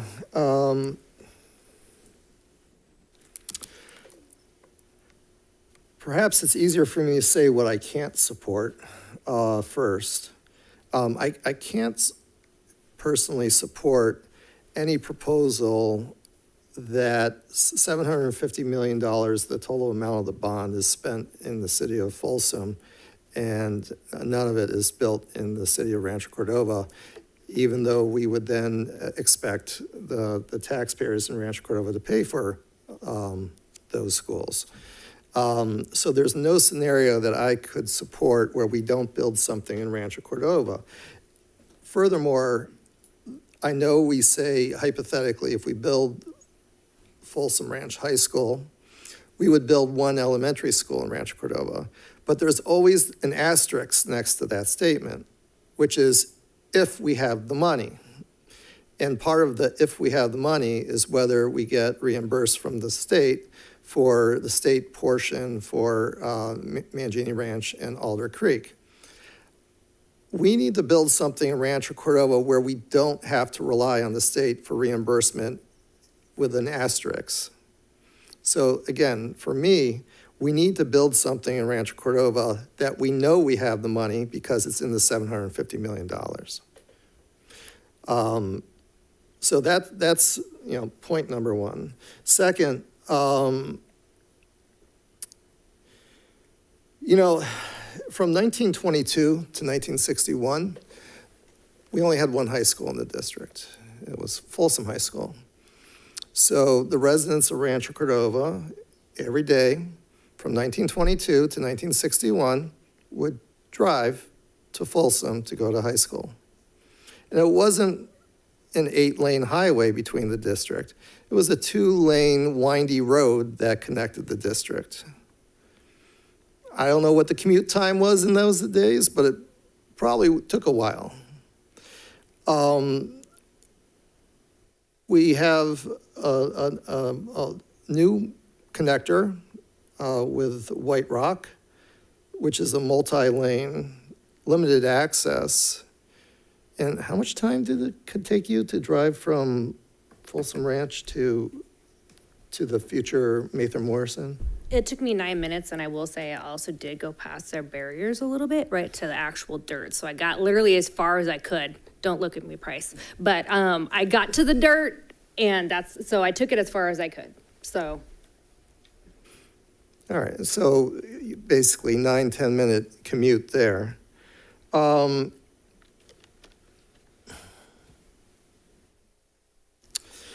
I also agree, well, let me back up. I agree that the Mather Morrison model my vote is we build that same model in both communities.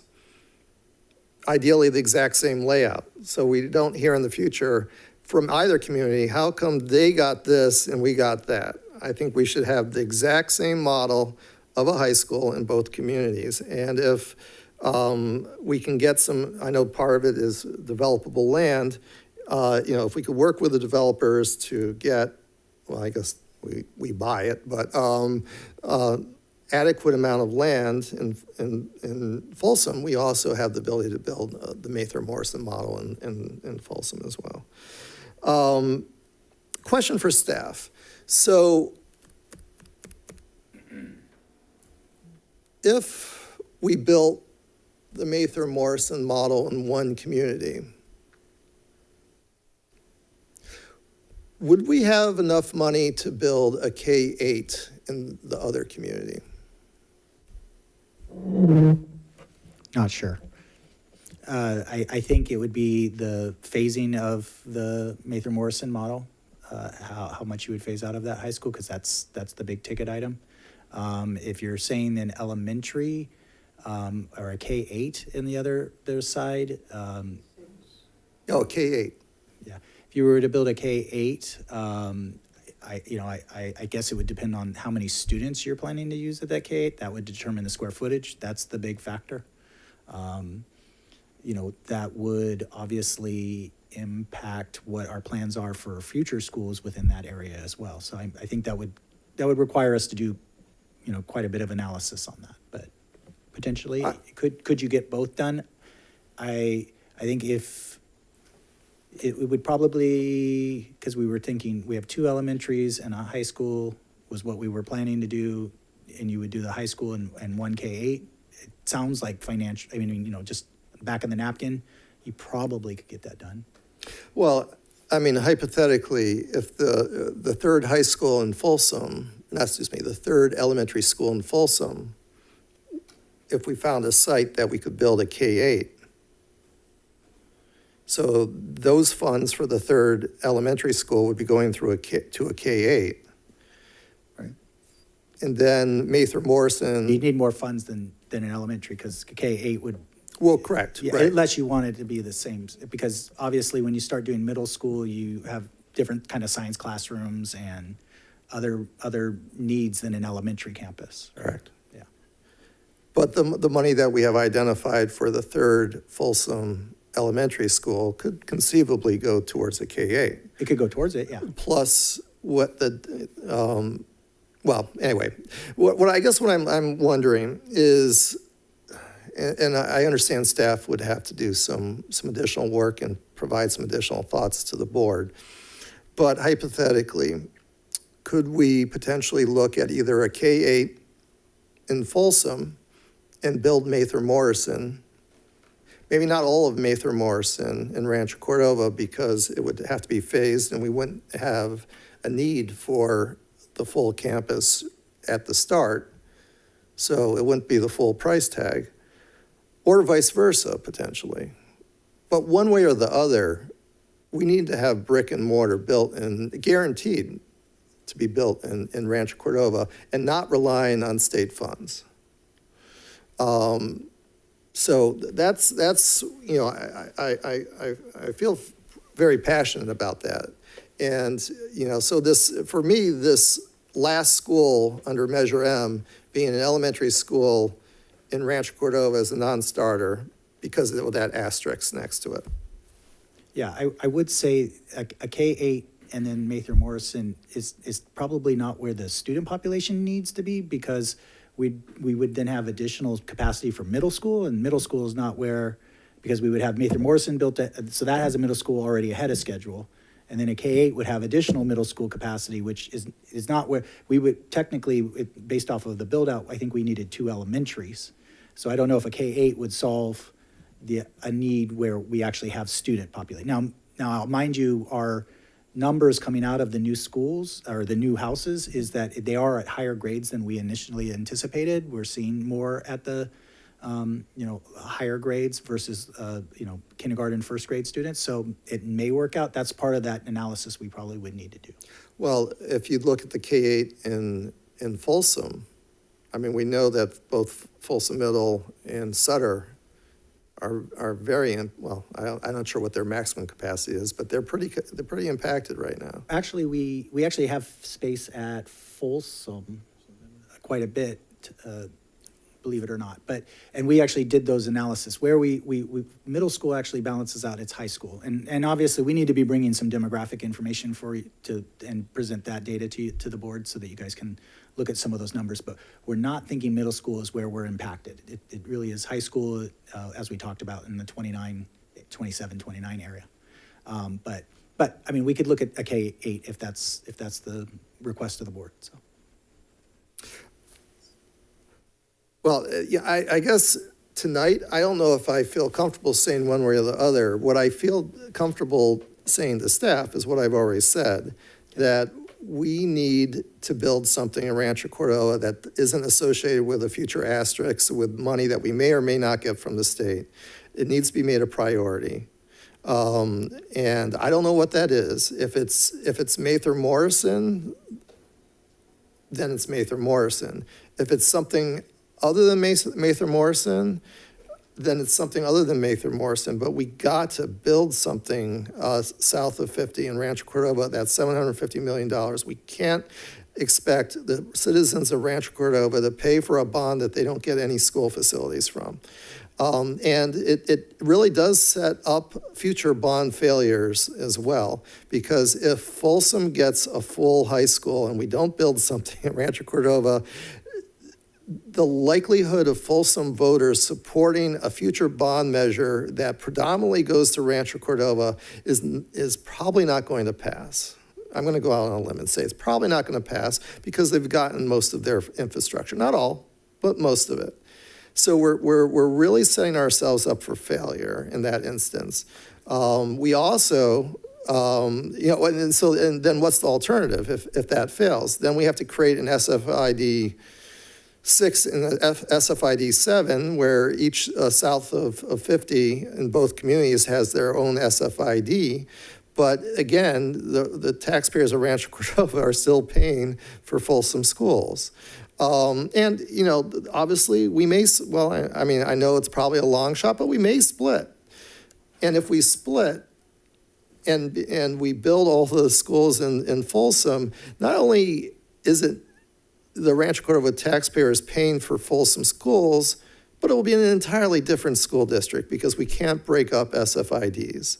So, I really implore staff to go back and really think about, this conversation tonight.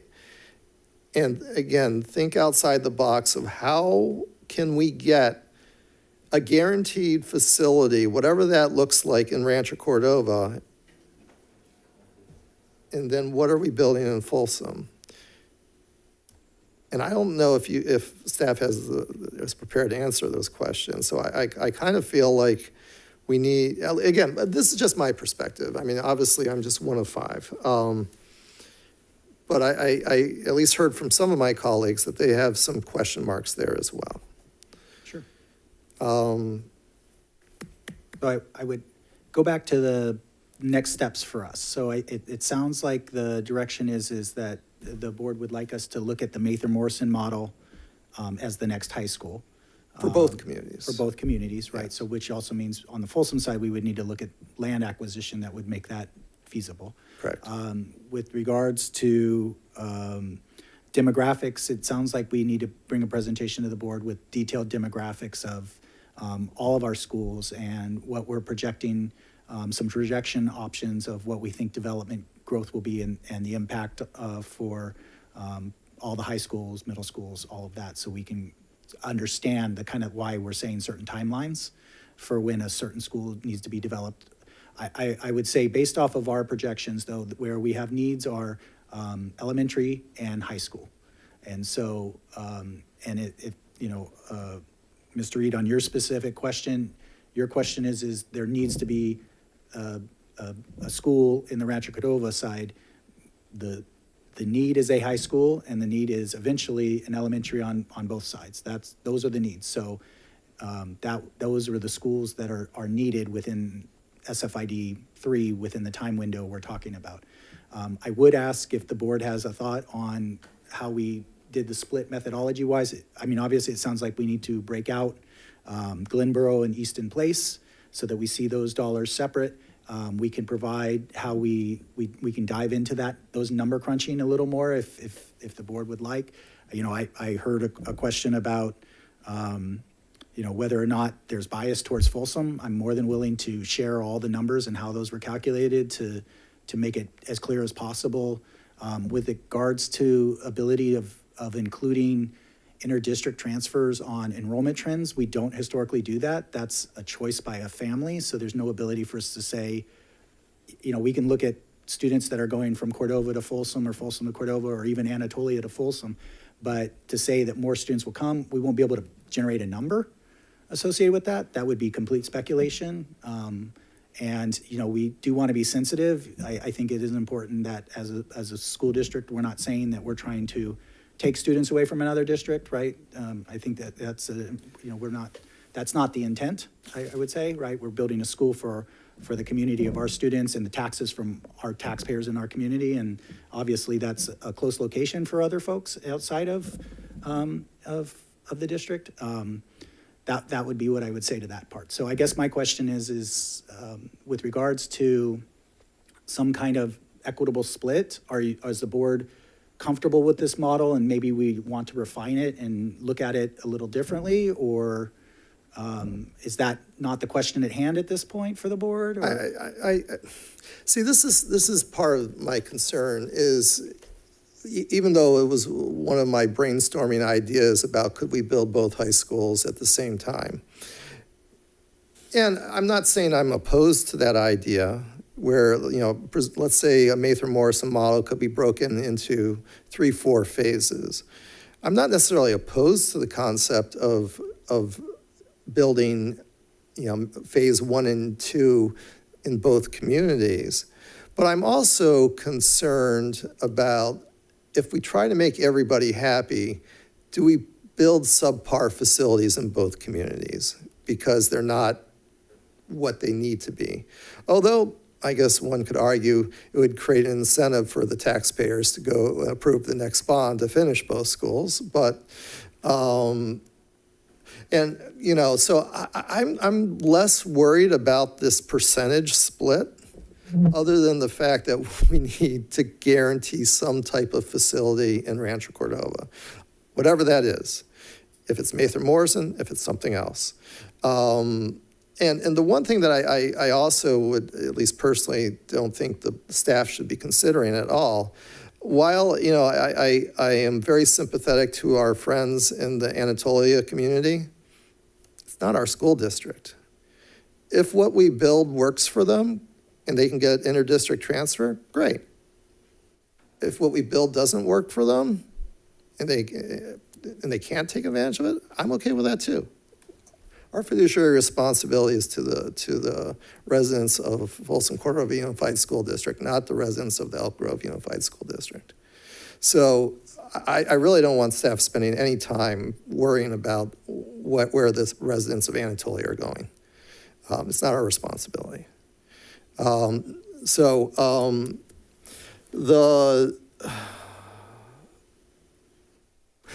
other question regarding equity, or I guess, and this is probably speculative, so I don't know if it's a fair question, but do you think it's more likely or not parents would, in either community south of 50, in both communities, would be more reliant on busing or parents for transportation, or even, we're talking about high school, you know, the students driving themselves? I don't know if it's something that we could ever quantify. But yeah, I think especially you have to realize that the residents on both sides of the community are in homes that are, you know, $600,000-$700,000 homes plus.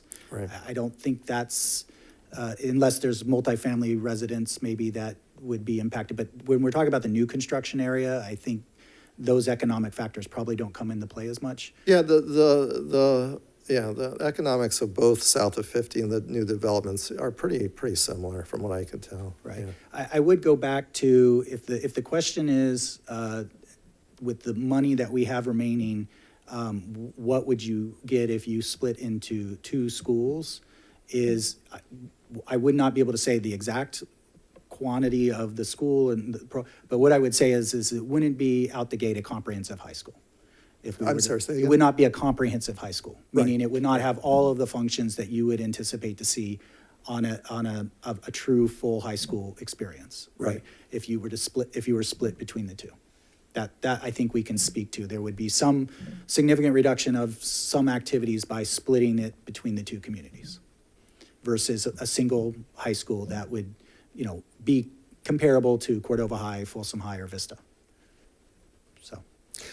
Is it possible we could get this on a soon-to-be agendized future agenda where we can get some additional thoughts from staff based on tonight's conversation? I mean, I don't know if we're as definitive on this issue as we were on SFID 4. No, you're not. But I think you've gotten a lot of perspectives from both the board as well as the public on this topic. And I think, at least I would appreciate more, noodling on this from staff and see what you might come back with. I don't know if my colleagues agree with me or not. I would love to see the demographic information for one, and then for two, pulling out those two communities, because that's not where the people are right now. So pulling those out in terms of the split would be helpful for me. Oh, one last question, and this is probably a question that you'll have to ask the developers, but hypothetically, let's say we were able, I think it's 75 acres, if I remember correctly, give or take, for the Mather Morrison model, and we have the 75 acres identified in Rancho Cordova. If we were able to get the 75 acres identified in Folsom, how much would we be paying for the 75 acres in Rancho Cordova versus the 75 acres in Folsom? I think we could get some information, but you have to remember we were having to negotiate a sales price, so I know. it's not really. I know. It's a guess. I mean, I sit across the table from them, and they're very nice people, but we are talking about money, so it's probably something we bring appraisers in, we try to find fair market value as best we can. And we do know costs are continuing to increase on these things, but. Well, I would be curious to get a guesstimate, and maybe we don't ask the developers, maybe we ask a third-party appraiser. We have numbers in the back of our head. We can share that information with you, but. Okay. Yeah. I would say I need probably some clarity on when you're saying another option of something for Rancho Cordova, are we, I guess that seems pretty broad. I'm not sure. The needs of Rancho Cordova in the immediate future is an elementary school, I guess, is my question for you. So I'm just trying to get clarity on what, because you're the one specifically asking that information. I'm just, what are you How far out? I mean, well, again, I don't want to commit to an elementary school. I mean, I'm open to the prospect of Mather Morrison being built in Rancho Cordova over an elementary school. But if staff came back and said, what we really need in Rancho Cordova is an elementary school, can we build that first with the guaranteed money that we have, and then that would reduce probably the amount of phases we could do with the land acquisition in Folsom, which I suspect is going to be higher than Rancho Cordova. But I don't want to presuppose what the answer is. Okay, yeah. But the bottom line is we got to build something in Rancho Cordova, and it can't wait till the tail end of the $750 million, because with the cost escalation that you've already given us or shown us, that money might not even be around. And then the question mark of whether we even get money from the state, because the state's not robust right now in their fiscal forecast. So. Yeah, and so what I'm hearing is we're definitely going to work on the Mather Morrison as a model. We're going to work communities. for both communities. We're going to look at the property on Folsom and see if that's even doable on that side. We're going to bring demographics information. We're also going to update, some costs that we can, very preliminarily, of elementary school design and the new high school design, with the idea of cost savings, right? So that may free up some dollars potentially when we look at what we're able to build with the remaining dollars left. When we look at the split, I am going to bring that back with it broken out, with Glenboro Easton Place broken out separately, so we can look at that, and I'll provide, maybe we'll spend a little, that seems to be an area of question. I understand, it sounds like really what we're looking at is it's not the dollar amounts, it's just an equitable, some level of split that makes it so that both communities get projects. And, you know, I think it goes back to the conversation that we've talked about before about a district-wide bond. This is SFID 3, and I understand that there's a community on both sides, but what we know is SFID 3 needs a high school.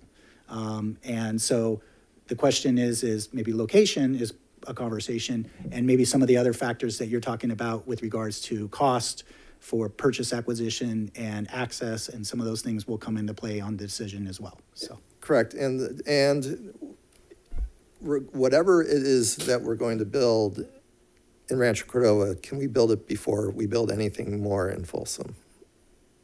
Okay, we'll look at demographics for that. I think that comes more into play on elementary schools than anything, so. Yeah. Okay. I just kind of want to make a comment. You know, I mean, we're talking about a high school on one side. We're not talking that this is a 45-minute commute for anybody. We're not talking the Elk Grove situation. We're not talking about these huge distances and things like that. It's just, what it's starting to really feel like is it's like you've got cookies and the brother's got all the cookies, and then you're going to tell somebody, well, I want a cookie. Well, I'm going to get half a cookie. Like, we're just going to give them half cookie. Like, here you get an elementary school. Like, as a community, it's been this like fight. It feels like it's been a fight for the Rancho Cordova community over and over and over again, and they're asking for one cookie. And so it kind of just feels like, you know, so we build Mather Morrison, like, why is that such an issue to put it in Rancho versus Folsom? I'm just not understanding, like, necessarily what the issue is. If we're talking distance, we're not talking that it's this huge amount of distance. So I think that's where I'm like kind of struggling with some of my colleagues is like, you know, are you talking a 5-minute commute? Because even when I went Mangini to Folsom, which is like right in their town, it was 15 minutes. So that's where I'm kind of like struggling a little bit with why there's such a big issue to put Mather, to do Mather Morrison first. So I share your struggle on that. Can I respond to that? Because I think it was slightly directed to me. So I can tell you, I drive much further to drive my daughter to Folsom High than that 9-minute commute. So hearing that number is very like, I would rather drive 9 minutes to drop my daughter off to high school than what I have to drive. But I think that there's multiple conversations that have happened up to this point, and one of them being the split of the district. And so when we're talking about where a school needs to be, the school needs to be where the kids are, especially if we're splitting the district. And so we are sort of balancing two very difficult conversations that have two very different answers. Because this conversation tonight, 100%, put it where somebody can drive 9 minutes to the brand new high school in their brand new home. Totally. Both sides. I get it. The problem is we're also having another conversation on another side where we're now talking about building a school where there's not kids, but we're not building a school where there are kids. And so if the district were to split, then we don't have a school where the students are that are in need, but we do have a school where there are not students that is now sitting there half empty. So in terms of being fiscally responsible, we're also balancing this whole other conversation on the backs of that. And until we know the answers to those, I honestly can't make a sound judgment in terms of where should this go. Because until we know what that study says, we can't make a decision for a district that we don't know what's going to happen to it. And so, yes, I would love to move forward and say, like, yes, 100%. Go for that 9-minute commute, because I would like that. But without knowing what that study shows, it's very difficult for us to make a decision of where to build a school, because where we should be building a school is where the kids are if that split is to happen. If that split doesn't happen, I say 100%, like no questions asked, that school can go where it is going to grow, and it's still a short commute south of 50. But we're having two conversations at the same time, not in the same meeting, and really at the end of the day, it should be the same meeting, it should be the same conversation. And we've split these two conversations up, but they can't be. Not when we're moving forward 5 years, 10 years down the line. Right, but so then we potentially split the district, and then we basically tell Rancho, you got nothing, and Folsom, you got everything. So like, there's gotta be some component of equity for like their investment on their funds to give them something, because you're gonna basically just say, hey, we split, sorry, we took all $750 million, you got nothing out of that. No, because we already discussed what happens with the bond funds. So that was already part of that conversation when we talked about splitting. So it's just, to me, I can't make any decision until at least that study kind of shows the direction of the district.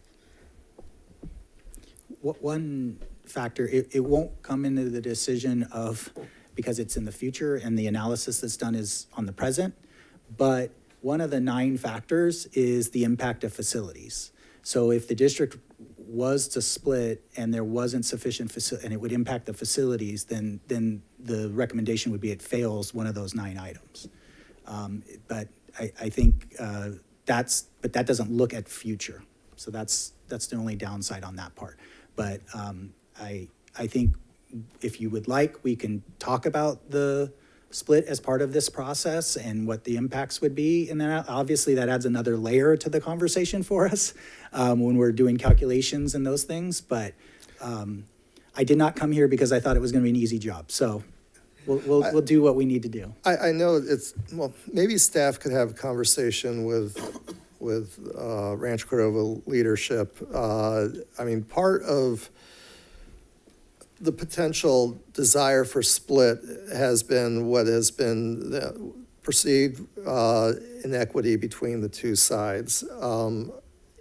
I mean, I'd be curious if we went forward with Mather Morrison in that model in Rancho Cordova, would the desire still be as strong from the Rancho Cordova community to split the district? Because the answer may be, hey, if you build the Mather Morrison model in Rancho Cordova, no, we're comfortable staying one district. I mean, that's an important thing to know, right? As part of the conversation, but it still doesn't, deal with the ultimate problem, which is even if we do split, Rancho Cordova citizens will be paying for schools in Folsom if we don't build something in Rancho Cordova. I just wanted to add a timeline perspective with the change and pivot to try and look at Mather Morrison on both sides of the community. From a timeline perspective, the earliest you're going to get a high school is 2029. Right. And so when we're talking about the district split, I'm guessing that decision and that assessment is going to happen probably before we even get anywhere Actually, with the studies of. It's about the same time. It's 4 to 5 years is what we say. If everything goes smoothly, it's 4 to 5 years before a split. So it's actually right around the same time. Okay, long time. If we're wanting to talk about these things together, that you need some answers December, January, sounds like, for this discussion. We had a next follow-up in December, January. The reason why that timeline was there was actually more because of SFID 4, because of the time sensitivity of, we would have some polling information and bring that back. But obviously, this conversation is part of it as well. Mm-hmm. So, and maybe we want to do like a 5-hour presentation versus a 3-hour, obviously. Okay, yeah. I want to say too, Ms. Laird, that this conversation, I've gone back and forth on it a million times in my own mind. In the main rationale for me is, if there's people that, that are in a location that need the school, let's put the school there. The 9-minute argument holds a lot of weight. I'm going to leave here tonight, and that'll be in my mind a lot. I don't feel like I'm locked into anything. Like Ms. Lofthouse, our kids go 1.5 miles to Vista. It probably takes 10 minutes to get there. So if it's that same commute, I'm willing to do that. I don't think that's a burden on our residents in Folsom at all. So not to further complicate things and make anything more muddied for you. But I think that's something that's like would certainly persuade me if that's what we're looking at. The good news, Sean, is the one thing you have clarity on is that we want to build the Mather Morrison model in both communities. Okay. All right. Well, then we'll get started on all this good stuff for you. And we'll aim for a December, January. Part of it is finding a date that works for the entire board on a study session night. So we'll work on that and then have plans to present. If we have information ahead of time that we can share, we'll try to share that out. But there's a lot of moving pieces with two different areas talking about SFID 3 and 4. And so we'll be working as a team to get all this stuff for you. So. All right, any final remarks? No, it's already, no, it's 10:30. I guess it's time to go home. All right, then that completes our second special meeting on the school district board study session. So, unless there's any objection, we will adjourn by unanimous consent. Hearing no objection, we're adjourned.